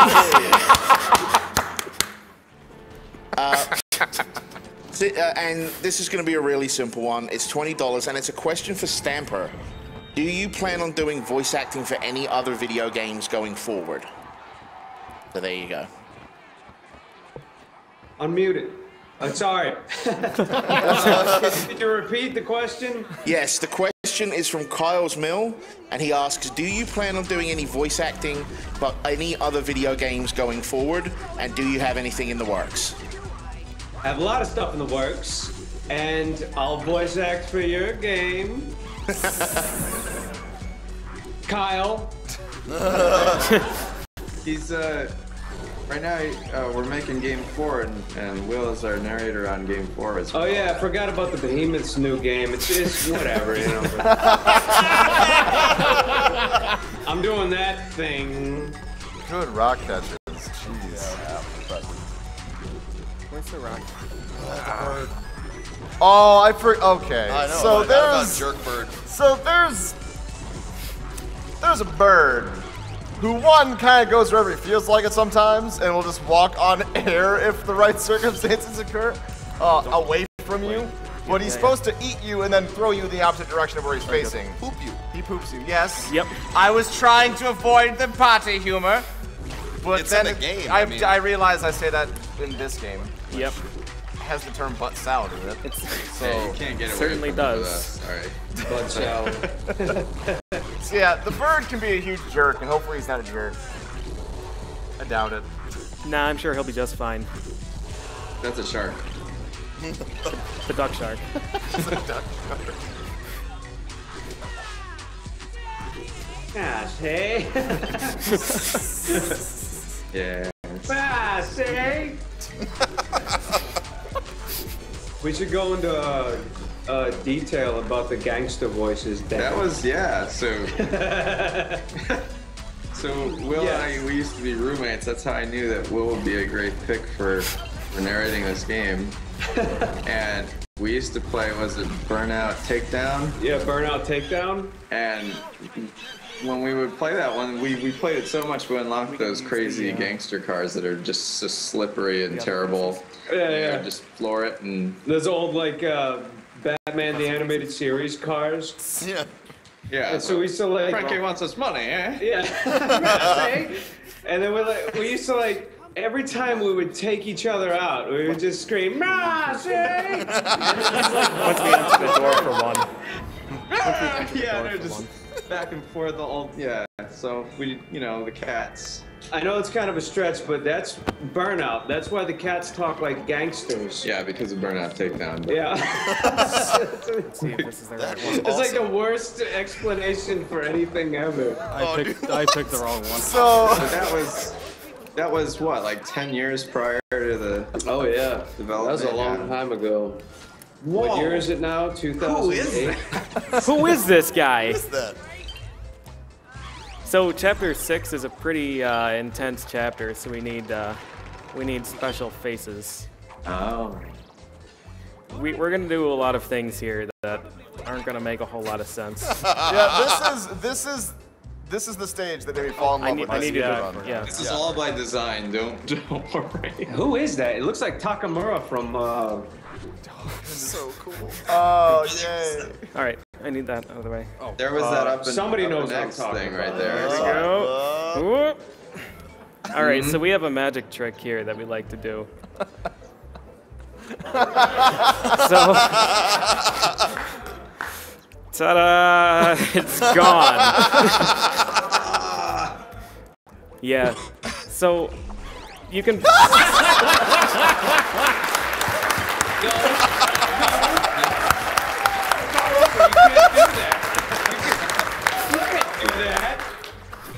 That was great.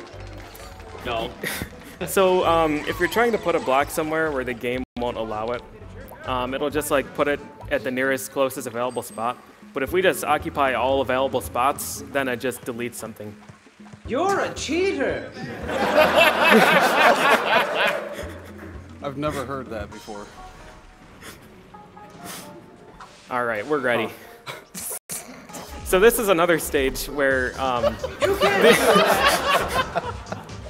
the secret stage entrance is at the very beginning, and you can't backtrack. Well, normally you can't backtrack. Oh, here we go. So we have to take some creative measures to get back to the beginning. You mean cheating?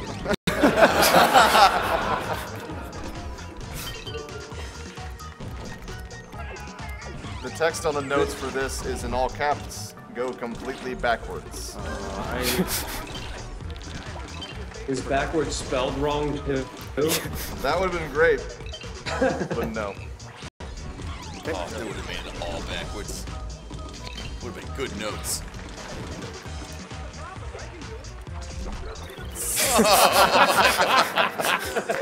It doesn't even make sense.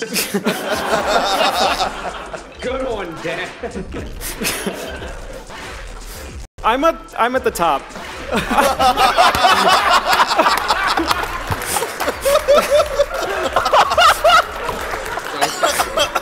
Did you get everything? Yes. I was completely useless there.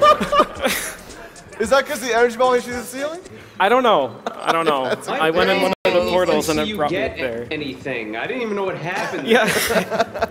I think I collected a gem and then died, and then suddenly we had 7 of them.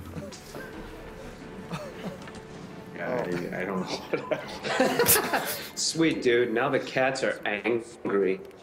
Yeah, they are. It was unrest. There you go.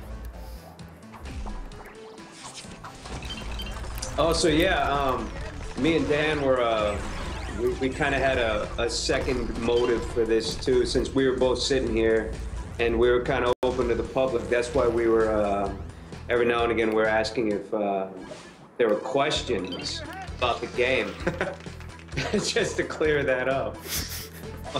If anyone was confused as to why it kept leaning over. Well, it might be some. This I think takes the cake for the worst room in the game. Oh god. Yeah. It's like Ice Cats as a close second, and this room is. You really dealt with those 3 right there really well, though. Before he was even done explaining. Actually went really well. Yeah, it did go surprisingly well. So, that was a miracle. Are you happy with the design choices of having the cats nuzzle you to death? Yeah. Yes. Yeah. I think there's the lick and the nuzzle, and then they do something else too. I forget what it is. Yeah, actually that was something that haunted me for the longest time. We released the Xbox version, and the cats were not so overweight as they are now. Yeah. And I always wanted to bring the ones from the lobby back in, so when we got to go back over there, that was a lot of fun. Just making them hug you to death instead of punch you in the face. Need help? Are you doing it? You're doing it, aren't you? I need help. You're doing that. You don't do that. You.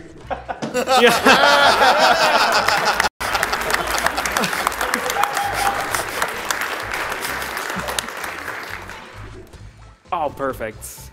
That should be nice. So this is the one stage in the game where I don't have energy ball equipped.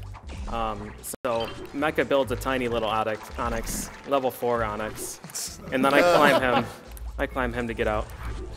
But I need the fan for a very specific reason. It's really dumb. Oh wait, it's a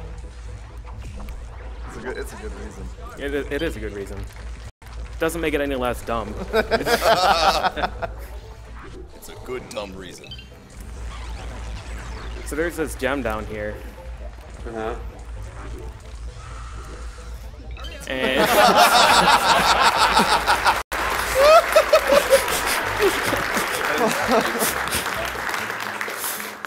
Perfect. yeah, I'm scared of the laser, so I just boomerang it instead. Oh, this. Yeah.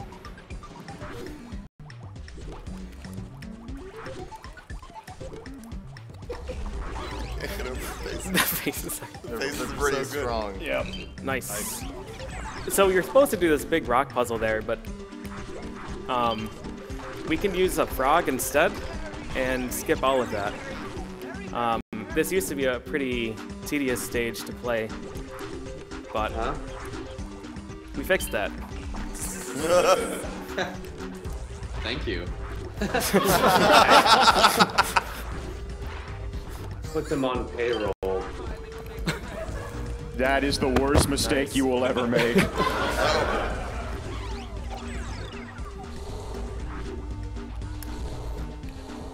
Right. I got a couple questions here. Ooh. Nice. Nicely done. Nicely done. That was amazing. Well done. Well done. Thank you. So, for those of you who might not have realized what just happened, PJ who skipped over, I think, 5 spike jumps, but like the three spike jumps. Three? Yep. Okay. Yeah. Yeah, but consecutively, and that's very hard. Yeah. And very rude. That's yeah. There's another one there you can do before you drown, which is pretty neat. Sean, got a question from Sean8745. Sean8745. He says, was this game Wait! What did you drown in? I just vanished.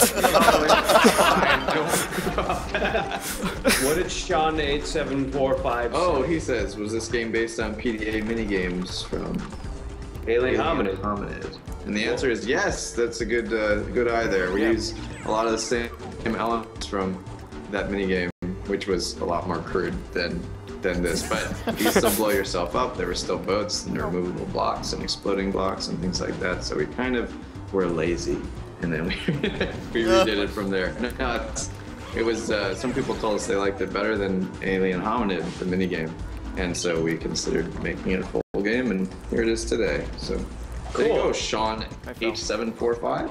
Thanks, Sean. And the other one is Why do the fuzzy how much bears make of the dialogue creepy is sound when you land on improvised? them? That's a valid question. Like when you land on the fuzzy bears, they go. What? Why? That was Will's call. Yeah. I saw that they had little eyes and little mouths, and if I was a little fuzzy bear and someone jumped on me, I'd probably be like, wow. It's like they enjoy it so much. It's. I certainly did. Yes, that is you. Wait, so the other one was how much of the dialogue is improvised? How much of the dialogue is improvised versus prepared lines? A lot of it, actually. Most of it, I'd say. I believe it. So, like, a lot of it, the theory is like, let's say Dan gets a hold of me and he says, we need narrator lines for when you die. So I'll go into the booth and I'll just fire off a bunch of stuff. I mean, you know, granted the situation needs to be done, but, you know, I just kind of fire out as many things as I could and take what works. And that was a horrible answer, but there you go. I really like this puzzle. Me too. I haven't seen it done that way.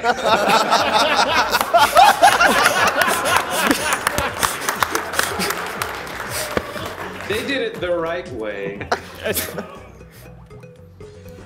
That's one of the things I really like about the base, how this came out. There's so many ways to get through stuff. Yeah. And seeing a whole bunch today too. The astronaut is one of my favorite tricks I learned today, I think. The astronaut. The astronaut, where you duck and the force ball goes off. Yeah. Yeah.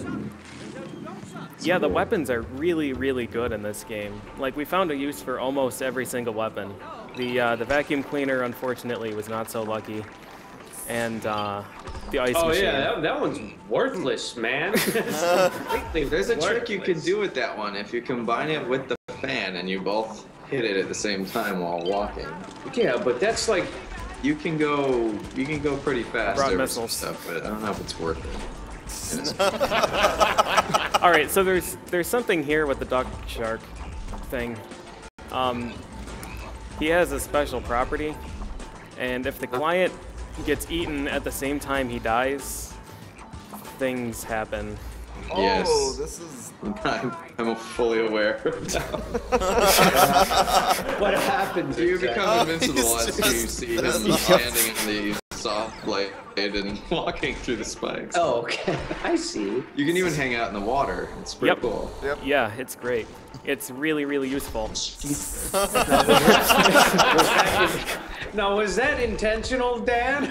Yeah. It's, you know, you. Oh, he grants you magical powers. I see.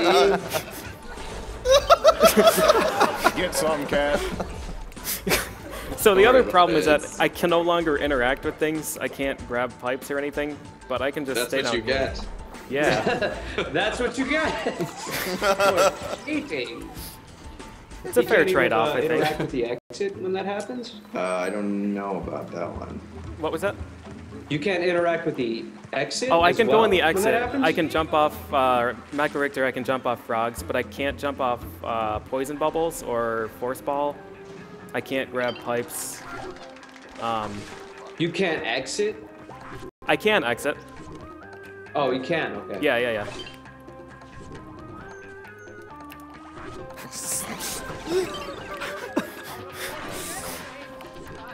So, who designed these awesome You have faces to for you die guys? on the same exact frame as being eaten by We could do the the rocket launch here. But I got it. Oh, you're gonna. Get up there. I need to catch this. Okay. Huh? Huh? Huh? Oh, huh? What? Give it here. Nice. Tasty rock. All right, we got it. So being able to crouch and eat the rock like that means that I can jump because the game apparently doesn't know that I have a rock in my possession. Right. So it lets me throw the rock like one tile higher than I normally can. It's pretty useful. So who did make these phases for you? Oh, these were made by Carrie Fry, who I think is behind us, right? Wave, Carrie. Yeah. We got everything?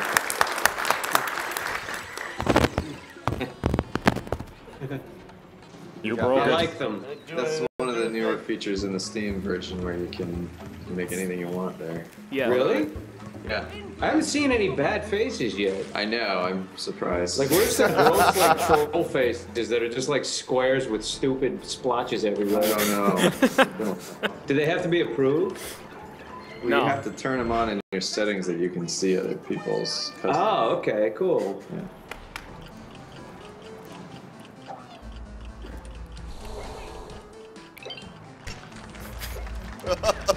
Get out of here, cat.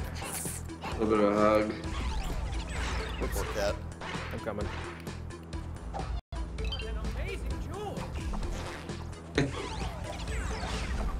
Green and shiny. Just like.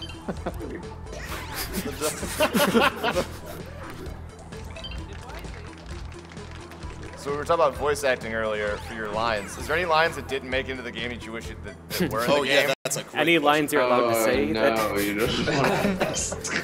That we wish made it into the game? Yeah, like I ones need that are to- like, man, if this was I don't know if I can do it with that height. whatever reason didn't make it in, but man, if it did, it'd be just fantastic. So truthfully, there's a lot of lines I wish made it into the game, but we couldn't put it into the game because, you know, parents get really mad when you say things and kids hear them. But as far as lines that didn't make it into the game, period, you're looking at like thousands probably. Yeah. And that's like a whole hour of dialogue at least that didn't go. Yeah, Wow. you're primarily looking at technical restraints, and there's a whole mess of help me out here, Dan. Could have fit more. It's just that can't say it. It's just can't. So you're saying there's a Yeah. chance for a Yeah, there's director's a lot cut? of stuff. Yeah, with director's cut. Director's cut, yes. Battleblock Theater, rated M. Rated M for mature. Streamed in me when we were doing the little mathy block Yeah, puzzles? because you can't, and it makes me angry. I would try and help, but it was just, No, it was terrible. that's not helping. I would be almost done, and you'd hit your side again, and then... It's super great. You're not allowed to. I was not allowed to touch the shiny. Not allowed Yeah. to. I would go to both sides for you. That's what you would do. Can I cut in with a rather special donation here? I've got $75 from Mike Uyama. You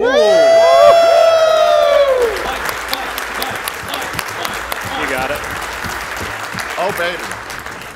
I'm not going to read the whole thing out because it's incredibly long, but he just says, "Hi everybody watching this run, where people do stuff, or maybe it's just cheating cheaters who cheat with spooky onion faces. Anyway, this run has been a real treat. Watching this really makes me want to be there, and I'm sorry I can't be around this AGDQ much thanks to Mono.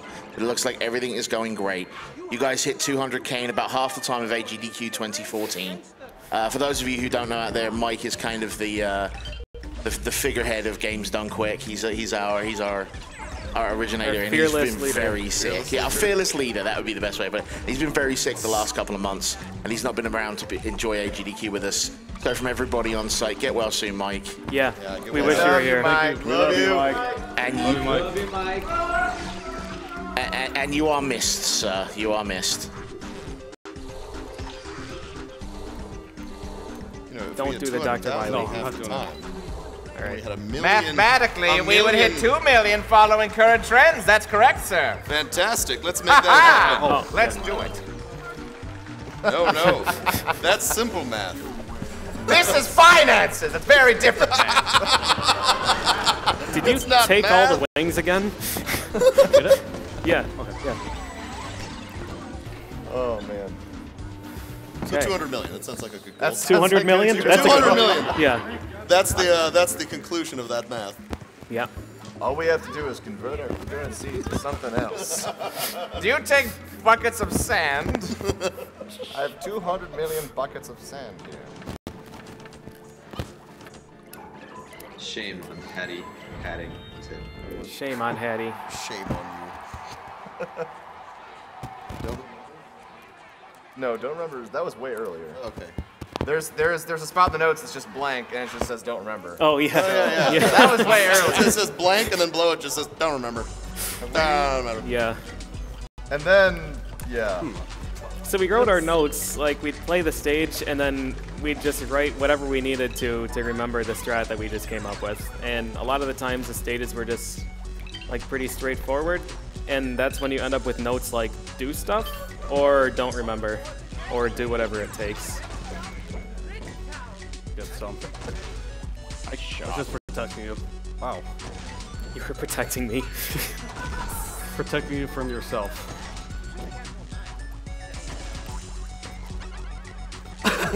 What? Oh. Wasn't that the noise of you like getting crushed by a rock? I got crushed by a boat because I touched the bottom of it. Oh, gotcha. Yeah. The client has problems. Don't blame it on the client, man. I'm good.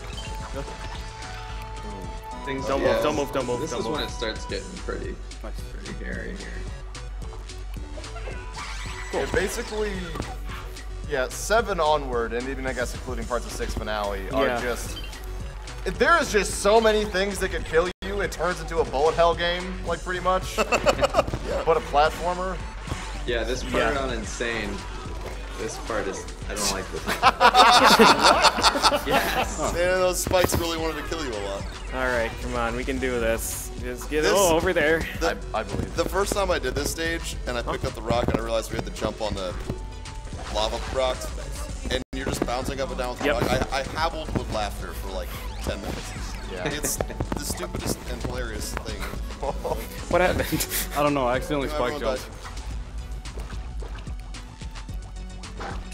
Question from Blue Post-it.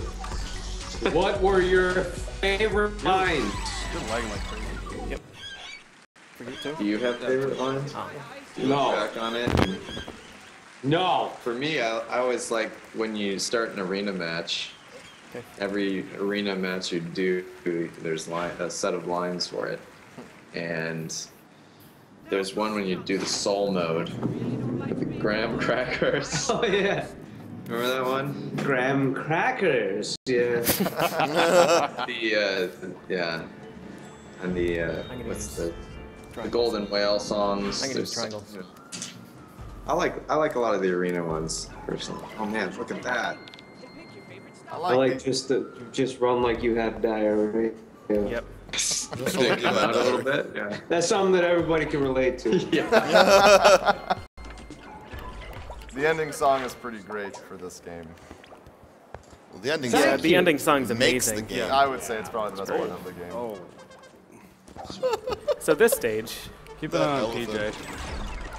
Did it hit you pretty hard when it turned out that Hattie was dead? Spoiler alert! Oh, man.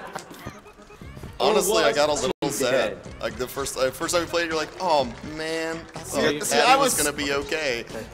I was sad, but then the thing happens, and then I became confused.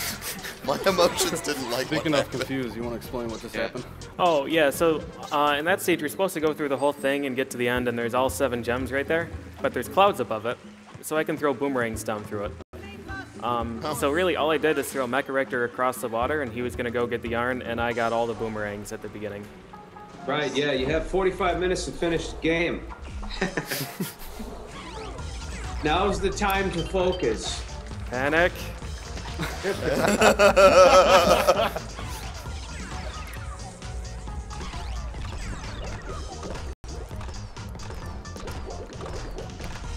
What was the idea behind playing with the water to get the boat to come to you? Well, I mean, there had to be a way to call the boat back, and the only way I could think of it is, you make the current.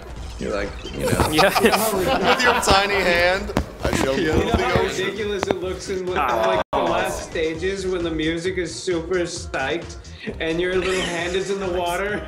You're just paddling a boat. Well, my favorite is when you have like the serial killer and he's just playing in the water. Nice.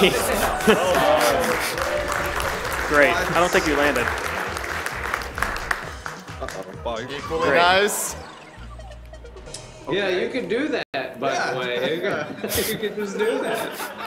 It's all working as intended. You just, you're going so fast that. Yeah. You just go right through. Would the devs mind taking a couple of questions that people have donated with? Of course. All right. The first one is this game autobiographical? Come here. Okay. And one that we've received, I think, about 10 or 15 donations for. Stamper, would you please insult Cancer as the narrator?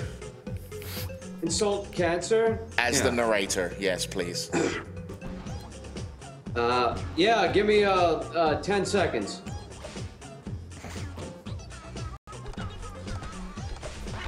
Okay, I don't like you, Cancer. You need to stop being cancerous and go die.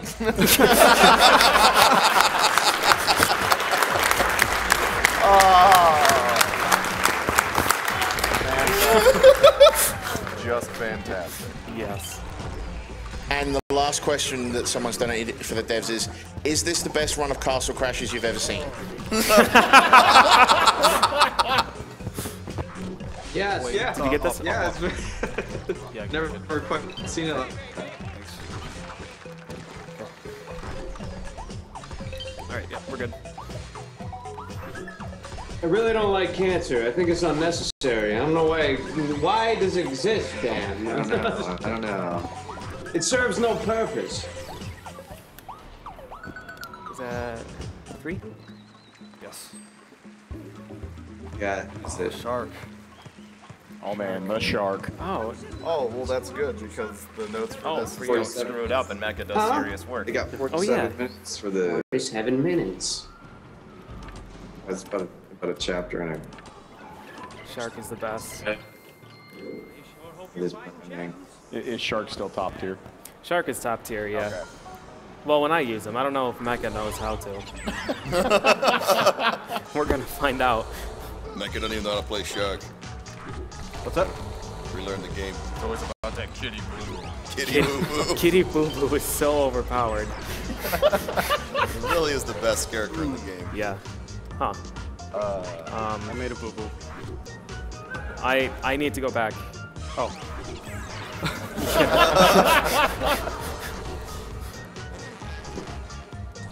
See, I guess Shark isn't just universally top tier. I have no idea how to use Shark. It's too much power for one man to handle.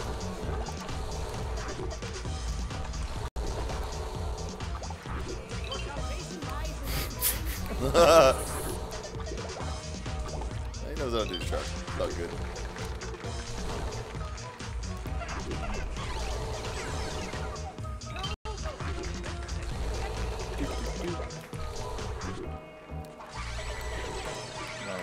So at this point in the game, the stages are supposed to require some pretty significant coordination between us.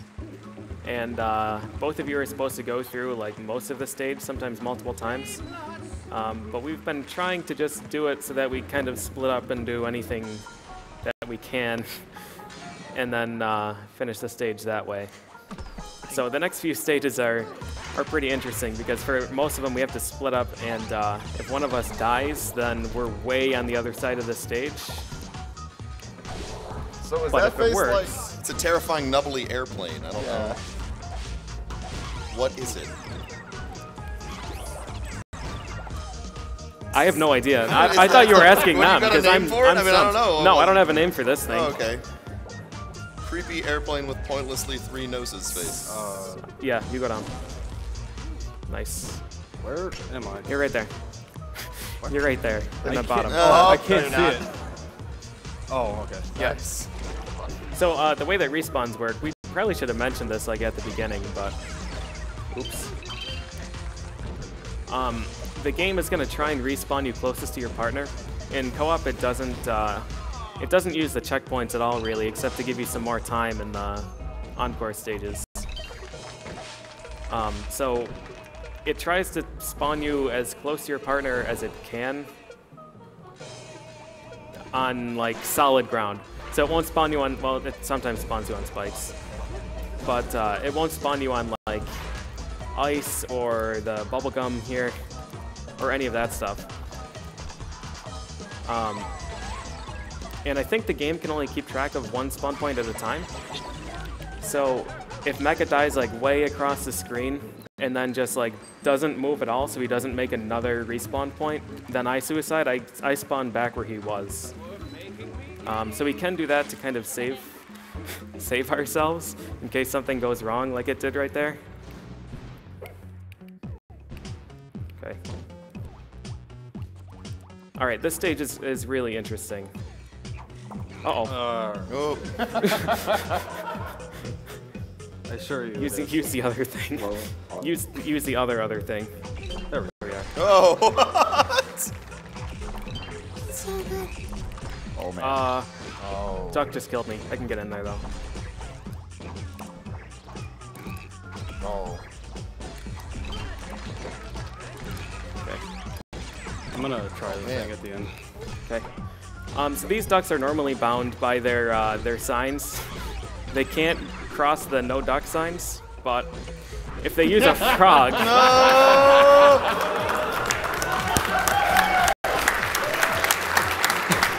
Oh, that's so awesome. Then he's out. What's happening to the bad things are happening on my screen. Flipping around. The duck is on different places in both screens. Yeah, Did we desync? Yes, I think you did. Oh, like disconnect desync? Oh, I don't know. I think we did. I think the duck was never meant to leave his cage. Oh. No. Huh. That's. Well, we can fix this. Could we change the screen back to the not game feed?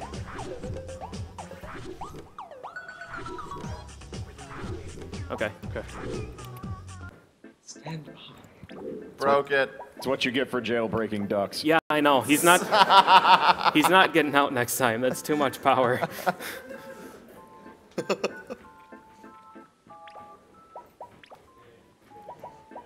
Technical difficulties. Should not PJ and Mecha have surprise been anybody. playing for 2 hours, and this is the first time it's broke. I call that a No, major accomplishment. That's pretty good.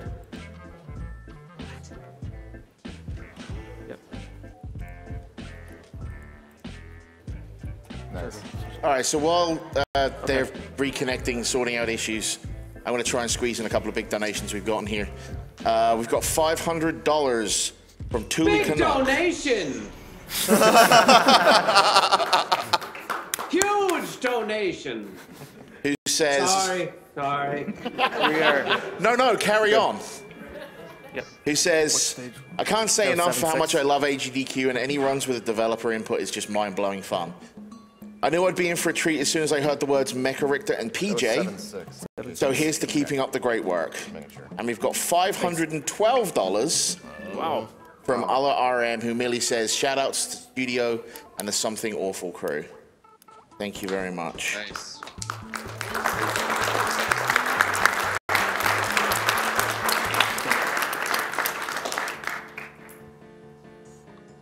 Oh, goodness. Are you guys ready to get again down there? What?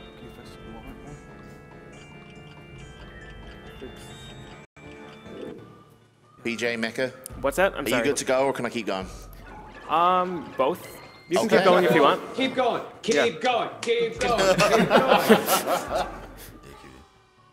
Okay, we got a couple more here. $200 from Chef Mike, who just says, donating for a great cause. It's amazing how much the community and you guys have raised so far. Well played and GG. Thank you, Mike. Chef Mike. $50 from Goran, who says, Battleblock Theater is one of my all-time favorite games, and I'm glad it's being played to beat cancer. Cancer is bad, games are good. Cancer is bad. Games are good. This is like the... Not working. Oh, shoot. I can't throw frogs anymore. What did we tell you to do? Wait, Oh, no. You did? It was an accident. All right. Everything's going to be okay. We're gonna make it. Do you need help? I might. The duck's here to help, though. Nope. It's pretty obvious. He's like, games are good. What? Cancer is bad. The saw blade just juked me. He turned around. That duck is just... Yeah. He's going. You got Duck is this. the best part. Forget.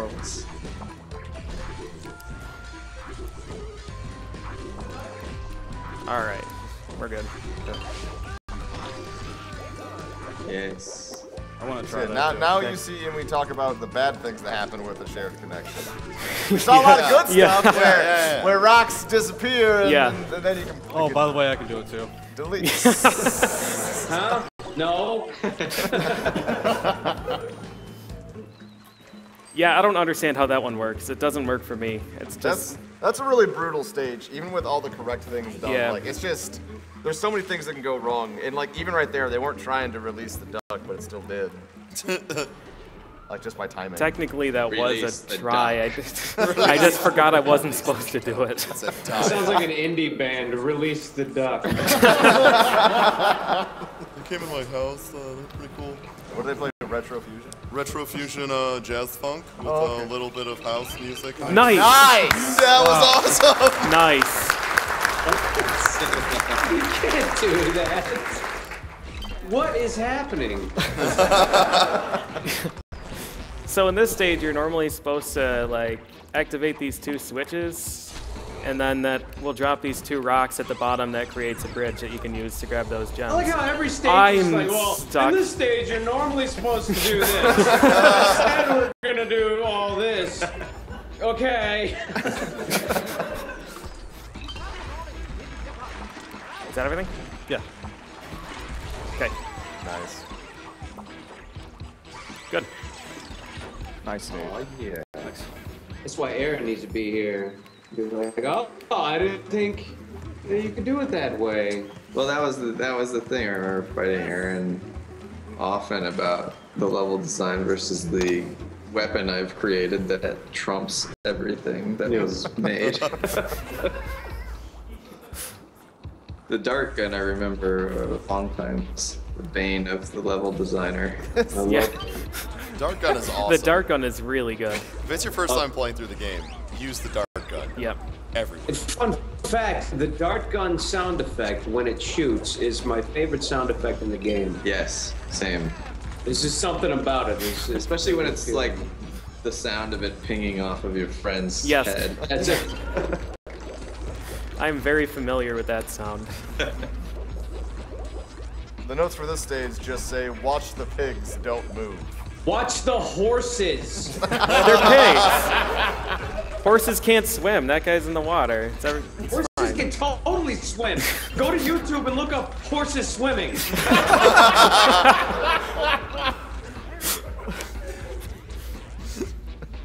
Plenty of Western movies where people got to cross creeks and rivers on the horses.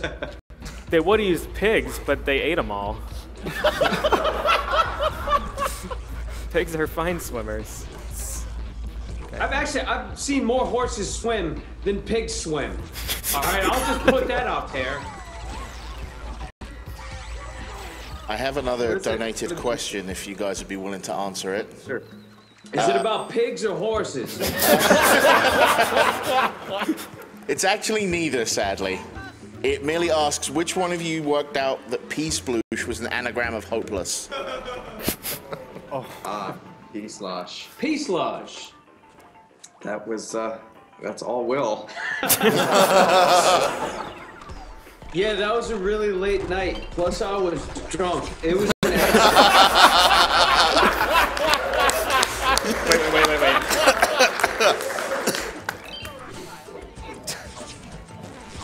Did that answer it? Okay. Yes. Perfect. Nice. Oh. Nice. Good. P-slosh. That's probably the only anagram of hopeless.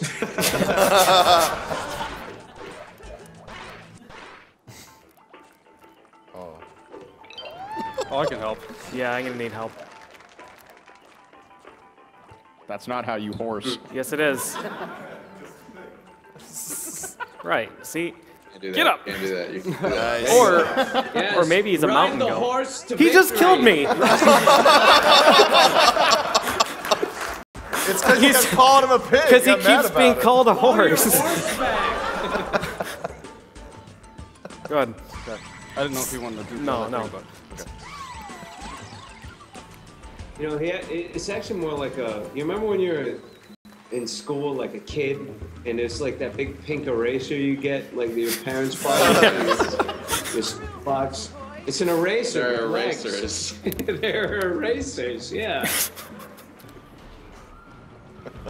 Whatever you want them to be, you know? Like, that's why we don't tell you what they are unless we're here and we argue with you. Yeah, that's...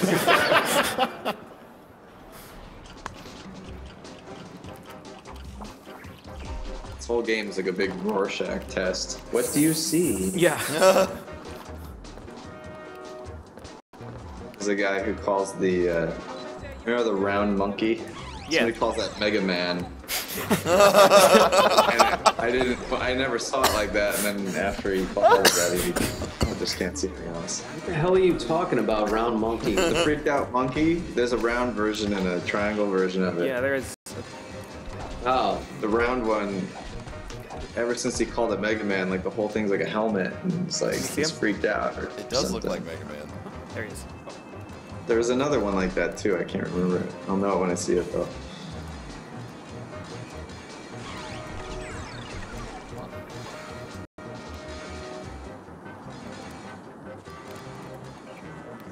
Okay. Alright. Very careful.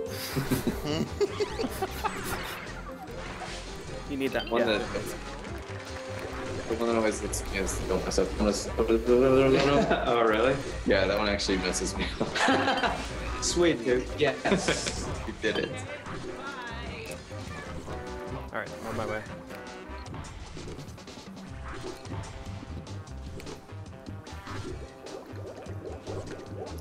I need your help. Yeah. Oh, I understand.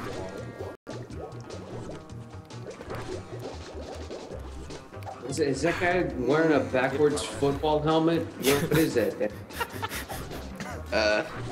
The one guy's wearing a bowler cap, and the other guy's wearing like a baseball. Right, it's like a pitcher. Yeah, there's Clockwork Orange, and then there's the other guy with the backwards. Yeah, it's like a pitcher's helmet, but then it's got the stripe down the middle, like a ball helmet. Cool, dude. It's a racing. Yeah, it's a racing helmet. You're gonna throw the ball real fast. It's gonna race with it. I have another question for the developers, if you would mind. Ask away. Ask. Don't even wait for pauses. Just ask. Now this one is a little more central to the speedrunning marathon of AGDQ, and it is a donation for $50 for your choice to save or kill the animals in Super Metroid. This is an important question, and there is a right answer. Choose wisely. Well, right is relative, is it? No. Not in speedrunning, it isn't. No. You choose, Will. Save or kill the animals? Save. So you're going for save the animals? No, kill. Are you sure? Kill. I'm gonna go with kill. Kill the animals. That is the correct answer. That's the correct answer.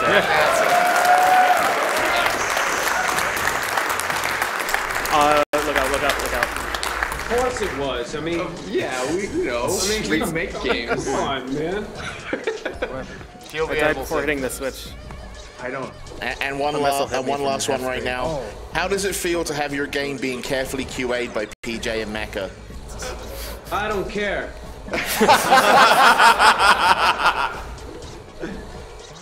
You know, it's you have to hit the blue switch. I've seen some of these tricks before, but we pretty much made it so they're nearly impossible to do some of these tricks. So I actually thought a couple of these were you could never do them, and then I see them do it, and I don't know. I view that as like a skill thing. It's okay. You go. Because I don't, most players are never going to encounter that unless they try to hone that ability. So I think it's actually pretty awesome to see it. So follow-up question, are you now going to patch them out? That's an important question. If you do, can you wait like a few weeks? Yeah, I think like some of those things I think they're really cool and they add to the whole experience. So I wouldn't. Oh, there it is. Oh my God. I don't have a rock. I can't do it. I don't think that I would patch any of them out, but like something like with the boulder doesn't seem like it's adding any fun. So the boulder, I want to look at it, but for all of the other tricks, I want to keep. Oh, yeah. The boulder is a big problem for like casual co-op play. Because yeah, you'll just try and pick it up and you get smashed in the head and you die. Especially if you're trying like insane mode, because then the whole level has to be redone because you tried to move a block. The first thing you learn when you play the game is that, oh, hey, you have to pick it up. Yeah, I don't get to move any of those. That's the rule. Yeah. It's a trick, and I'm pretty sure that it's created some arguments. Fist fights.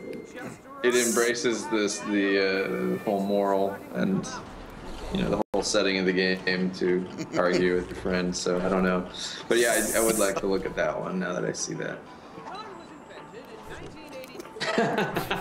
Yes, Stanley Yarn. Stanley Yarn. He's still not shutting up. So He's that line, talking. Yeah, so that line, the Stanley Yarn line's only supposed to like show up once or twice in the game, and we left it in the pack because we really liked it. But it's just now it happens all the time. It's my most hated line in the game. Yarn with the He never shuts up. Yeah, it's just a really long. I don't know. I like it. I don't know. So we kind of trolled Stamper with that one. Yeah, by leaving it in the regular pack. Sorry. It's okay. He jumped on the bubble and the bubble didn't pop. Yeah, that happens sometimes. Sometimes that bubble kills me too. Yeah. Things stop. How'd you do that? You want to explain it to me? You using the Game Shark? Is your bubble? Stop using I used the Super Nintendo controller. The Super Nintendo controller. Yeah, my turbo jump. How many Game Sharks you got hidden in there, Yeah, buddy? you have to hit jump again so incredibly fast to make the bubble not pop. No, I don't hit jump at all. Like it bounces and then I get another jump, but again, as a client, sometimes it just has trouble syncing things. Oh, that was the client trick. Yeah, Nice. yeah. The client boost. Client boost. PJ. Yes. Oh man. PJ. What? PJ. PJ is I was just trying to mess you up. PJ is one of the two names that reminds me of food. So PJ is peanut butter and jelly, and then I know this other guy named Mac, and it reminds me of macaroni and cheese. So it's peanut butter and jelly and macaroni and cheese. Every time I hear the names, I just think of food. Yeah. I can see PJ, so I'll think of peanut butter and jelly. Maybe putting it in a skillet and grilling it on both sides.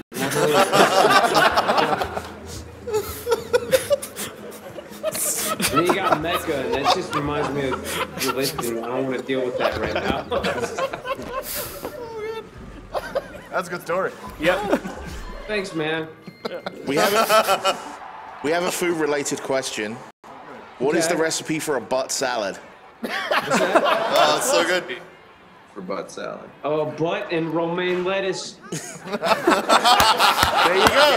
You keep it real clean. You don't want any dressing or anything. Yeah. You don't want to disturb any of the other flavors. Butt salad. It's simple. Yeah, I did that line, and I didn't expect a visual of a butt. You make, that's the thing, right? He sends me this audio, and I gotta say something to go with it. And it's like, well, what do you think's gonna happen when you say butt salad? It's gotta show up. All right, that's fair. Don't move. What was the other ones like? Something good with butt salad. The side of butt salad. What is the thing before the side of butt salad? I don't know. What? Oh, doo-doo casserole. Doo-doo casserole. How do I? Oh. Yeah, we're good. Hey, you actually thought of what would happen if that. Strats. Oh, I like that TV guy too. He reminds me of. Anybody see that movie, Dead Leaves? How are you doing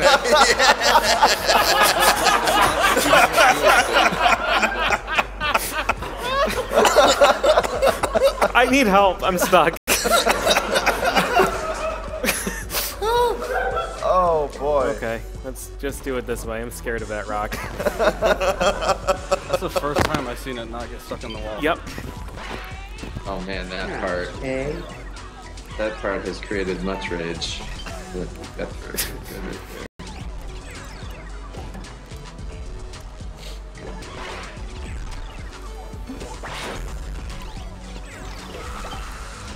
Oh, I actually got through that. Oh yeah. Whoa, me too. Cats Oh, were is that that's a surprise. the cats weren't in the first release, right? These grenades. Oh, I the remember this grenades. part. The grenades. As soon as you start dying, you just can't stop. Oh god, it begins. It begins. I told him not to get the hat. It's his Go fault. get the horse. I got it. It's important. Nice. Nice job. I really like the placement of that energy ball cat there. Wow. David, I don't want to bother the horses. TV. You got 23 minutes. You got 20. Why is that different? For the vault, huh? Why is what different? On your screen, he was all the way famous, and he was on his screen. Oh yeah, that happens. Okay. Yeah, what I don't does know. the famous Yeah, what meter does the do? famous meter mean? That means you're famous. Ah. Yeah. For one, it's supposed to patronize you, and the other, it's supposed to show you how many things that you got in the chapter. On the screen, it lights up and says the word famous, genius. What do you think it means? If you ace everything, it's supposed to go all the way to the top for that chapter. Okay. So yeah, here comes Chapter 8, which is just... Chapter 8 is tough. It's easy. Fun. I hit an invisible wall. We're going to have a strange pattern here. Okay.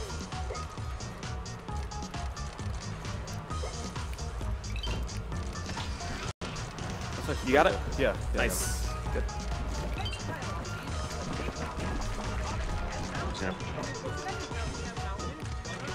Okay. You like this one too, Will, or you talk about Jump Mountain? Yeah, that's really stupid.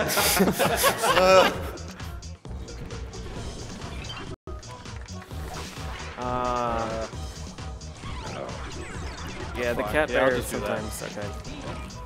Did you say cat bear? Yeah. Cat bear. Hmm. Oh. It's a rackalope. Oh. Yeah, he like woke up and it made the blocks appear. He does that sometimes. Okay, Excuses. that was cool. Oh, you got it? Yeah. Nice catch. Burning flame. It's clever. Oh, that's Wow. Wow. Only died That once. was beautiful. Yeah. That part's fun on Insane too. Yeah, that part. Even they were surprised they beat it. Yeah, that part is. Yeah. It's easy. Easy, yeah. Yeah. It would be easier if there were like more cannons there or something. Yeah, I think that would. I'll put some more in. Yeah, on your patch, just add more cannons to that part. Good tip. Wow, he looks fast. It's hungry. I'm gonna race him. Cat bear. Run. Cat. You know, neither a cat nor a bear has antlers. Just so you. What? Yeah. Okay. No, I've heard a lot of words for that one. There's the file on our end's really boring. It says monster. Monster. Cat bearalope. Well, you call that a rackalope, right? Now I get the raccoon, but like the lope, I don't get it. Rackalope, like an antelope, rackalope. I don't. You're stupid, Dan.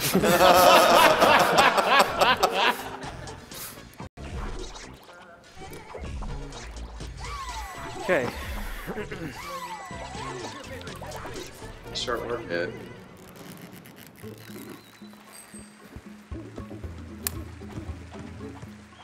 I feel like an idiot. The guy that he was playing with, I always thought it was a bell, but it was a giant nose.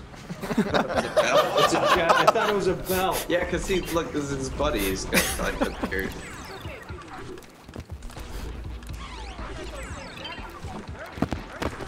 Did you really think it was a bell? Yeah.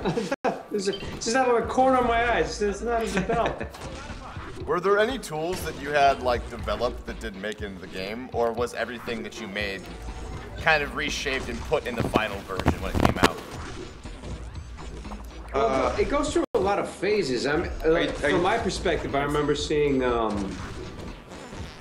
a stage where there was blocks that weren't used, like straw blocks and I saw that. hay bales and yeah, stuff like that. I see that. Everything's fine.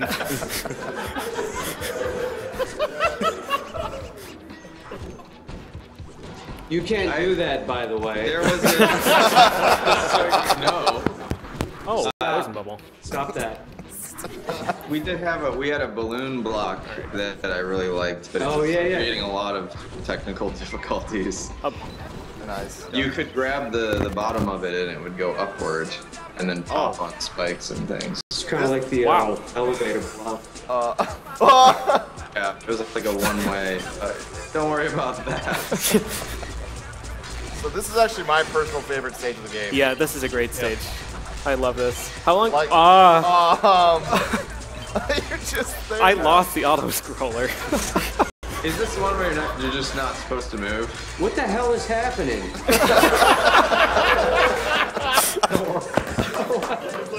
This is my favorite stage. See, that's why it's my favorite. done. Yeah. I thought it was creative. I love that stage. Yeah, How long did that great. take to make? 5 hours. I don't know offhand, but I know Was that that guys Aaron? went through a bunch of iterations on these. I think that one was a bit of a nightmare.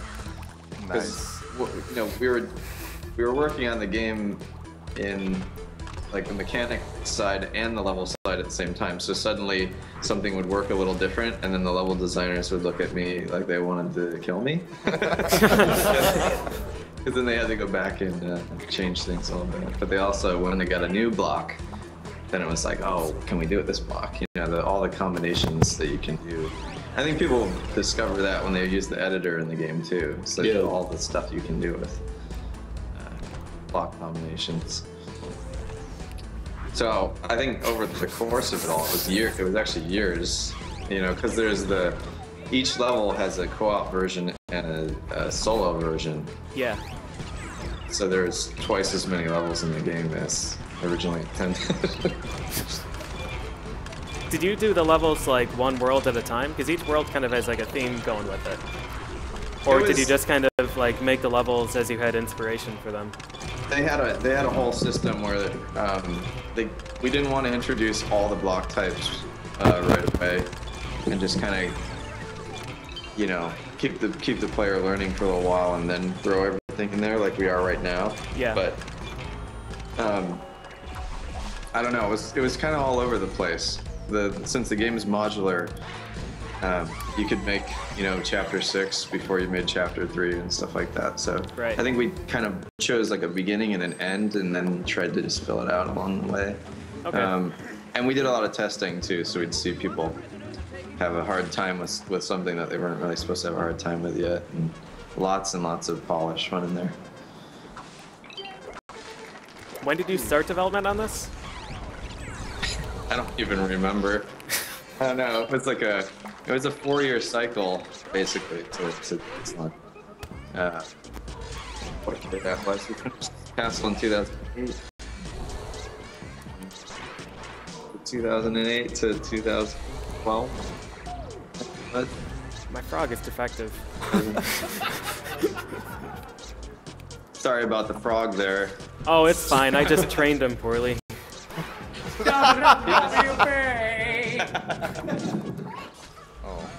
I'm gonna need. Yeah. Are you trying to? Uh-oh. I didn't have enough gym badges. I can't control them. Can you? You need to jump. Oh, yeah. All right. You need to jump. This should do it. Okay. Okay. Cool.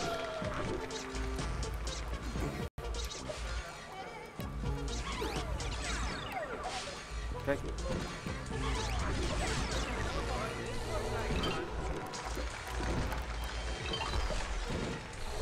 I just saw blade jumped. Did you really? Yes. Nice. Yeah, there's also 1 pixel on saw blade blocks, and I did like complete accident. Yeah, I'm not sure how the saw blade jump works because I've never had any success doing it. Yeah, I have never seen that. We didn't even get the time bonus. Let's just pretend we did. Yeah, 99%. you totally gotta do it. Yeah. We do have another question here from a donator. Yeah. Who asks, how does it feel for you guys to have Battleblock Theater being higher rated on Twitch than League of Legends and Call of Duty added together?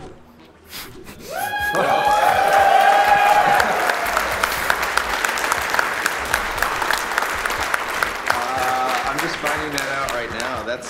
That's really cool because I like those games a lot, and I have a lot of respect for those. To be able to be rated like that's amazing. I'm really glad people like it that much. That's crazy. Is it?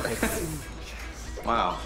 I don't know. You know, you caught me off guard. I had no idea that was the case. Yeah, because right now you have 104,000 viewers. Wow. Wow. Holy crap. Oh man. Nice. Well, thank you guys. I mean, it feels great because you know, for 4 years we're working on this thing just hoping people will like it, and to find out that it was more worth it than we even thought. That's just awesome. I mean, that's why we do it. So thanks, guys. Appreciate it. So 8-5 again? 8-5 again? That was an amazing run, by the way. Just watching it. That was cool. And another question here from Corellius9. They played Battleblock Theatre at Comic-Con in 2009 and loved it. And when it took so long to come out, they were very afraid it never would. What do you think is the biggest change that has happened between 2009 and release? Oh boy. I think the scope of the game surprised us all. We were aiming at making this game. Well, so since every time we make a game, we do a different genre, and that basically means that every time we make a game, we don't know what we're doing because every game works differently under the hood based on its genre. So with this game, you know, it was hard to say when we'd be done and how complicated it was really going to be. And so it just kept surprising me that we had more to go. Because you get all the blocks in place and then you had to add something else. It looks so simple, right? But there's just so many pieces and so many things to tweak that's what really surprised me, I think. Yeah, this is a pretty involved game. These are not simple levels. Yeah, that was the other thing. We had 3 guys working on the levels most of the time, and I think that was the minimum amount we could have had. There's just so many iterations. There were at least like 600 levels that got thrown out because they just didn't fit in. That's a lot. Wow. That is a vast amount. There is a lot of iteration in this game. Yeah, that's insane. Would you ever consider like releasing all of them? Yeah, how many of So we those can are in play like the fur bottoms things that you do? Well, when I say that, I think some of these would be like just worse versions of the ones we have now. So we could, but I don't know if anybody would like that. Yeah, there's some really mean ones though that I'm sure if I asked the guys to put together, we could do that. We're actually putting together a pack right now for people to go through. So some of those are actually going to make it in. So I'm not sure when those are out. Hey Megan, when are those levels that we're making now? Are you talking about the remix? Yeah, the remix. We'll be doing it sometime later this year. Okay, yeah, so a little bit later this year you'll see some of those. We got to make sure they're all nice. Awesome. Yeah. That's great. Yeah, that's awesome. Looking forward to that. Those are going to be the fur bottoms features. Is that where they'll be? Eventually we're going to feature them. Yeah, so they'll be in fur bottoms features. We'll make a blog post about it. That's so convenient. Sometime later this year. Well, we learned our lesson. We don't know when we'll be done with things. It's a secret. It's a secret. If you've got some really terrible ones, just send them directly to PJ because he probably deserves it. Probably. Block is so sad. It's so sad. Did I get that? Yeah. Okay. Yeah, these later levels are really punishing. Yes. I think it's a. Oh, I thought you made it.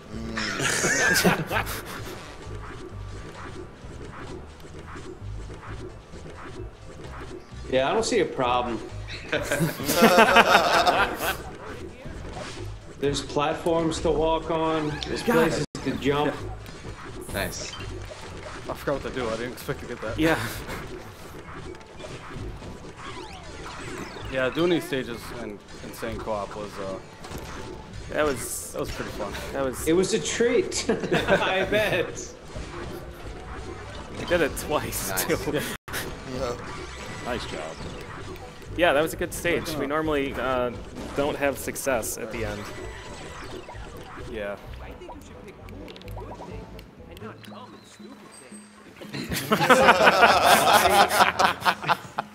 Dumb doing stupid things. Why did he say that? Because he was changing his guy all fast. Wait, why did I say that?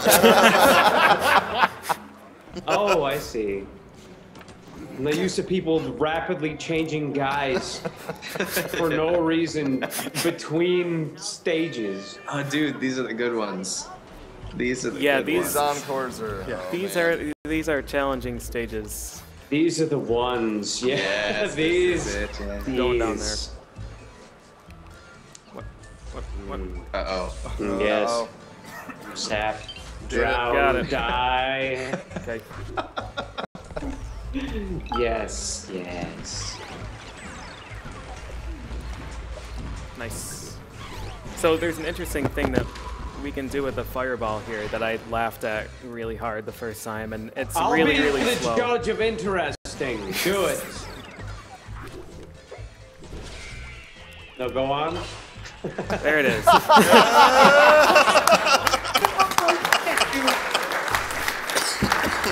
I'm gonna set you on fire first. Oh, I didn't get the full boost. Huh. We will do again. I'll gladly push it to There we go. There you go. Whoops. Whoops. Dan, nice game.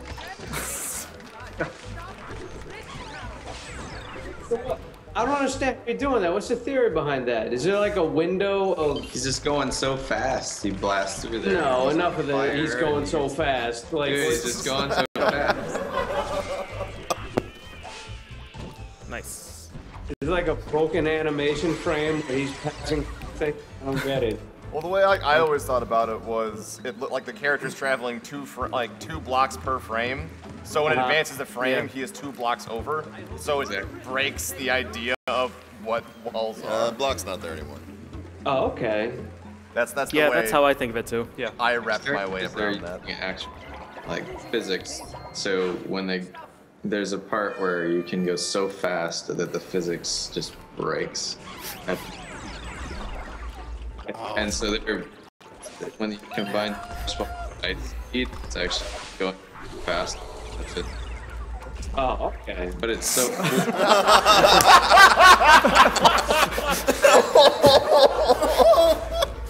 Okay, that was good. I think what I Sam actually wants to did. know Oh is my if God, he can dude. reenact going through a Me wall too. if he runs fast enough. Wait, you got the bottom Oh jump? yeah, he can do that. No. Okay. Just wait for it. Yep. Yeah, this is like the hardest stage in the Yeah, game for this us. stage is really rough. No. Just a little. We did it though. Yeah. Nice. That was a nice job. Yeah. Yeah, that was great. Really good. Okay, now just don't screw this one up. Yeah. You said this was your favorite stage, right? No, This man. one? The first stage that you made? First Oh, it was the encore? first stage. Oh, yeah. First encore, I think. Is this the one with I'm trying to remember. This one. Oh yeah. So this is yes. the big open room, right? Yeah. Yep. Okay. So this is That was just say energy ball for this. You'll see why. Big you got a letters. good pattern. see why. Nice. All right, respawn. Nice. Huh? Oh. What? Whoa, that was terrible. So good. Oh man. Oh man. That was great. We had a great cannon pattern too. Done. Yeah, I mean, they're all gonna be spawning in a different. Sometimes you just can't do. Cannon pattern. That's a good name for a game. Cannon pattern. So it's the last 2 finale stages. Yeah, I need a special Yeah, We face need, for we this. need, we need the strongest. It's time for our mascots here. Hall of dudes. The really suspicious octopus. Yeah, Octopus is my favorite prisoner. Yeah, this is the best face for sure. Nailed it. I'm stuck inside.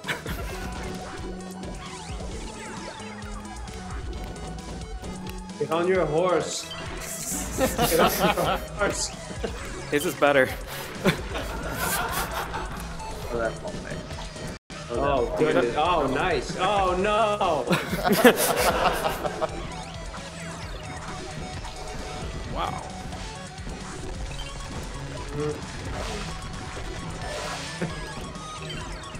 Wait. Huh. All the puzzle. Why do I have a dodgeball? Wait, why do you have dodgeball? What? I don't know. The dodgeball won't go. I need help. Nice.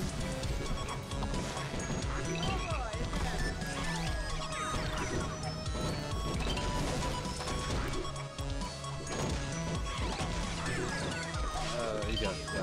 Yep. We got it. Yep. Okay. Something better. Cannon. Something fun happens on this stage. Oh.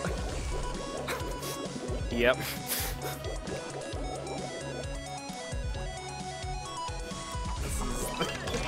Oh shoot! No. Oh. Wait. Oh, this is okay. Yeah, that's fine. That's what it looks like if you miss it. Yeah. We just want to show that off. All right. Cool. There you go. Wow. So now I wait up here. Yes, that's good. I screwed up again. It's okay. Hurry up! That yarn.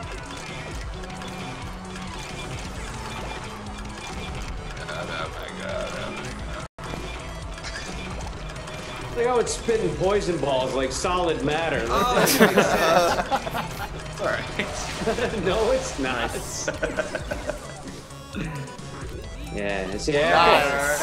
Nice. Good.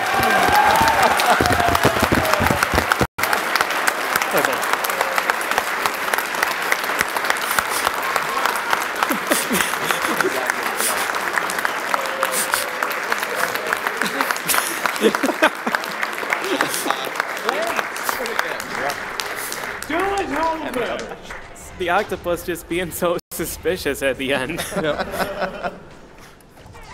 All right, we did it. That's time. Oh, wow.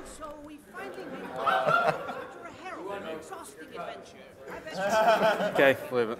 That's definitely the fastest I've ever seen it. But now it's time to relax in the forbidden moonlight of yesterday's promises, whatever that means, and treat ourselves to a nice big mug of hot cocoa. All right. What do you say, Hattie? But Hattie wasn't his normal jovial self anymore, children. He didn't say a word. He didn't even respond to hugs. Freaking hugs! He loves hugs. But he wasn't moving. He wasn't even blinking.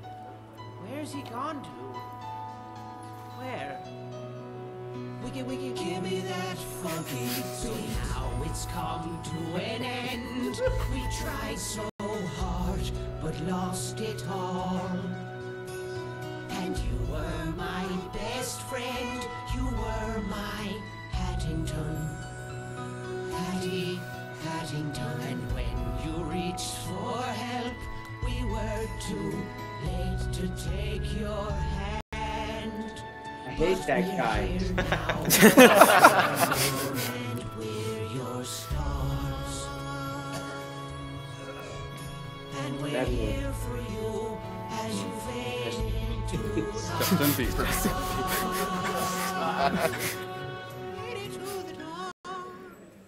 I love you, Hattie.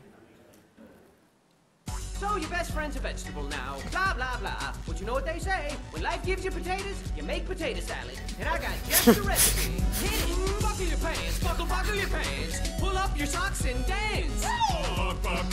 Buckle your pants, buckle your pants, buckle your pants. Hey, I said dance.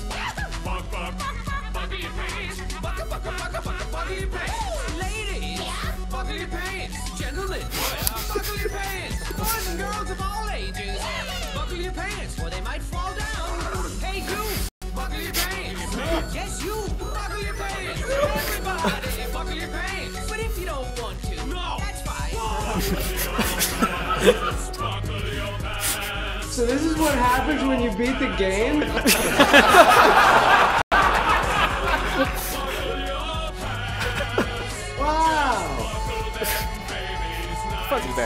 What's that? What's that?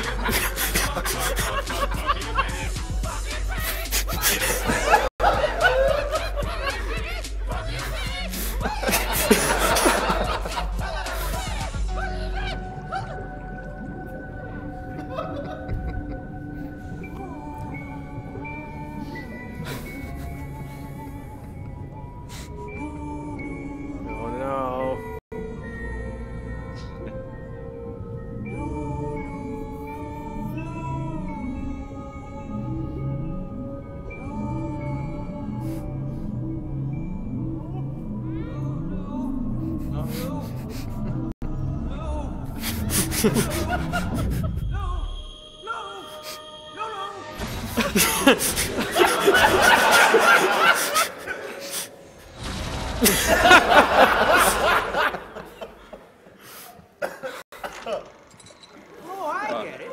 Because, yes. It all makes sense now. Oh, you think that's funny? You think that's funny? We'll see what happens.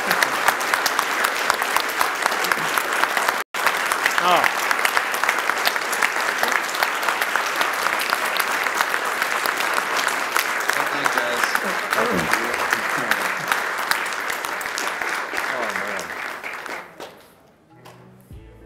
Okay. That's it. That's the run. Thank you so much again, guys, for being in the call. So that was an honor. Thanks for having you guys. So, ladies and gentlemen, let's say thank you to our guests in Skype, Paladin Dan and Stamper. Give them a big round of applause.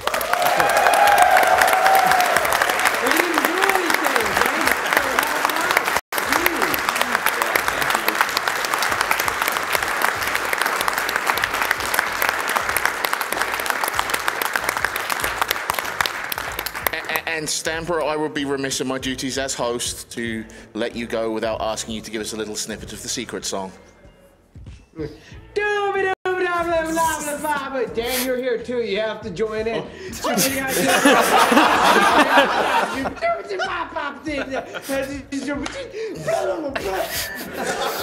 that snippet enough? I think that will be snippet enough. And ladies and gentlemen, that'll work. Mecha Richter and PJ. Well done. Well done.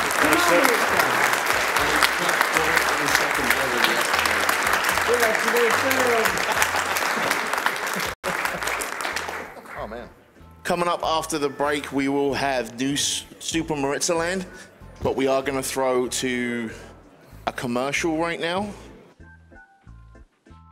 And we will see you on the other side.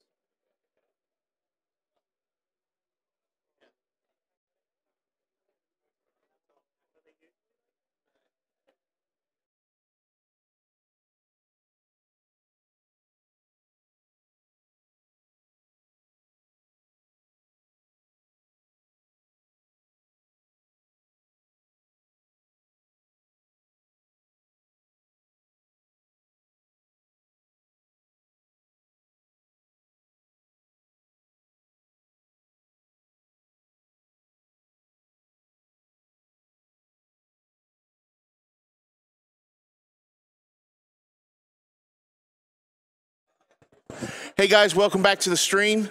We are going to do one more commercial here. We're going to do one more commercial because we've got something special lined up for one of our sponsors. So you're going to see a special message from Tiny Build right now. And when we come back, you'll have a new host. And it's been my honor to host Battleblock Theatre for you all. Thank you very much.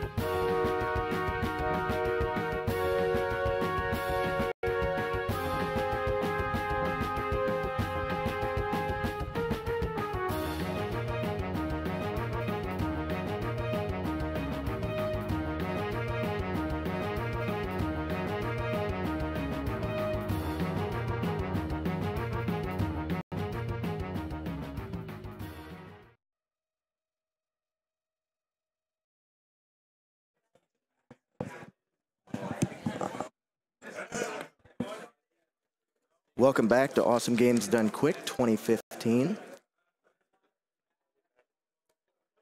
Up next is going to be New Super Marissa Land, run by Raindrop Dry. This is a Toho game, so if there are any Toho fans out there, make sure to watch this one.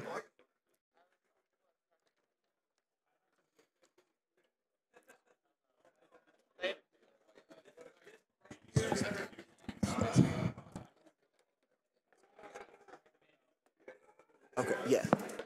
And we're back now, so we're good. I'm gonna start plugging. AGDQ, 100% of donations, all donations are going to the Prevent Cancer Foundation. Prevent Cancer Foundation is the only nonprofit in the United States that solely focuses on cancer prevention and early detection. Each year, more than 1.6 million Americans alone are diagnosed with the disease, and more than 500,000 die from the disease. However, research shows that up to 60% of cases and more than 50% of deaths are preventable by what we know now. The Prevent Cancer Foundation focuses their efforts in research, education, outreach, and advocacy, with over $138 million invested in over 29 years.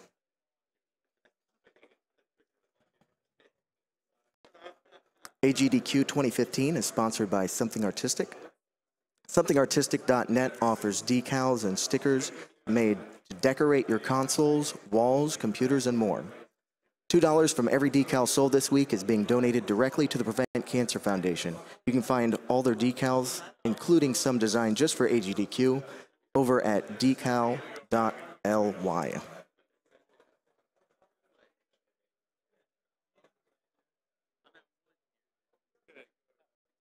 AGDQ is also sponsored by Tiny Build. Tiny Build Games is an indie developer morphed into an indie publisher. They partner up with indies across the world to help better their games as well as develop games themselves.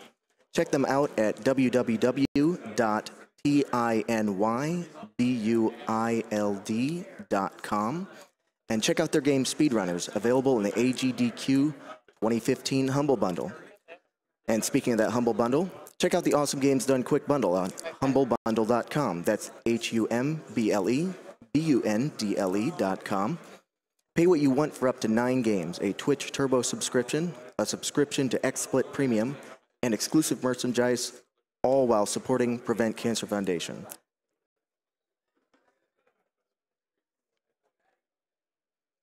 And be sure to get yourself a t-shirt at The Yeti. The Yeti is a t-shirt site featuring an awesome new design every 24 hours for a low price. The Yeti has partnered with us for AGDQ 2015, offering an array of shirts with $3 from every shirt going to the Prevent Cancer Foundation. Check out the collections at www.theyetee.com/gamesdonequick.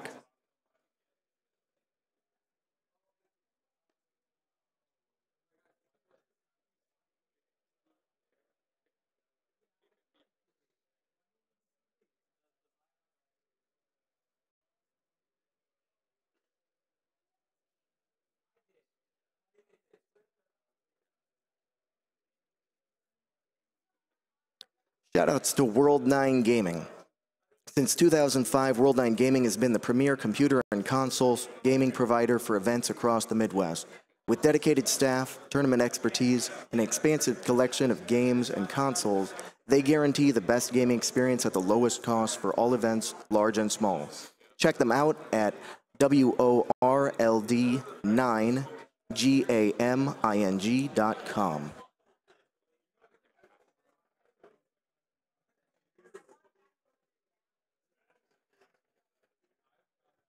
AGDQ 2015 is also sponsored by Turtle Beach. Turtle Beach transforms your gaming world with a selection of cutting-edge technologies, creating a product that completes your high-definition gaming experience and puts you up a step on the highest standard headset competition. Check them out at www.turtlebeach.com, turtlebeach.com.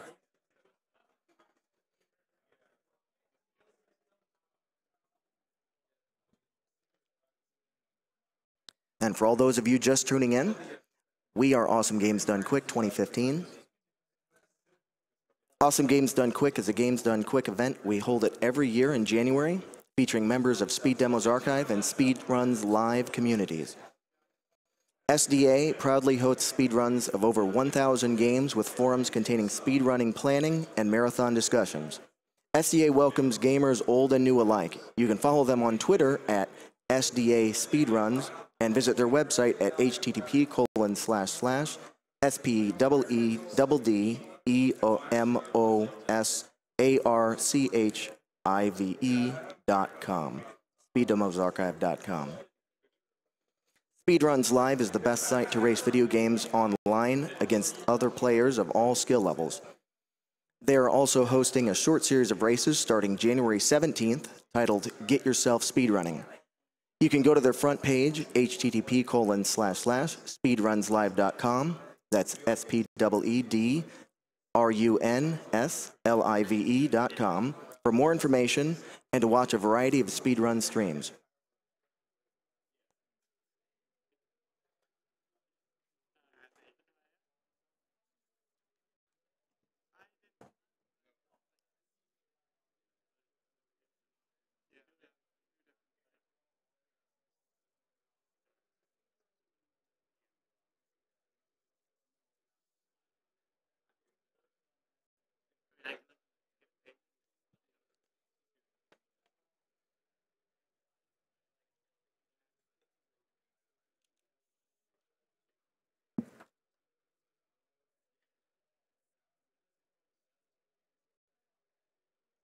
This year at AGDQ 2015, we have some awesome prizes. One of those grand prizes is a pinball machine donated by Pinball Joe. He's donated a Swords of Fury pinball machine as a grand prize for AGDQ 2015. This is a chance to own your very own pinball machine at home and help an awesome charity. Because this is a very special prize, a minimum bid is $50, with up to 4 bids for $200. Pinball Joe has also provided pinball machines at the AGDQ venue for people to play. Throughout the marathon, you can watch AGDQ attendees speedrunning pinball for the new world records at pinballdonequick.com.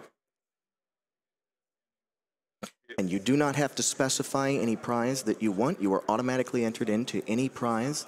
We would rather you put that towards killing or saving animals or any other donation bid war of your choice.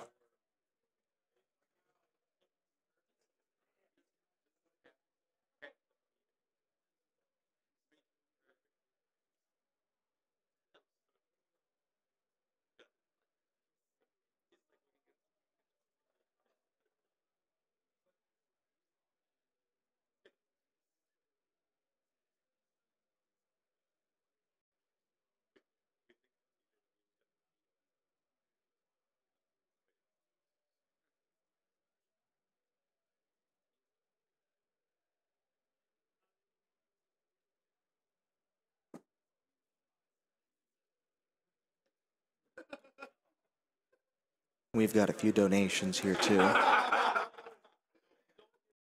David Wells donates $250. Cancer sucks. Lost my grandmother to lung cancer last month. And last week we lost a guardian in the Bro Force. Hashtag Desmo 2015. Also, I want to be the Boshi. Too bad I cannot beat Hello Kitty. Thank you very much, David.